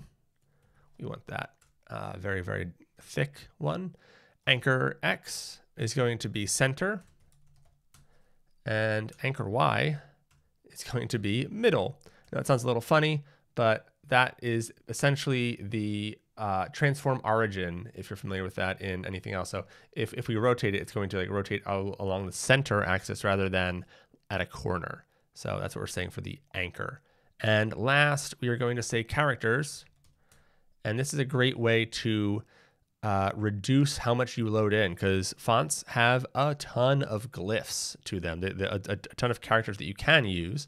But we know we're going to use a subset of all potential glyphs. So we're going to basically spell out the alphabet and give it some punctuation. So go ahead and just have fun with it. A, B, oh, and do it in caps, because we are specifically not giving it the lowercase letters, so that we just save a little bit of, it's a bit more performant, and it's fun to do the ABCs. F, G, H, I, J, K.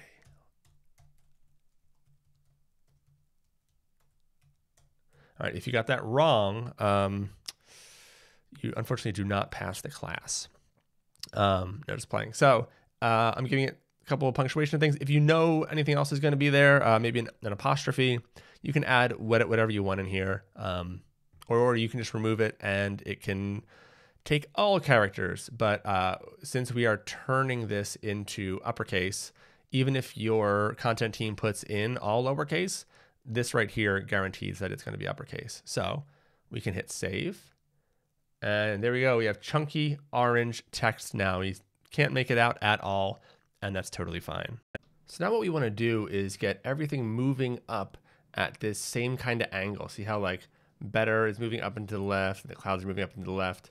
So let's, in our file here, go up underneath our refs. So we got our refs here. Let's go just underneath that. I'm going to say const angle all uppercase, because it's going to be a constant. And we're going to say 75 times parentheses math.pi divided by 180. So what we're doing here is we are getting 1 degree in radians, and then we're multiplying that by 75 to get 75 degrees. So we want to move everything up at this 75-degree angle. Next, let's create a couple of functions that we will use to get positions in our project. So we'll say const get x position. Try to spell it P-O-S-I-T-I-O-N. There we go. Equals parentheses distance, and then we're going to type that as a number. And that's an arrow function, and we're just going to return distance times math dot cosine, or COS, parentheses angle. And that will get us our x position. Go ahead and copy that, change this to y, and change the cosine to sine.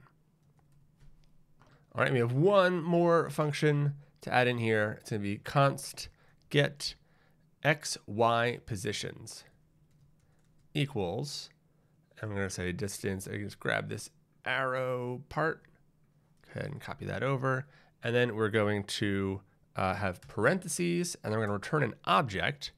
And that object is going to have on it x, and that's going to be get x position. And we're going to pass it distance, comma, y, get y position. And we're going to pass it, wait for it, -1 times distance. All right, now we're going to be using this function in our animation. And so let's start animating. I'm going to see if I can grab, let's find scroll trigger.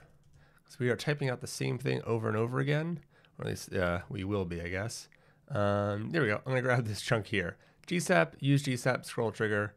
I don't want to type that out anymore. Like I said, we're going to be a little lazy. I'm going to move these components down and give a little space there too. All right, cool.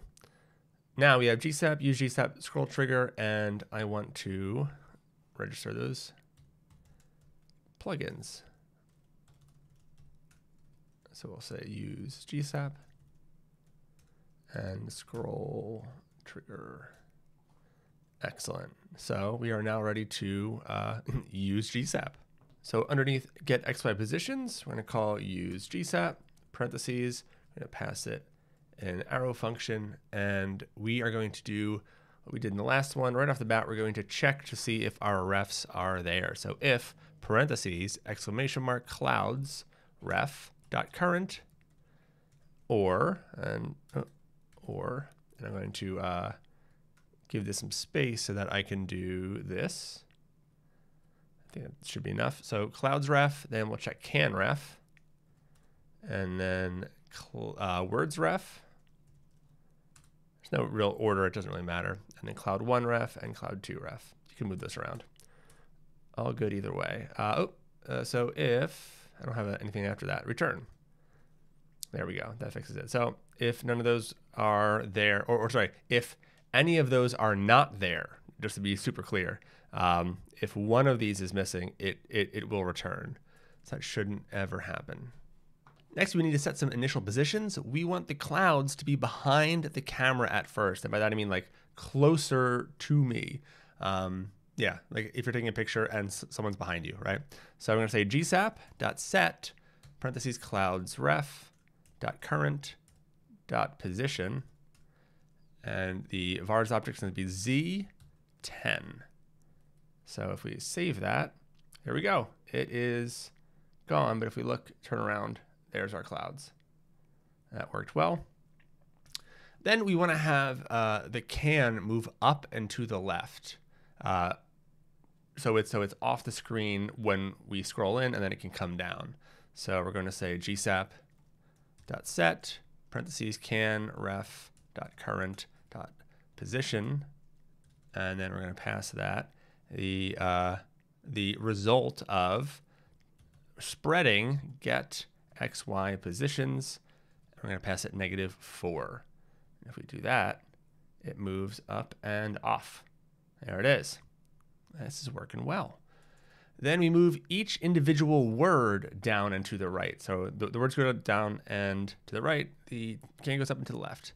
So gsap.set words ref.current.position. And for that, we are, actually, not current position. We are going to need to do current.children. I'll explain in a second. Current.children.map. And here we're going to get an arrow function that gets word inside. And we're going to return word.position. And put a comma there because we have, that is all our target still, all right? So we are mapping over all of the words inside this set, and then we now need to give it its vars object, the thing we want to do to it. So we're going to, again, spread the get XY position, and this time we're going to say the distance is 7 with a z of 2.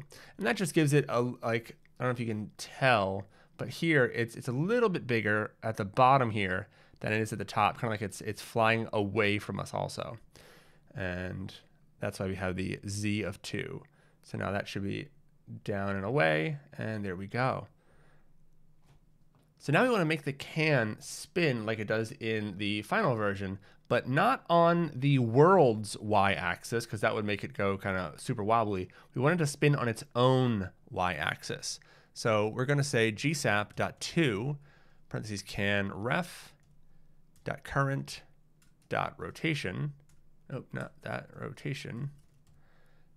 And we're going to pass it y is math.pi times 2. So we want it to go a full 360 degrees around. Duration, I put this at 1.7. If you want yours to be faster or slower, you can adjust it. Repeat is going to be -1. That's kind of a must-have. That means infinite. And ease is going to be none. And you can try it with any other ease, or just with that commented out if you want to see why we're doing that. But yeah, it's still a little bit wobbly. Yeah, it's a little bit wobblier than I might like. We'll work on that, but still, it is rotating around its own y-axis, so that is working. So let's actually update some values on our floating can. So come down here, open up the part here, and right after flavor, we can say rotation intensity. That's why we added these props, so we can customize it like this. It's going to be 0. Float intensity is going to be 3. Float speed is going to be 3. And we are set there. So now that rotation intensity was what was wobbling us and throwing us off a little bit. But now it's just kind of floating up and down on its y-axis, and it's looking a lot better. Let's add some quick comments just so we know what each section here is doing. So we'll say set initial positions. And then here, we'll say that this is the spinning can. And now underneath that, put a new comment that just says infinite cloud movement. Like that. And we're going to declare some more constants here. We're going to say const distance equals 15. And duration, const duration equals 6. And now we want to move our clouds off screen like our can and our word. So we will do that here. We'll say gsap.set parentheses array cloud2 ref dot current dot position comma cloud1 ref dot current dot position. And after that, we need our vars object, and that gets a spread get x, y positions, and we're going to pass in distance. Now, if you're not familiar with the spread operator, we're essentially returning an x and a y value, because that is what that returns. And so we're just busting it out of the object. Really handy. And now let's save that. And we see the clouds are gone. They are down, ready to shoot up and, make it seem like we're falling. So we want to move each cloud group up, but with different values. So we'll do the first one, and then we'll be able to copy most of it over.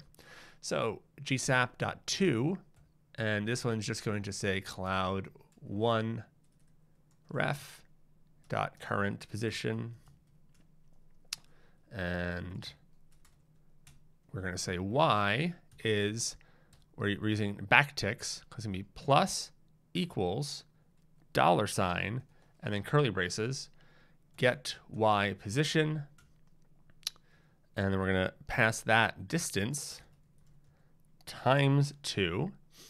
And now for our x, we can copy that line, but change every y. I have an error here where I put get xy positions. The autocomplete did not help me out. Well, it did its best. Get y position. Is that what it's called? Where's that function? Get. Oh, look at that. Get y position. Okay, there we go. So get Y position. Cool, that's fixed. And so change this to an X, change this to an X and singular. And instead of distance times 2, we want distance minus 2. Or sorry, distance times -2. Next, we're going to do an ease of none, a repeat of -1, and a duration of duration. There we go. All right, make sure you have a comma there, and it doesn't, oh, I closed that for some reason. That's weird, didn't mean to do that. There we go. Now, we see that if we save that, we have this one cloud group that moves up and to the left. Okay, not bad. We can do it to both. So grab this and paste it and change cloud 1 ref to cloud 2 ref. And now what we're going to do is we're going to put a delay on the second one. We're going to say delay is going to be duration divided by 2. And that way it will wait until this one's halfway up to start going the first time. And then after that, they're both going to loop and just kind of be in sync. So let's save and let's watch it work. So it's going to wait until it's about halfway up and then let's go. And now they're just going to be in lockstep. And you're going to keep doing this thing where you're never going to know that it is doing this trick. It doesn't look very impressive when you zoom out and do this. But when you're in the middle of this, it's pretty cool. Right? I'm zooming back a little bit so that you kind of get the effect because we still need to zoom on scroll, but yeah, you would never know. It's doing what doesn't look nearly as good once you're out. All right, we're going to create a scroll timeline now. So we can put that underneath our GSAP 2. So const scroll TL equals GSAP.timeline. And inside here, we need to pass it the object and say scroll trigger. Our favorite. The trigger is going to be the skydive component from over here. Wait for it. Oh, this is the hero. Wait for it. There we go. Skydive component. So it's the entire component that we're working with. So say trigger is going to be skydive. The pin is going to be true. So we're going to say, yes, please pin this for the duration of the animation. And then once you're done, let it go. And let me keep scrolling. So TRUE. We want the start to be top.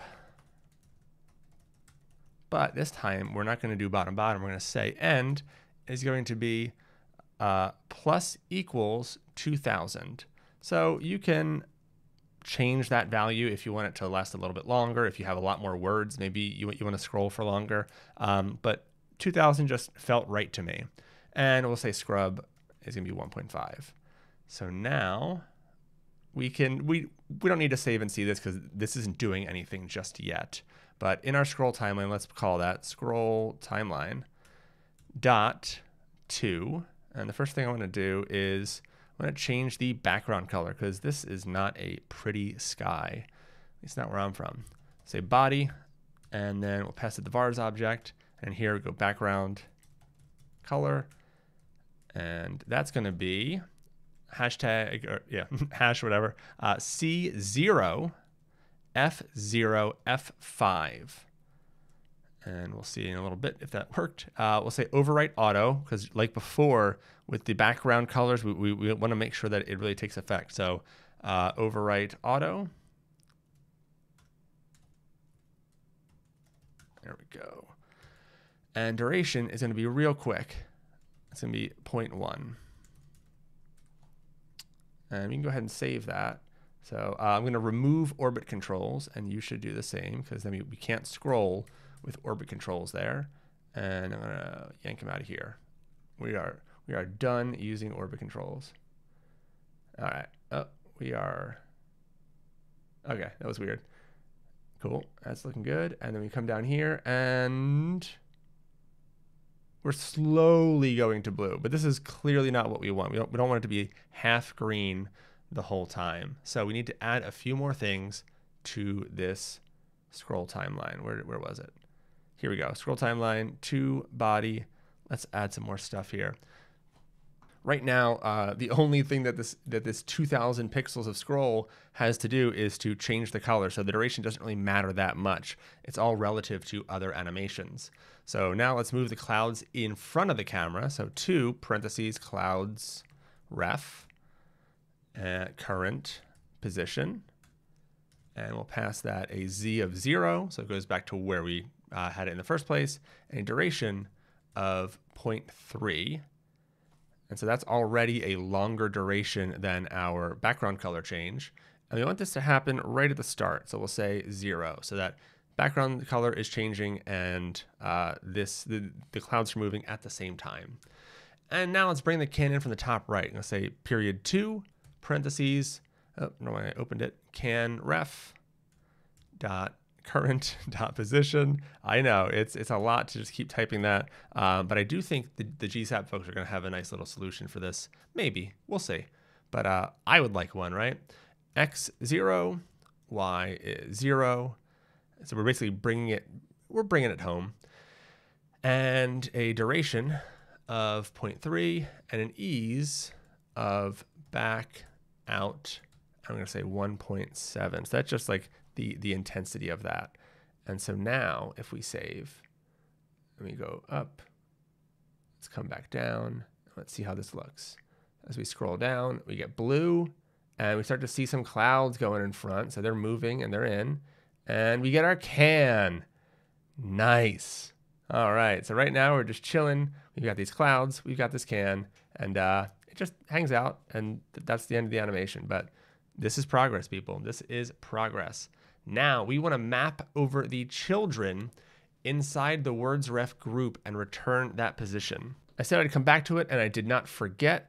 The reason why we did that weird map with words ref is because we needed to get a bunch of things inside of a group. We're not actually animating the group itself. We're animating its children. So that's why we did that map somewhere around here. I don't know. We're going to do it again, so I'm not too worried about finding it. So we want to say period 2, parentheses, words ref dot current dot children dot map. And we're going to do, oh, that went weird. Sometimes the autocomplete just thinks you're doing something completely different. We're going to pass it an arrow function, and we're going to do the same thing where we say word and then word dot position. All right. And if you can find yours, you can probably just copy it, but I couldn't find mine. Oh, I think it's up at the set. We set the initial positions. Yeah, right here. So sorry if I made you retype it, but pass it in object or a vars object. And in here, we're actually going to use a great GSAP feature called keyframes. A keyframe allows you to create complex animations by defining like multiple steps or, keyframes within a single tween. So keyframes, and this is going to take an array. So instead of writing separate tweens for each step here that we want these words to go on, we just get to do this 1, 2, and then in here we can say like, all right, first go there and then do this and then do that, just within this one tween, within a timeline. It gets a little bit hairy, but it's not going to be too bad. This is almost like a nested timeline kind of thing. So in this keyframe, we need an object. It's going to be a vars object. We'll say x0, y0, and z -1. So we want it to like go away from us, because right now they're down and to the right and they're kind of closer. And now we want them to come into the middle and like go into the distance. And then as they go up, we want to spread get XY positions. We're going to pass it -7. And we only get X and Y there, so we need to say the Z ourselves. And we'll also say -7. So we are pushing these words away, and we want to stagger this. So so after keyframes, have a comma after that bracket and say stagger, and that's going to be 0.3 is what I have. You can play with your values. And inside the 2, but after the object here, we're going to put a position parameter of 0 so that everything starts at the very beginning.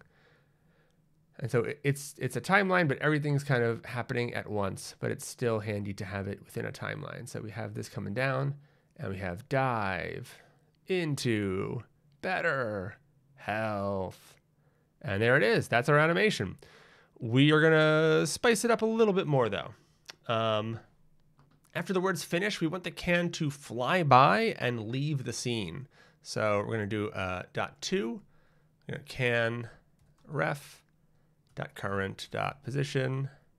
I need to make like a keyboard shortcut for just typing those two words. And going to have an object that we spread get XY positions past that number 4, because 4 is going to be it's a positive number, so it's going to move us in that direction. And have a comma after that. Say duration is 0.5, and ease is going to be back in 1.7. So it's going to kind of go backwards a little bit before going forward again. So that back ease is kind of fun. Yes, see how it overshoots and then it comes back? That's the back ease. Whoop, and I'm coming back. And then it's going to kind of rear up and get ready. And it's going to, there you go, boom, and it leaves. Awesome. Now we're not putting a position parameter there because we want it to happen after everything else has run. Now we want to get rid of the clouds at the same time. So we're going to say to clouds ref dot current dot position. You need to get sponsored by current position. Z is going to be 7, so we're going to move it back, behind us, and a duration of 0.5. And for this one, we also don't need a position parameter, so we can just let it happen. So we're up here, we're living gutsy, and then we want to fly through the sky a little bit, dive into better health, and then let's get out of here. And then we are cloud free and can free. So the only thing is, I don't love this right now. It's fine, but we can do kind of a simple thing to make it a little bit splashier. So remember I told you to keep the floating can open. If you didn't, it's fine. You can open it now, but we're going to put a light inside the can. So point light, and let's say intensity is going to be 30. Color is going to be hash 8C0413. It's going to be a red because we have the cherry here. So, and let's say decay is going to be 0.6, and then close that up. And now we should see the difference. Let's come down to our, see how these clouds, they take on a little bit more depth now that this light is there. And even when dive comes, it's kind of dark down there, but as it goes by it gets lit up. So that's kind of cool. At least I think so. If you're doing a different flavor, you might want a green light or whatever. I just wanted to kind of feel like it's affecting the things around it, right? So I don't know. I like that effect. If you don't, you can drop it, and you might just want to shine some more light on those words in some other way then. So that is it for skydiving. I hope you got your license or your permit. I don't know. What do you need to skydive? Can anyone do that? Well, our soda can. And great job. We're going to make our carousel next. Let's get into it. All right, the rumors are true. It is time to make our carousel slice. Let's check it out first in the website. Scroll down. This is the carousel. So we have our buttons, and we're going to change textures and spin this can around. We have the cool wavy circles in the background. So for this, we only really need a couple of fields. I'm just going to use this choose your flavor and this down at the bottom, because the flavor here isn't something that we want to put in Prismic. You could put all the labels and all the flavors in Prismic. I think I mentioned this before as a custom type. We're just not doing it for this course so that you don't have to enter a bunch of data in Prismic. But let's go ahead and create this. So we're going to go and make our carousel slice. We're going to open Slice Machine, create our new slice, create, and we will say carousel. And let's update that screenshot. I've got it right here. And that looks great. So we have a screenshot. Now we have some modeling to do. We're going to add a field. We're going to add a rich text and call it heading. And we're going to narrow that down to just be an H2 that does not allow multiple paragraphs. And then we're going to do, I call it price copy. I mean, it might not make sense, but copy is like text on a page. And it's like, it's not exactly a price. I guess it's more, I don't know, right? Like the 12 cans. So I don't know, that's what I called it. That's what we're going with. We're going to go with paragraph, and we don't need multiple paragraphs. So I'm just going to say done for that. And then we want to add it to this page and select existing, carousel, add. We should be able to just go ahead and push that up. And there we go, we're set. So we're going to add that to our home page now. If we reload, we should see our skydive component, although it's not going to be, yeah. So the yellow background here, once again, it's going to be yellow because we have to scroll to make it blue, right? So our skydive component isn't going to be the best preview here. But like I said, you can always have some logic in there that detects whether or not it's in Slice Machine, in Slice Simulator, and instead just puts in an image like the screenshot as a full-size fixed image on the component. Just figured for this, we're just not going to bother. We're going to add the carousel though, and for the carousel, I think it says choose your flavor. It does. Choose your flavor. And I'm going to say 12 cans. You can mark your price if you want to, undercut me and sell yours for 12 bucks. Go for it. We're going to save, and we are going to publish. And now we're going to build it out and animate it. So let's come back to our Fizzi site. Remember, reload twice. And let's go all the way up and grab those colors. Nice. All right, so we got placeholder component for carousel. Let's get to styling, or building out that slice. So open it up.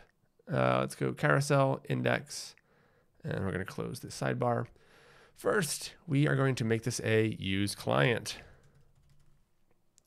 And we're going to start by pulling in the flavors object from our, I forget what I call this, like the resources doc. Have a flavors here. So it's like a variable inside index.tsx. So just go ahead and grab this. I didn't want to make you type all of this. So we're just going to grab that, hit copy, and we can pop that right below our imports. So I'm going to paste flavors in there, and it says, I don't know what soda can props is, man. What are you talking about?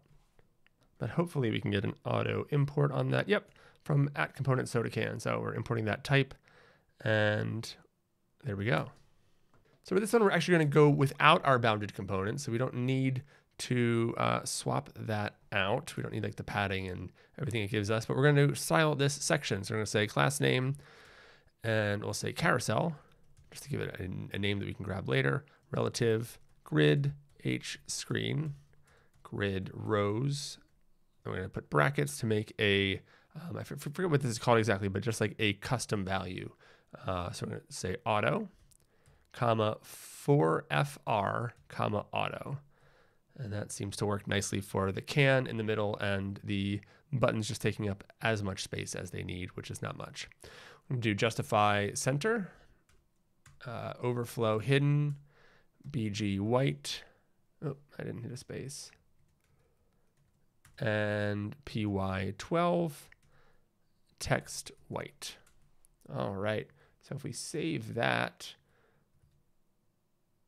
we should see this white area, and all our text is white right now. So we're not really going to see any of this right now. We're going to make a background div on top of that white though. So go ahead and you can keep the placeholder text there still. But I'm going to say period background, hit tab, and we can actually make this a self-closing div because it's only to exist as like a background. And I'll show you why we are doing it this way in a second.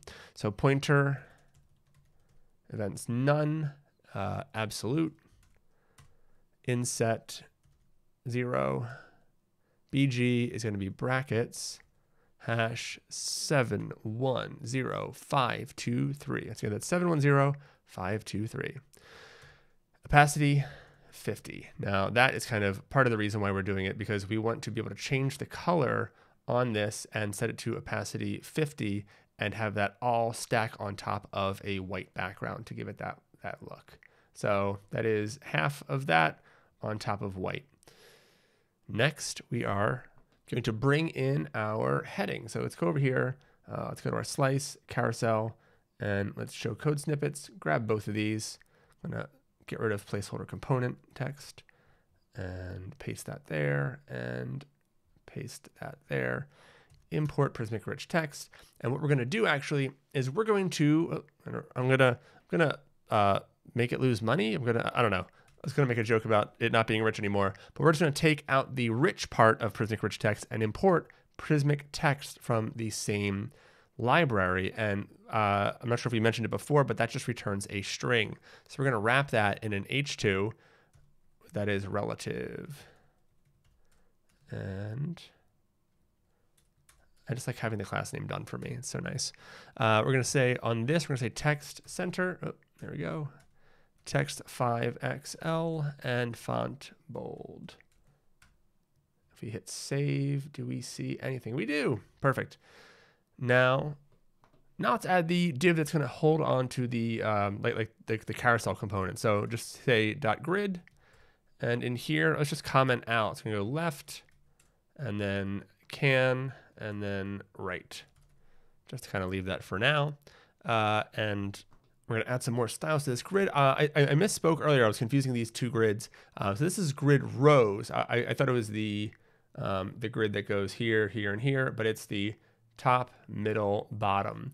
So that is the auto 4FR auto. This one is going to just be auto, auto, auto. So grid calls, let me just double check. Yeah, so grid calls auto, comma, auto, comma, auto. Make sure you don't put any spaces, otherwise this will not work. And I'm going to say items center. And I save that. Nothing will change, but we want to bring our can in. Let's go ahead and do that. Now, unlike other slices, we're going to do our whole scene right here because it's not really that complex of a scene. So underneath can, we'll add our view, and import that from dry. Class name is going to be aspect square. And that's going to make sure that it has a 1-to-1 aspect ratio. It'll always stay square, and we'll set the height to brackets 70 vmin. So that will go off of the smaller of the width or the height, and it will take up 70% of that smaller value, or it'll be the size of 70% of that smaller value. Next, we're going to say min height 40. And that view, we're just going to close it and open it up. And inside here, we're going to say floating can. And float intensity will be 0.3. And rotation intensity will be 1. So not the most intense. I don't want to distract too much from the, I don't know, the like sales aspect of it, I guess. But before we save, we're just going to grab a handy dry helper called center. So we're going to pop that there and wrap it around floating can. And here for center, we're going to say position like that, and brackets 0, 0, and then 1.5. Oh, scroll down. And there we go. We have our dark, mysterious can. This 1.5 just shifts it. I think it was like a little bit far back before. Yeah, so I just brought it forward. You can adjust yours, but this will probably work best. I've been tweaking lots of numbers. Now we need an environment for some lighting. We can just do that right inside the view here. So we'll say environment and files equals slash HDR slash lobby.hdr. And we're also going to add environment intensity. That'll be 0.6. And environment rotation. So if we don't like the stuff that's facing us, we can actually spin the environment and make it so that like, oh, that light is now facing the way we would like it to. So we're going to pass that an array. I'm going to say 0, 3, 0. And you can toggle that on and off and see if you like my choice. If you don't, get rid of it. Do your own thing. And that's looking pretty decent. It's a little dark, and I did that on purpose because I want to add a directional light now for a little bit of punch. I didn't like the way it looked with just like 1 or 1.5. It seemed better this way. So directional light intensity is going to be 6, and the position of it is going to be 0, 1, 1. And save that. There we go. So we get some nice highlights up there. Not as much down there. We don't really need it, but that's looking pretty good. All right, we'll add the text at the bottom, you know, the price stuff. I'll comment that out for now. We'll add that once we have some functionality, and I want to do that right now. Let's get some functions going. No, let's make this actually do something. Let's add some buttons. Let's make them clicky, you know. So at the top, we need to use state. So we're going to say const square brackets current sorry, I'm used to autocomplete. We need to type this one ourselves. Current flavor index, and then set current flavor index. And so that's going to keep track of where we are in our carousel. So as we move backward and forward, we're going to move through this index. And we'll say use state. Import that from React, and we're going to set that to 0 to start with. Excellent. Now let's make a change flavor. So I'm going to say function change flavor, and this will take an index, and that'll be a number type. And I'm going to open up our curly braces and say const next index is equal to parentheses index plus flavors dot length, and we're going to say modulo, or the %, modulo flavors dot length. And so what that does is, by using the modulo operator, we keep the next index inside the bounds of the number of flavors, because this will divide by the length, and if there's a remainder, it will return that remainder. But if it's like this is 4 and the length is 4, it will return 0. So this is a nice little way to keep it within, so we don't go to like an index of like 12 and there's not 12 items, and then we get an error. So now just underneath that next index, we want to call our set current flavor, and we are going to pass that the next index like that. And so now let's create some basic buttons that change the flavor. Because of the transparent background, we'll need like a Z index thing on it, but don't worry about it. We'll handle it. So I'm going to create a regular button, lowercase b. We're not importing the button from before. Button like that. Say on click, and we're going to have an arrow function that gets called when this is clicked. We'll say change flavor, pass that current flavor index plus 1, and then we can, and we'll close that, but inside we'll say left.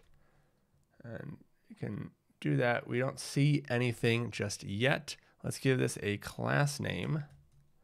And we're going to say Z is 20. There we go. That brings it up for some reason. I think it's part of the opacity in the background. Don't worry, it's not going to be a problem later. But we want to add our flavor to our floating can. So before the closing tag, say flavor. And we're going to pass that flavors like that, and then we're going to use the index that we have, the current flavor index, and then dot flavor. So let's see if we're getting anything from this. If we save that, there we go. We are getting a color changing can. Now, it's not going to look very cool for a while. It's just going to look like, you know, it's just changing in an instant like that. We will add that spin so it has a little more style to it. So let's add a button for the right as well. So copy this button, and where's our other comment? Oh, it's all the way down there. Oh yeah, because the view is kind of big, but it's not that big that we need to like have its own component or anything. So only thing we're going to change is the -1 for current flavor index. So, and we'll change the word to right. So now if we go to a strawberry, we can go back to watermelon to strawberry. Nice. All right, now let's add the text at the bottom that I promised you. That's going to update as the flavor changes. So we can uncomment out that Prismic rich text. But we're going to make one div that goes around it all. So we're going to say period text area, and we're going to open that up. I'm going to move the Prismic rich text inside of it. Get some more styles on here. Relative, MX auto, text center. And then inside here, we want a div wrapped around a paragraph. So first, the div, we're going to call it period text wrapper. And inside, we will put a paragraph. And inside there, we're going to put current. We're going to say flavors. And then brackets, just like we have, where is it? Here. So current flavor index. And then we are going to pass that the name. All right, so let's give this text wrapper a couple more styles. Text for XL and font medium. That's how you spell font, medium. And underneath that, although we can probably save it now. Yeah, there we go. We're getting some traction, looking good. And underneath that, we're just going to wrap this Prismic rich text in a div as well to give it some style. So I'm going to say period MT2. Tab on that, and there we go. Text to XL, font normal, and opacity 90. And that's just going to make it, not stand out as much as the strawberry lemonade title, but it's still readable. It's still there. So now our carousel works, but it is pretty ugly. Let's start by making our buttons prettier. So we are going to grab a component from the resource doc. I'm going to open up over here to create a new component for it, because we're going to grab arrow icon.tsx. And so let's come to our resources. You can see we have a couple here. I'm going to grab arrow icon first, hit copy, and paste that in. This is really just an SVG made into a React component. As you can see, it is very simple. And actually we are only going to use this in the carousel. So take it out of components, drag it to your carousel. Just makes more sense to co-locate it because we're only using it here. So now that it's here, let's go back to our index and we need to pull it in. But we're going to pull it into a new function. We're going to create a arrow button at the bottom. So say function, arrow button, and I'll say parentheses, and then we'll destructure our props. But I also want to, finish with the whole function thing, and then we'll return that button and change flavor. Don't worry about that. We're not going to need that in a second. But what we do want to do is create a props type. So we're going to say type is arrow button props. And first we're going to say direction. That's going to be, that's optional, and it's going to be a string of either right, and then this is a union, so it can be either right or left. That's all it can be. You can't do up, down, left, or right. We're not giving those options. So next we're going to do a label, and that's going to be a string. And last, we're going to need an on click, and that will be a arrow function that just returns void. I think we talked about this already. So we have our arrow button props. Now we can come down here after this object, say colon arrow button prop. So now we're going to get a little bit of help with autocomplete here. So if I hit control space, I see my three options. Pretty cool. I'll bring in label. I will bring in on click, and I will bring in direction. And I'm going to give direction a default. I'll just give it right. Doesn't really matter, but might as well. So on click, we're going to remove this function and just say on click like that. And we can go back to our Fizzi, and I'm going to swap out arrow button for these buttons. Where were they? So I'm going to swap button for arrow button, and the on click, that is going to work. Wait, what is it? It's upset that it doesn't have a couple of things. So on click is not assignable. Right, it's saying I don't mess with children. Please don't give me any children. So we're gonna get rid of that, and it's already happier. It doesn't want a class name. We are not taking that, but we do need to give it a direction and a label. So we're going to say, because this is the right button, we're going to say direction is right, and the label is going to say next flavor. And we can copy this, bring it up to our other button. We're going to say +1 here, and we're going to say previous, and direction is left. If we hit save, I think we're still saying the word right down here. Yeah, so we got to change that to label. Ironically, it was wrong. So it says previous flavor and next flavor. Don't worry about that right now, because we're going to hide that for the nice arrow, but we want to keep that for screen readers. So let's style this button. We've got a lot of classes to add to the Z20. I don't think we even need the Z20. Let's delete the Z20, and if it comes back, we'll save.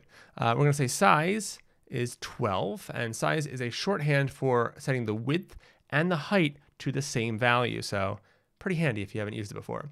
I'm going to say rounded full to get that beautiful circle look. Border is going to be 2. I'm going to say border is going to be white. And sorry, I lost my place. BG is going to be white/10. So that puts a white background at 10% opacity. See how it gives us the RGB and then just 0.1. So that's a nice little shorthand for adding opacity to a color. We're going to say P is 3, padding 3 all around. Opacity is going to be PACITY is 85. We're going to say ring white. Focus : so this is when you are focused on this button.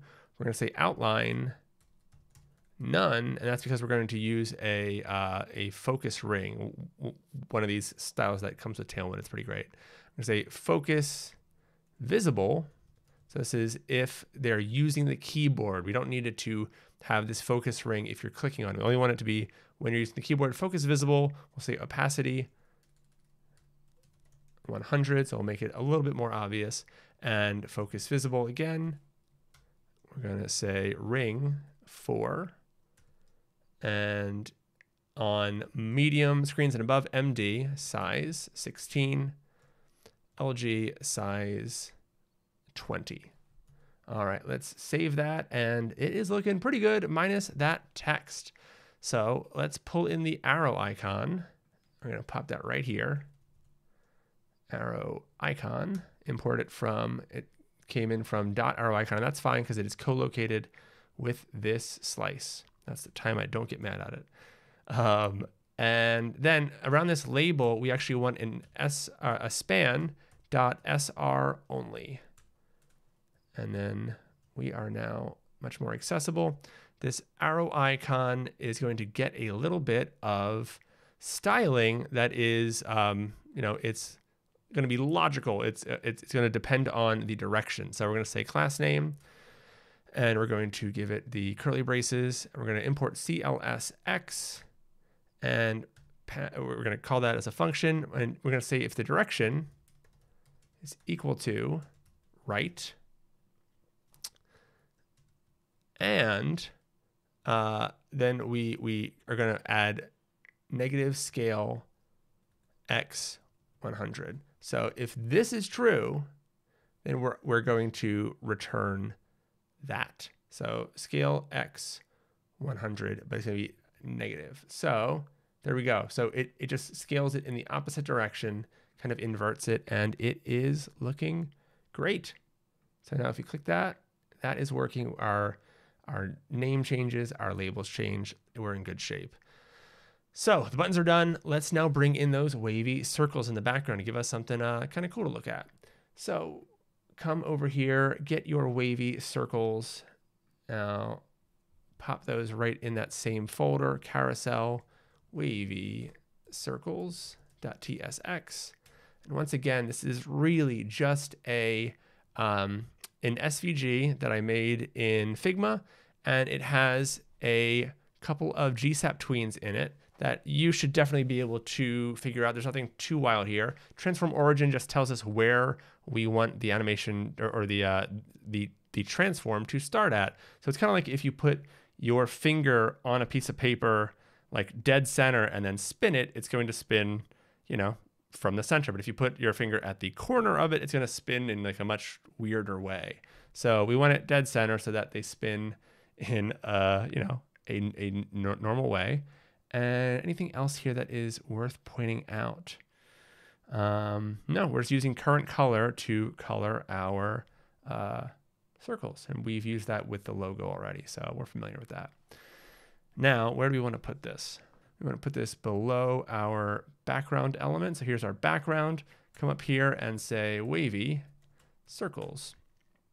And we're going to actually style this kind of custom for this component. I don't like putting these sorts of styles in here just in case you want to use this somewhere else. I keep saying, like, please build on this site, make it cooler, do whatever you want with it. If you want to put these wavy circles all over the place, go for it. Let's style it here now, though. Class name is absolute. We're going to say left is 1/2. Top is 1/2. We are doing a nice little absolute centering trick. H is going to be brackets 120 vmin. So we're going to make it bigger than the smallest side by 20% bigger, so 120%. Negative translate x 1/2. Did I type that right? I did. And then negative translate y 1/2. And last, we're going to say text is brackets #710523. And that's just going to set a value for right now. You can see that it is the same as our background. We're going to be changing that with GSAP in just a little bit, but that's looking really good. Now we just need to animate the transition inside the change flavor function, because this happens a little too quick and our background doesn't change color. So we're going to spin the can super fast that you won't even notice the texture switching as much. Well, yeah, you might still notice, but it's going to seem like it fades rather than has this sudden swap. So we want to go up to the very top, and above flavors, we're just going to set a constant up here. So we're going to say const spins on change. And we're going to set that to 8. That seems to be a decent number, and you can tweak it later. I'm just going to stop saying that because, you know, I know you know. So inside carousel, we have our state. We have our change flavor. In, just under our state, we're going to make a soda can ref. So const soda can ref. I'm not sure why I called it a soda can ref. It's the first time I'm doing that, right? It's always been can. Use ref, and we are going to use a group and then null. Let's import that group from 3. All right, that's happy. We're going to add that to the floating can. Where is it? It's right here. So we're going to say ref equals floating, soda can ref. And then in that change flavor function, we want to return if there is no soda can ref. So if no soda can ref dot current return. Just a nice little check so that when we go to work on this later, it doesn't say, hey, that might not exist. That's how we check it so that TypeScript is happy. Now let's import GSAP up at the top. We don't need scroll trigger for this one, but we do need GSAP and use GSAP. So import GSAP from GSAP. And I keep doing that. Import use 3. Sorry, no, not use 3. Use GSAP. So many things that we're doing in this course. Just like that. And then GSAP.register plugin use GSAP. All right, we're set there. I'm going to just quickly reorganize a little bit. Quick tidying up. Call me the Marie Kondo of code. Or don't. It's completely fine. And then the components of soda can props. Let's grab that. Oh, I'm going to put it right next to here, and we will shift it down. And that's a little bit more organized. All right. Lots of things to pull in here. We're very busy. So actually, you know what? We don't need use GSAP now that I think of it. So I just made you do it for the heck of it. So we can remove use GSAP and we can remove it there because we're going to be calling it inside of a function. So this function won't run before there is something on the screen to call it. So we don't really need to worry about that. So under next index, it's fun to say, we're going to say const TL equals GSAP.timeline. I'm going to create a new timeline, and we're going to start off by saying TL.to, and we're going to grab the soda can ref.current.rotation, and it did that autocomplete thing again. And after that, we need the vars object. We're going to say y is, and it's going to get a little bit tricky, so just prepare. So we need to check, and we're going to do a ternary here. So if index is greater than the current flavor index, then we're going to go one way. But if the new index is less than the current flavor index, we're going to go another way, right? So this is how we're going to figure out which direction we spin. So we're going to say index greater than current flavor index, question mark, and we can actually move the question mark to a new line. We're going to do backticks minus equals $, curly braces, math.py times 2 times spins on change. So we're going to go, negative 8 rotations is what we're going to do if that is the case. But if it's not the case, if index is smaller, then we need to do the opposite. So I'm going to grab this again, and I think it's just going to be a plus here. Just go the opposite direction. So it wasn't too bad. I probably freaked you out for no reason. Because the ease is power to in out. And last, we don't have to say it, but duration of 1. Sometimes I just like to clarify so that I can see. And we're going to do something else that might be unnecessary. Just put a position parameter that is going to start at 0. If we ever move this around, it's good that we just lock that in, that's going to start there. Next, we're going to chain another 2 on there.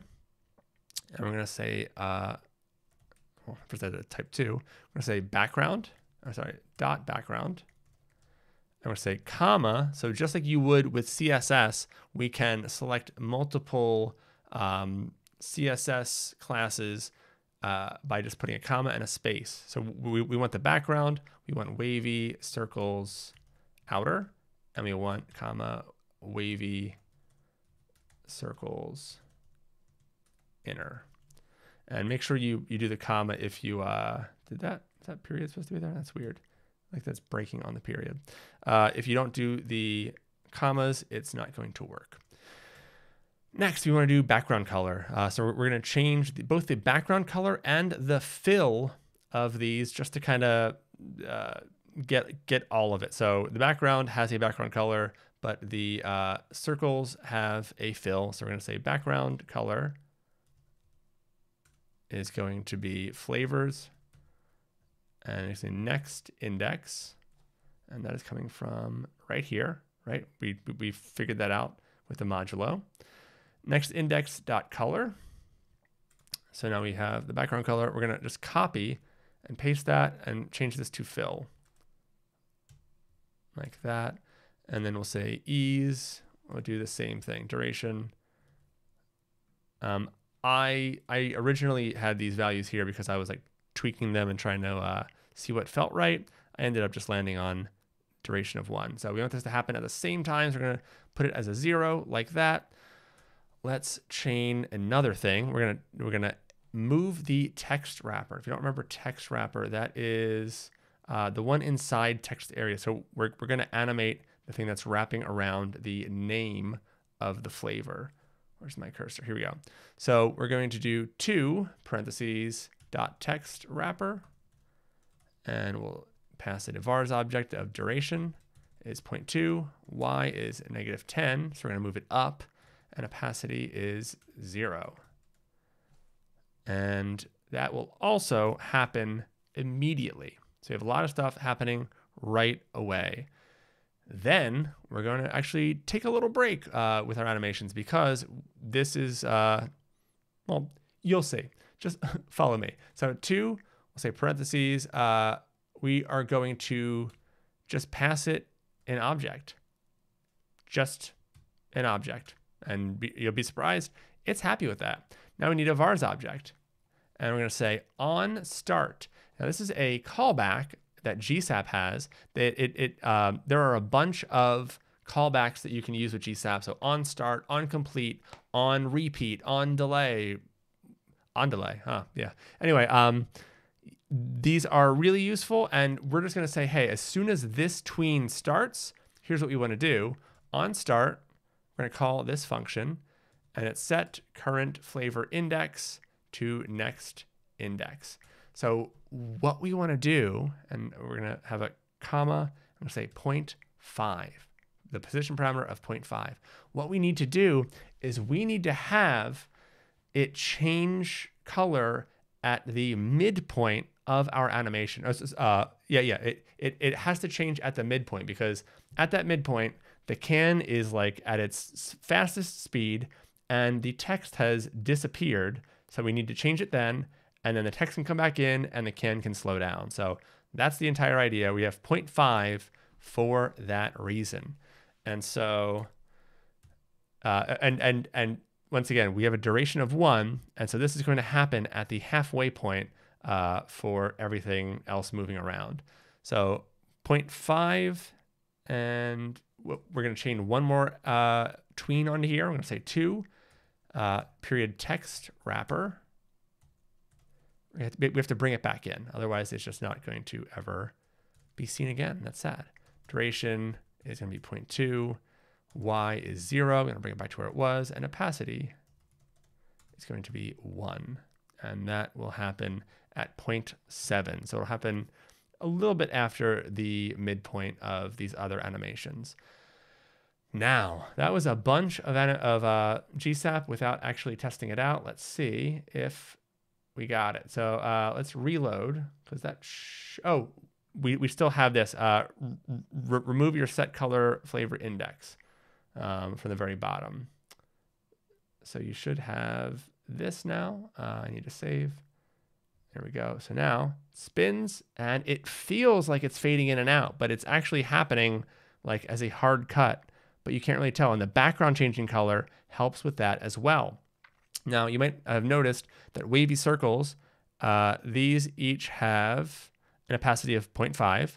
And 0.5, and remember our background has an opacity of 0.5. So basically what we're doing is we're taking one color and stacking it 3 times on top of itself until it gets like nice and dark to what it kind of should be here in the center. So just a fun little trick that we're doing to, I don't know, I like it. And that way we don't have to come up with a whole color palette. We're just using, I think as a tint is the right word. But yeah, I guess we could talk colors all day.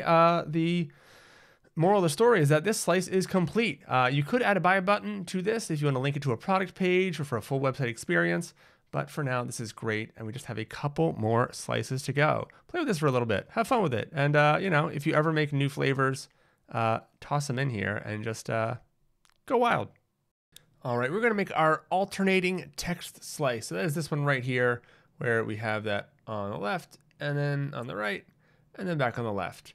Now, we want this slice to be able to take as many intersections, like these different, paragraphs with heading and copy, as our editors want. So we're going to use repeatable groups. It's a Prismic feature, and a responsive GSAP timeline that makes a tween for every section that we add there. So we're going to open Slice Machine, make a new slice, name it alternating text, and we're going to add the screenshot. Let's do it. Create, say alternating text. Hit enter. We're going to update screenshot. I've got the screenshot over here. Dropping that in, and we're looking good. Let's model this out. So, like I said, we're going to add a group, a repeatable group. It says a set of fields that editors can repeat. So we'll see it in full effect once we push this up to Prismic, but you kind of get the idea of like we're gonna want it that to repeat text group. So we're gonna call it, and we're gonna add a field in here, not up here, but in here to the group itself. Add a rich text and say heading. That's gonna be an H2. You're used to this song and dance by now. And then we're gonna add another field. It's gonna be rich text, and I'm just gonna say body. And you know, I'm gonna be so generous. I'm gonna give them paragraph and bold and italic and multiple paragraphs. Let's just give it all to them. So we have our fields. Let's add it to our page type. And if you add other page types, you can also add it to them. Slices can be added to as many page types or custom types or whatever that you need it to be added to. So add it there, and then our changes should reflect the page and the slice. So go ahead and push. And we're going to add the slice and enter content from the resource doc. So I'm not going to make you type out all of this stuff.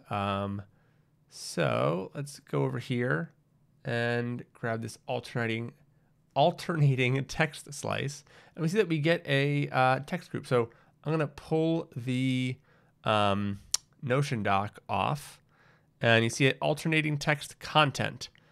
So yeah, go ahead and open that, and we're going to copy and paste in gut friendly goodness, paste it into the body, and now we're going to add another item. So we can add as many of these heading body combinations as we need to. We're just going to do 3 for this, but if you want to, like, you know, have them scrolling all day, that's your thing. Do your thing.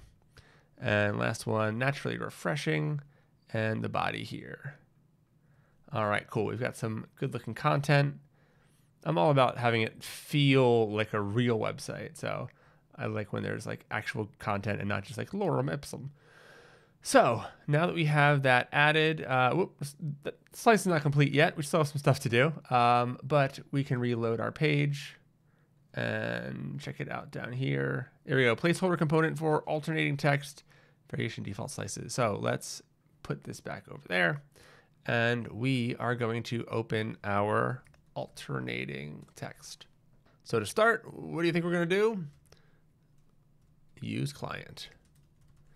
Anytime we're using these animations, we just got to do it. This time we are going to swap out section for bounded and make sure it finishes the autocomplete down there. And we are going to style our bounded component and say class name is going to be alternating text container, and relative text sky 950. And that's all we need on that. So inside, let's wipe out this placeholder. We're going to create a div, and it's not going to have anything on it, but inside that div, we are going to have a dot grid. So open that up, and then on that grid, we also want to put relative. All right. So now our view is going to go right here, but right now I just want to work on the HTML. So just put a view goes here, comment, so we know to come back for it. So now we need to map over our groups. So we go to alternating text, come back here. Let's check out the code snippets. Here we see slice primary text group dot map. So go ahead and grab that. I'm going to put that right underneath where the view is going to go. And then so inside, we're going to render a div. Oh, it doesn't, it gets a little funny. You can't do the autocomplete inside these sometimes. And div. All right, now it's happy. Give this div a key, because when we're looping over things like this, you have to do that. So we're going to say key is as text, parentheses, and let's import that from Prismic client. As text is going to be item.heading. And now it's happy. That's our key so that we, so that it has a unique value. Now we can get our other 2 snippets. We have our heading and our body. We're going to grab that first one and give them a lot of space. We're going to put a few more elements in here. So kind of like spread them out. And this one, and import your Prismic rich text component. Cool. So let's add some styles to this original div with a key on it. say class name.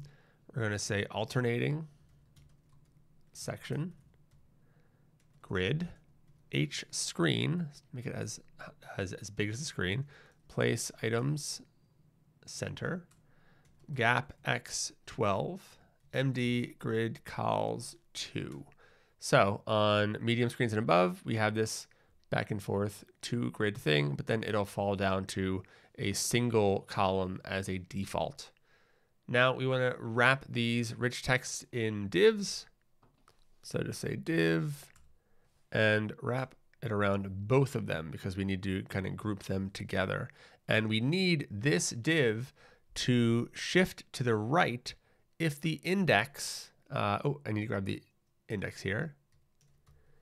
If the index is an odd number. So every other, we need to shift over to the right. So we're going to say class name, and we're going to give it an object and say index modulo 2 equals, or sorry, triple equals 0. So if the index modulo 2 returns nothing, returns 0, then it's even. And so we're going to say col start 1. But if not, then it's odd. I'm going to say medium screens and above, col start 2. And so if we save that, let's see if we're getting anything here. We have it on the left. We have it on the right. There we go. It is already working. Obviously, we're not styled, but it's already going well. So we're going to change this Prismic rich text. We're going to break the bank. I don't know. We've got to come up with something for that. Just make it into a string. We're going to do our own h2 with, let's say, .text balance. And wrap that around Prismic text. Add a couple more styles. Text 6XL and font bold. Let's see how that looks. It looks beautiful. One more. We have the Prismic rich text. Wrap this in a div. We're going to say period mt for period text XL. I love chain and stuff. We're already done styling that. Amazing. I love it. Our component is built and styled and can take as many of these sections as we need to. So now let's bring the can in by creating a scene, not in the carousel, here we go, in alternating text, scene.tsx. We're going to go with tsrfc, love it, and we're going to set up the use client at the top. And we're going to add a group instead of this div. And inside the group, we want to have a floating can and an environment. And we're going to give the environment that lobby, so files equals /hdr/lobby.hdr. And environment intensity, we're going to say 1.5. Close that environment. And we're going to give the floating can a flavor of strawberry. It should complete it for us. Strawberry lemonade. Perfect. So save that. And we're going to add this scene right where the view goes here. So we need to first add a view. So view, nope, not view helper. View from dry, yes. And then inside here, we're going to do the scene from .scene. And we shouldn't have to pass anything. So we should, no, we don't see it because this view doesn't have any size to it, right? So class name, we're going to say alternating text view, absolute left, oh, absolute left 0, top 0, and height is screen, and width is full. Now if we save there, perfect. We have an absolutely positioned can right there hovering. It's not moving with us though. Scroll trigger is going to take care of that for us. So let's get our animation like ready by, you know, giving it something to grab onto. Const can ref equals use ref. We import it. We pass it a group from 3, and it is null to start with. And then we're going to put that can ref on our group. All right, that looks good. And now we also want some colors here. So we'll say const bg colors. These will, you know, I think you'll figure out what these are for. And we're going to say hash FFA 6B5 for the first, hash E9 CFF6, and hash CBEF9A.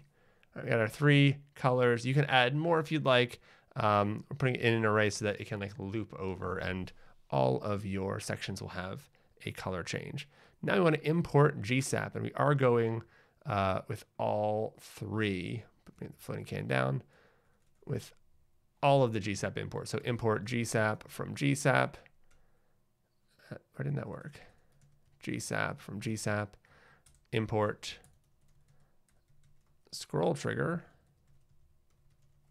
from GSAP/scroll trigger, and import use GSAP from GSAP React. What is this upset about? It's declared but value never read. Oh, it did it twice. That's interesting. All right, we got our imports, and underneath that we need GSAP.register plugin and scroll trigger. Nope. And use GSAP. There we go. All right.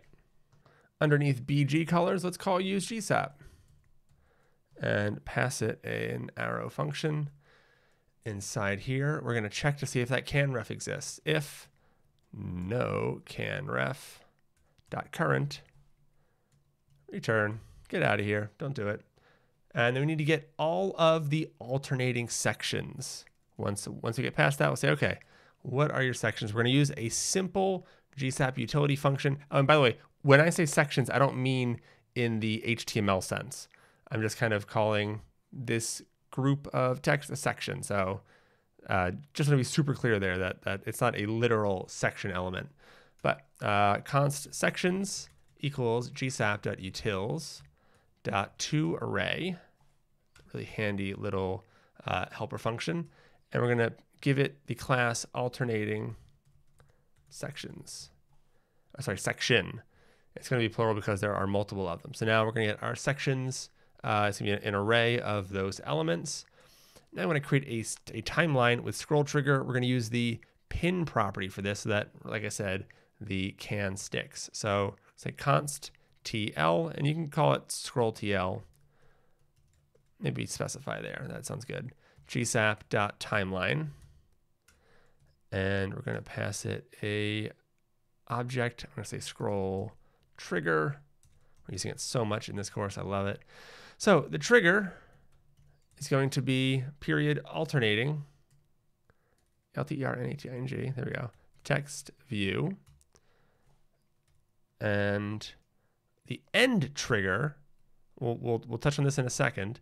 And maybe we should do markers for this to really see it. End trigger is going to be dot alternating text container. And then we need to see pin is true. Start is going to be top, top. And end is going to be bottom, bottom. There we go. And scrub, for this, we're just going to say true. It's going to be the same as us passing the number 1 there, because that is the default. Now that we have this scroll timeline, let's put it into effect. Wait, actually, I was going to fall into old habits there and just start doing scroll timeline.to, blah, blah, blah. But because this component can take any number of sections, we need to loop over each and add tweens to the timeline for each one. Like if we only have this section, we just need the 1 tween. If we have 12 sections, we need 12 tweens. So 12 tweens, just fun to say. So we're going to do a for each over the sections. So we'll say sections dot for each. And this is going to take an arrow function And inside here, we're gonna say underscore because we're not going to use this actually. We don't need the section itself. We just need to add a tween. I'm gonna say index because we're gonna actually use that. And we're gonna skip the first section because the can is already in, well it's gonna be already in a good place for that. So we don't need to animate it to anything. And if there's no can, we wanna stop. So grab this if no can ref current. For some reason, once you go into the sections for each, it wants to be sure of that again. So check for that, and also check if index triple equals 0, return. You could combine these into one, but I think, I don't know, for me, it makes it clearer that we're not checking for the same thing here. Then we're gonna make a simple isOdd variable. So const isOdd index modulo 2 is not equal to, so exclamation mark double equals 0. So if it's, yeah, that will be true. If that's odd, it's going to be true. Then we want to start our timeline in here. And by start, I really mean we're going to add a tween to the scroll timeline that exists. So I'm going to say scroll timeline dot to parentheses can ref dot current dot position, and we're going to pass it a vars object that has ease. Actually, let's do the x first. So x is going to be checking for is odd question mark. So it's gonna be a ternary, and if it is odd, we're gonna go -1. So if it's odd like this one, we want to shift this to the left. So x is gonna be -1. But otherwise, if it's even, we want to shift it to the right. So we want to move over there. That makes sense. Then we want ease is circ in out. That's just the ease that I liked for this, and a delay of 0.5. And let's see what else we're going to need there. Well, first let's save it. And we should see, if we reload, yeah, it shifts back and forth. It'll stay in the center here because we haven't like placed it anywhere. But we can actually do that on the group itself. So let's do that. Say rotation, position. And we could do the full array, but I also want to show you the shorthand. You can say position hyphen x equals 1. And now, if we save it and it does the thing, there we go. So it's, oh, no, I was all at the bottom. So it'll start there at position x1, and then it'll shift over and shift back. Nice. So I also want to make it kind of like turn towards the words that it is next to. So let's add a rotation here. Rotation y is going to be -0.3. So I'll turn it a little bit towards the camera then. So let's add that little rotation trick to our timeline. I'm going to grab this too and try to reuse as much of it as I can. I'm going to copy and paste it, and can ref current rotation. And instead of x, we're going to change the y, the rotation on the y. And we're going to check is odd. And this first value is going to be 0.4. And if it's even, or if the second value is going to be -0.4. We're going to have a delay of 0. You can just get rid of the delay, really. And our ease is going to be back.in/out. Like that. And this is going to happen at the exact same time as the previous item before it. So we can use this arrow or this pointer to say, hey, whatever they're doing, I want to do that. So make me animate at the same time as them. It's just another way to like link these two together. So these would be running at the same time. We're going to chain one more animation on here. We want to change the background to one of our background colors. So we're going to say .to, and we're going to pass it. I'm not sure I opened that up. Pass it alternating text container. And in our vars object, we want to say background color is gsap.utils.wrap. Now, wrap is a really cool little function in that it will, let's see if it has a description. Yeah, returns the next number in a range after the given index, jumping to the start after the end has been reached. So if we're wrapping around red, green, yellow, by giving it a number of 5, it's going to give you yellow back. So it just keeps going around and around, and it'll return the right value for you. So we're going to say BG colors, and then we're going to pass it index. So we're always going to just kind of keep going in this order forever. And that takes care of our background colors. Let's reload and see how that goes. Oh, I have a little fast. Let's see.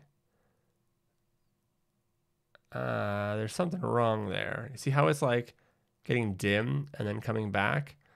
We're definitely doing this on the wrong div, or we never styled this to start with a color. Maybe that's what we need to do. Yeah, so let's go to our index, and right up here in alternating text container, anywhere you want to put it, it'll move anyway. BG yellow 300. So let's give it a starting state, and hopefully that gets rid of that issue on reload. So we get green, purple, and yellow. Cool. That looks a lot better. You see how I could kind of tell like that dimness was just not right. So much, much better. So now this is looking pretty good. Only problem is that on mobile, the can refuses to leave and just kind of hangs out. So we're going to borrow that technique that we used for the hero, and we're going to grab isDesktop and check if that is there before we render that view. So I'm just going to pull const isDesktop. I'm going to grab this line 31 for me, and bring it into my alternating text right here, and import use media query from @hooks, and then I'm going to use this isDesktop and parentheses, and like that. We only render it if it's on desktop. If it goes below a certain spot, that should be working. All right, let's see what's going on. Oh, that's what I meant to do. It helps to look at the right site. I was looking at the, whoops, all over the place. I was looking at the live site. Of course, that's not going to work. So coming down here, and we need to find a size where it is good to have it around, because right now, yeah, that looks pretty good. It got a lot brighter. Is that just me? Am I imagining stuff now? It might be fine, actually. So now if we go smaller, remove child on node. So because we can sometimes get a error that we are removing a child that is not actually part of that because of the whole views thing that we're doing, we're going to move it over to the hero. So take your isDesktop and plop it over, oh no, sorry, not the hero, the scene, my apologies. So we are going to import our use media query here. I'm going to be using this isDesktop with the min width 768 over here. We got a couple of things we want to touch. So first off, if it's narrower, we want the position X not to be 1. So we're going to check isDesktop, ? If it is 1, if not, put it right in the center. Let's try that. Not sure what size we need to get to. Oh, but it's that one's not going to work because it is, there we go. That the animations are still going to take hold, so that's why we need to edit those too. But now we have a nice centered can. We'll take care of the text in a little bit. And next, yeah, let's actually come up here and do that. Let's figure out this X value outside of here. So we don't want to add another ternary here. It'll get really, really hairy. It'll be tough to reason about. So let's say const X position equal to is desktop, If so, then we can copy this and put that in there. Otherwise, we want it just to stay in the middle, and the float should be fine. Oh, but the middle is 0. All right, so that should work. Let's see how that goes. And we reload it. Come on down, and yep. And so it's just rotating. Let's make sure it still works on desktop. It does not. Here we go. There we go. It does. It just might need some help being reactive or responsive when we go between. That should be taken care of in that hook, but maybe because this is set already. So let's recall use GSAP if isDesktop changes. Okay. So at the end of use GSAP, we want to pass it another object and say dependencies, say isDesktop. That way, if that changes, our animations will be reprocessed, and it'll make a new timeline that keeps things in the center. See, it just did it. I thought it did.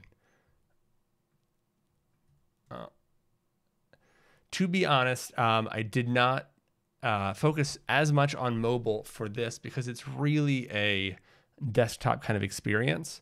But it would be good if this does still work on mobile. At the worst, we can hide it, but I'd like to have something here. All right, so I went and made a solution for us. I'm gonna walk you through it real quick. So it'll look the same on desktop, but if we scale it down and then reload, just to make sure it's in the center, we have this cool little blur in the background. We can make it even more like high contrast with a little bit of color, but right now, all we're doing is putting backdrop blur LG on this div that just swaps us back and forth. So what I did, and what you've got to do, is go ahead, find the div that we just had index modulo 2, callstart 1, callstart 2 on, import CLSX, and wrap the original bit in CLSX, and then hit a comma, and we're going to do rounded LG, P4, and then backdrop blur LG. And what we can do also to increase the contrast here, we're going to say max MD, and that is going to kind of do the reverse of what most of Tailwind's responsive styles does, and it's going to make it so it only shows up on medium and below. So here we're just going to give us a background. So BG, let's say white, and then let's go /20. Gonna play it by, let's say by ear, but it's more by eye, isn't it? And this is totally up to you. Do this as much as you like, as strong as you would like it. So it's a pretty decent solution here, right? Like we get to keep our can. Also, let's get rid of the turning back and forth. And you're probably going, what's going on? Why is that not showing up for me? Up here on the relative grid, put a Z of 100. That is what worked. So otherwise, you're probably looking at me going, yeah, my can won't go to the back. So that should work. Check your code against mine if you have any other differences. But in our scene, we want to do the, what was I going to say? We want to, I don't like the turning back and forth without a reason for it, right? Like now it's just like, it's like saying no. And I don't get that. I don't get it. So we're going to do the same thing of const y rotation is equal to is desktop. If it's yes, then we're going to return this, parentheses, otherwise, no rotation. So y rotation. And so saving that, we should just kind of be in it for the long haul. Let's try it again. Let's reload. It's still turning back and forth. Because we need to update this too. So is desktop? If so, give me -0.3. If not, give me 0. Last time. There we go. So get a little fizzy can in between. You can up the hover if you want to make this a bit more interesting, make it a little bit more floaty, but totally your call. And now it's mobile friendly. Awesome job. All right, now we can say that the slice is complete. And next we're going to be working on the big text slice. Soda that makes you smile. This spinning circle is part of the footer. So we're going to be working on this, and it's rather a simple little component, but it's cool that it is responsive and it's a big punchy typography. So let's get into it. Create a new slice, and we're going to name it big text. I'll add it right to the page this time. Add, create new, big text. And then go into it, and we need a screenshot. Update this screenshot. Where is it? There we go. And now, what fields do we need? We don't need fields. This one has to be hard-coded, so we can't let our editors come in and be like, this is delicious, drink it. Because we need specific values for each of these words, right? We like designed it just right. But by making it a slice, we still let our editors shift it around our page. And so just a reminder that slices can be as simple or as complex as we need them to be. If it's just there as kind of a, hey, move this around kind of thing, that's fine too. So we're going to go ahead and push. And then in Fizzi, we can reload, see some of those slice previews come in. We got our carousel, we got our alternating text. That's looking great. And we're going to add this big text. We don't really have much of a preview just yet. And we don't really have much of anything here, but that's fine. I'm going to say save, and we're going to publish. So back in our Fizzi site, we have our placeholder. Let's go ahead and open this index.tsx. We do not need use client or bounded for this. We don't really have any JavaScript happening on this page. So on the section, we're going to add some styles. I'm going to say class name is min height screen, width screen, overflow hidden. BG is going to be hash FE6334. And save that. And we already have a nice big orange area to work in.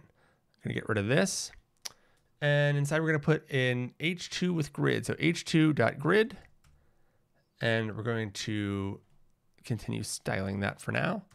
I'm going to say width full, gap 3VW, py10, text center, font black, uppercase, leading.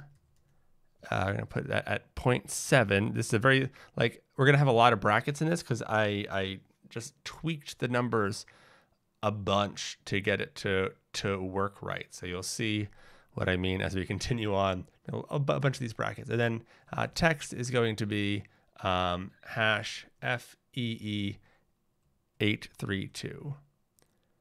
And we might be able to put that text. Yeah, let's put that text up a little bit higher so that it's just part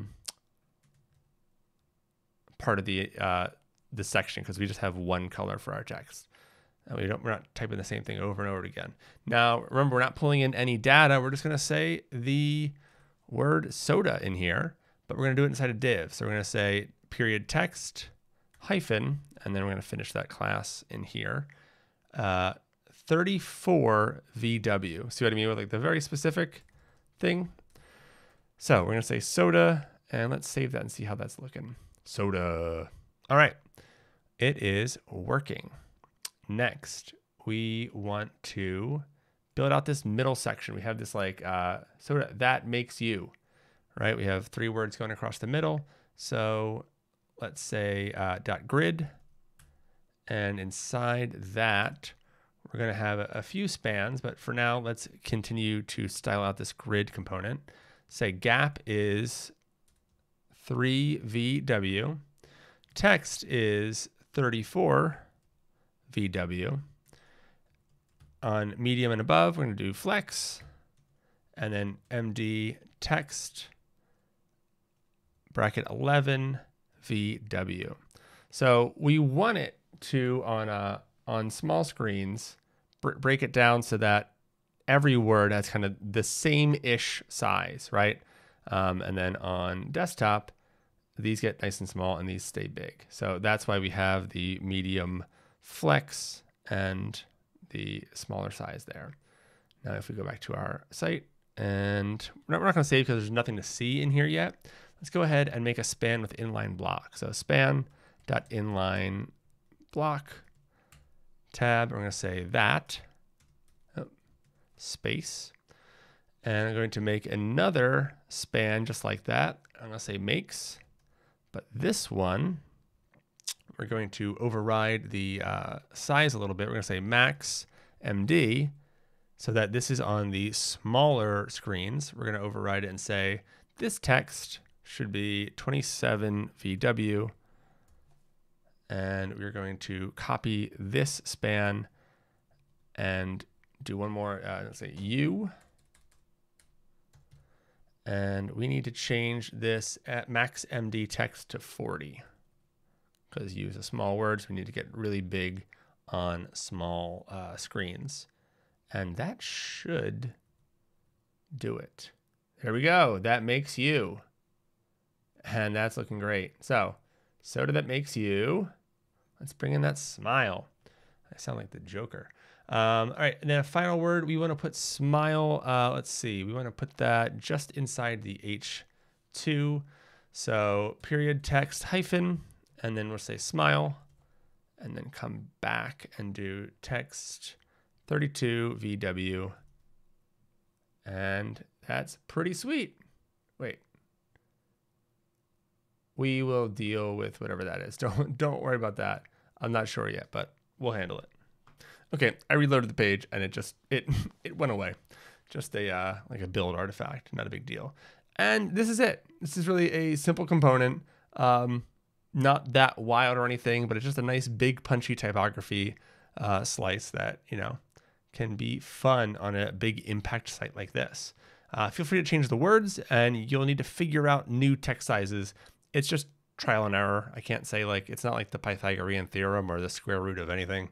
It's just 40, no, 41, no, 41.5. Yep, that's it. So let's see what we got on the slides. Yep. Oh yeah, and that's the thing. Add a can, add bubbles, change the colors, do whatever you want with this. It doesn't have to be this simple. You can toss some bubbles in here. You can have a can fly around and do crazy tricks. Up to you. We added it to our homepage and we published, and we are done. Time for the footer. So our footer is going to be pretty straightforward. It is just the Fizzi logo, and we're going to put this little spinning text circle thing there. So we just need to add a new component. So in the components, we're going to say footer.tsx, and we are going to say tsrfc, and there we have it. I'm going to close the sidebar, change this div into a footer so that we are semantically correct. I'm going to give it a class name of bg hyphen, and you could absolutely bring these, so FEE832, you could definitely put these in your Tailwind config. We were just doing so many things with different Three.js and all that kind of stuff that just figured for the sake of the course, typing it out might be easier, but you can absolutely put this in one place, so it's a lot easier to change when you go through. So text hyphen hash FE6334 and close that. So we have what we're used to there. And inside that, we want a div. So I'm going to knock out footer. I'm going to say div, and we're going to put a class on that and say relative. And inside there, we're going to put the Fizzi logo. And that text is actually for the logo, because remember the logo picks that up. Now let's go into our layout. I can just say hit Command P, layout, and we're going to want to put it below main, but inside the body. Right there. And just like that, you should have your Fizzi logo underneath. We definitely need some more styles though. And under the Fizzi logo, I'm just going to say period absolute and hit tab. And I was going to say, say in here, I want to circle text. That's where we're going to put that in a little bit. But first, we need to put some more styles on this relative div. So say MX auto, flex, W full, max W 4XL, justify center, PX 4, and PY 10. Save that, and we already have a much better looking footer. We centered that, it's looking good. So now we want to pull in the circle text from our resource doc. Come to the resource doc. Look at that. It's the last thing we're pulling in, folks. We did it. We made it to the end. Create a new component. Wherever you are, where's our components folder? I'm going to close everything. I'm missing it. There we go, components. And we're going to say circle text.tsx. Paste that in, and this is a pretty simple SVG component. We are using CLSX so that you can pass in a class name and it'll work alongside this circle text class. You can also pass it a text color and a background color. We have some defaults and that will override those two. So if you want to style this differently, go for it. We also have accessibility through this title, so that's really nice. The way that it rotates is a Tailwind class in your Tailwind config. So animate spin slow, just as the spin animation, but over the course of 6 seconds. And yeah, that's really it. So let's bring the circle text in to our footer. So circle text. And we're not going to pass it anything. We don't need to, but we are going to go back to our website. And we might need to add some more properties here. I think we need to maybe give it a size, because we're going to say right 24, top is 0. So remember, we're absolutely positioning, so we need to tell it where to go. We're going to say size is 28, origin center, negative translate, Y14, MD colon size 48. So on bigger screens, we want this to be bigger. And MD negative translate Y28. So these were some values that I found to work pretty well. I just wanted to kind of have it there. It's just a stylistic choice that I made. You can shift it over, you can put it right in the middle, whatever you want to do. We are the designers of this site, so up to you. So this is going to be a little weird artifact of the is desktop reloading. So I'll look for that and check the troubleshooting section for that, because that might be something that I'm able to fix by the time this goes out. But the good news is most users don't go from mobile to desktop in the same course of a couple seconds, right? That's not really a realistic thing. All right, it is details time. There's always stuff at the end of a website project that you just kind of have to polish it up, right? First, we're going to start with the favicon. We can delete the current icon PNG from inside the app directory right there. It's a beautiful Prismic logo, but we're going to delete it. And then grab your files, that your assets that you downloaded, and grab this icon SVG and drop it right into the app directory. And your Next.js instance should recognize it, and there we go. We have our little ZZ thing. If you want that to be a different color, go for it. It is an SVG. It is editable. So you can totally do that. And you can come in and just change that, right? So up to you. Customize this site. Next handles that automatically. Cool. So next, OG image and metadata. So in the page builder, let's check out the, oh, that's not the page builder, that's Slice Machine. Check out the SEO tab. And right now it says homepage, the homepage, and a bunch of cars. So that's not what we want. We can change the image first. We're going to swap it out for this OG image. And we don't need alt text just because OG images don't get alt text. That's not part of the standard. Then for meta title, let's see, do we have it here? Yep, Fizzi -soda for gutsy people. And then I don't have a great way of getting this to you. So you can either open the slides and go to the very end, or type this in, discover the refreshing taste of Fizzi. So I leave it to you, unfortunately. And next, we're going to deploy. So we're looking forward to that. I'm going to save and publish this.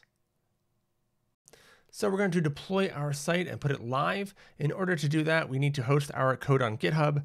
Then Vercel is going to take that code and use it to build our host, or sorry, to host our site that it builds. I said that poorly, but you get it. We are going to push to GitHub first. So in terms of initializing Git, you can do it from either your terminal. So if you do like git init, you can do it there. I like using, for pretty much everything, a GUI. So I like going to source control. I like clicking the initialize repository button. I like clicking the add all button and then typing up here initial commit, and then hitting commit. And then I get to click publish branch. And if yours is wired up to GitHub already, like mine is, see the Atrost, you can just go ahead and do it this way. If not, that's totally fine. You can go to GitHub and let me just go to GitHub regular, and you can, oh, here you go. Type repository is new. Go ahead and create a new repository. If you don't have a GitHub account yet, it is free. Go ahead, sign up for one, and then go to github.com/new, and you can name your repository whatever you want. You can just call it Fizzi, call it whatever you would like, and then actually, you know what? I'll go through this path. So we'll say Fizzi. Yeah, it's available because it's on my name, and we're gonna make this public. And add readme, no, we don't need any of that. So create repository, and it's going to give us these commands. So push an existing repository from the command line is what we want because we have code to ship. So open up your terminal and close my sidebar, paste that in, and there we go. If we reload our GitHub page, we should see all our beautiful code right there. We're going to have a README from Prismic, but we don't really need to worry about that. No one's going to see that. So we just went through and initialized Git. We added all to that commit. We named it, or we added a comment with initial commit. We created a new repository on GitHub, and we pushed our code to that new repo, all in like a minute. Next, we're going to deploy to Vercel. So we're going to deploy to Vercel. And so if you don't have a Vercel account yet, you can go ahead and click sign up right here. Otherwise, log in and you'll see something like this. This is like the dashboard. We're gonna click add new. I'm gonna say project. And if you don't yet have it wired up to GitHub, go ahead and do that. There should be some buttons here of like connect to your GitHub account. Me, on the other hand, we are already wired up. So you should see your Fizzi repository over in, coming from GitHub, and it'll know it's a Next.js project. So we're gonna click import. And we shouldn't have to do anything here. We don't have any crazy environment variables or anything like that. Let's go ahead and hit deploy.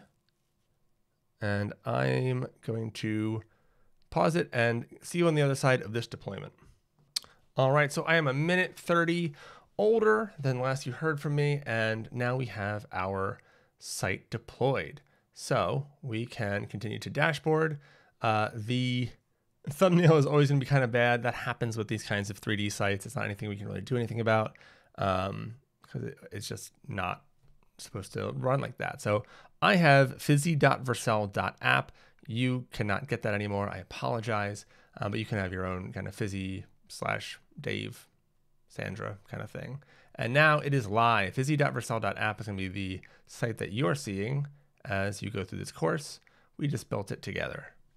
And so we want to use that to do a couple things.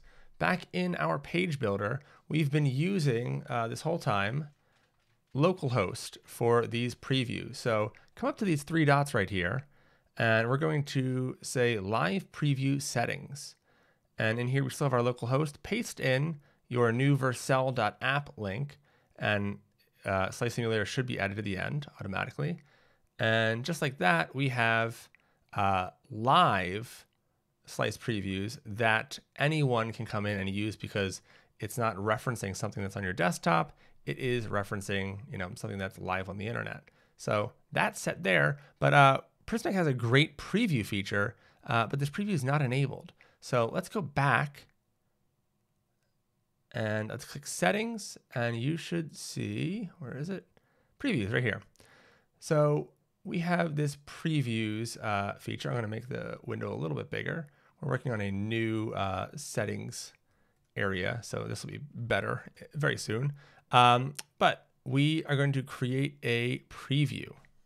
So for site name, we're just going to put production, or you can say live site if your team doesn't really know what production means. Domain for your application, that's where we're coming in. Remove the end slash. That might trip you up a little bit. It's a little bit weird. But we have to have the end slash off there because we have a slash here. And we're going to say slash API slash preview. And I'm going to hit create preview. And you might be like, how?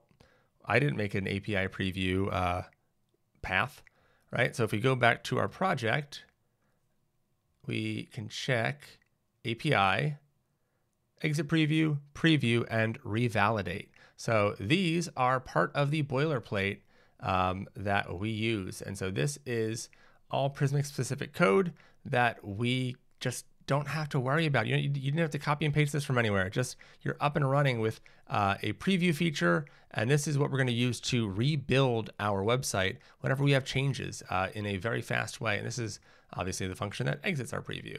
So that's where we are pointing towards. That's where that API preview is referenced. So I just said we need to revalidate whenever we change something. So we are going to come in here and we're going to set up publishing rebuild, so that I'm going to paste my URL in here and have API slash revalidate. And I'm going to put up here something like rebuild or a trigger, a rebuild. Let's say a website, just so they know what this webhook is doing in case an editor comes in later and goes, what is this thing? And if you just have some nonsense that only tech people understand, they might just turn it off or do whatever. So trigger a website rebuild. And we're going to turn off releases and turn off tags. We only want this to fire if documents are published or unpublished. So we're going to go ahead and add this webhook. And now, if we were to change, and I hope this works the first time because it's not a live demo, but I'm going to try to make it one. I'm going to go to the homepage. And first off, I just want to change this. No, we can keep homepage. It is the homepage. But I'm going to say soda for gutsy people! Exclamation mark in the title. So that'll just change the actual title. But I'm going to say publish. And if it worked, we should soon see here a deploy starting. We are not seeing that. And that's because we don't even need to rebuild our site like we used to with Next.js. So if we hover over the live site, you have the exclamation mark added in there. Let's try this again. In homepage, we're going to say, instead of live gutsy, live fussy. For no reason at all. We're going to hit save. We're going to hit publish. I'm going to come over here. I'm going to reload this site. Let's see, live fussy, just like that. That was all live. I didn't do any cuts just now, right? That's how quickly Next.js rebuilds. So your team can really push out some updates really quickly. Change this back to gutsy. And I'm going to remove that exclamation mark. But yeah, that's really fast. You don't have to do a whole minute-long rebuild. Within a couple seconds, you're back to living gutsy. And just like that, you have a fully working, really fun, cool product page that you can shop around and say, hey, I can build this kind of thing for you. I know how to do Three.js. I know how to do GSAP. I know how to do all these cool things to make a realistic looking product move around and seem enticing. So give me a job, hire me, whatever. And most of all, I hope you just had a lot of fun. Hope you understand Prismic more, Next.js more, a bit of Tailwind, some TypeScript. You did a lot in this course. And yeah, I think you deserve maybe a break. If you deploy this, tag me. Let me know that you shipped it. I would love to see it on LinkedIn, on Twitter, wherever you are, wherever you're telling people about this. Please let me know. I love seeing these sites out in the wild, and I would love to see how you make this site your own. If you don't, that's fine, but yeah, great work.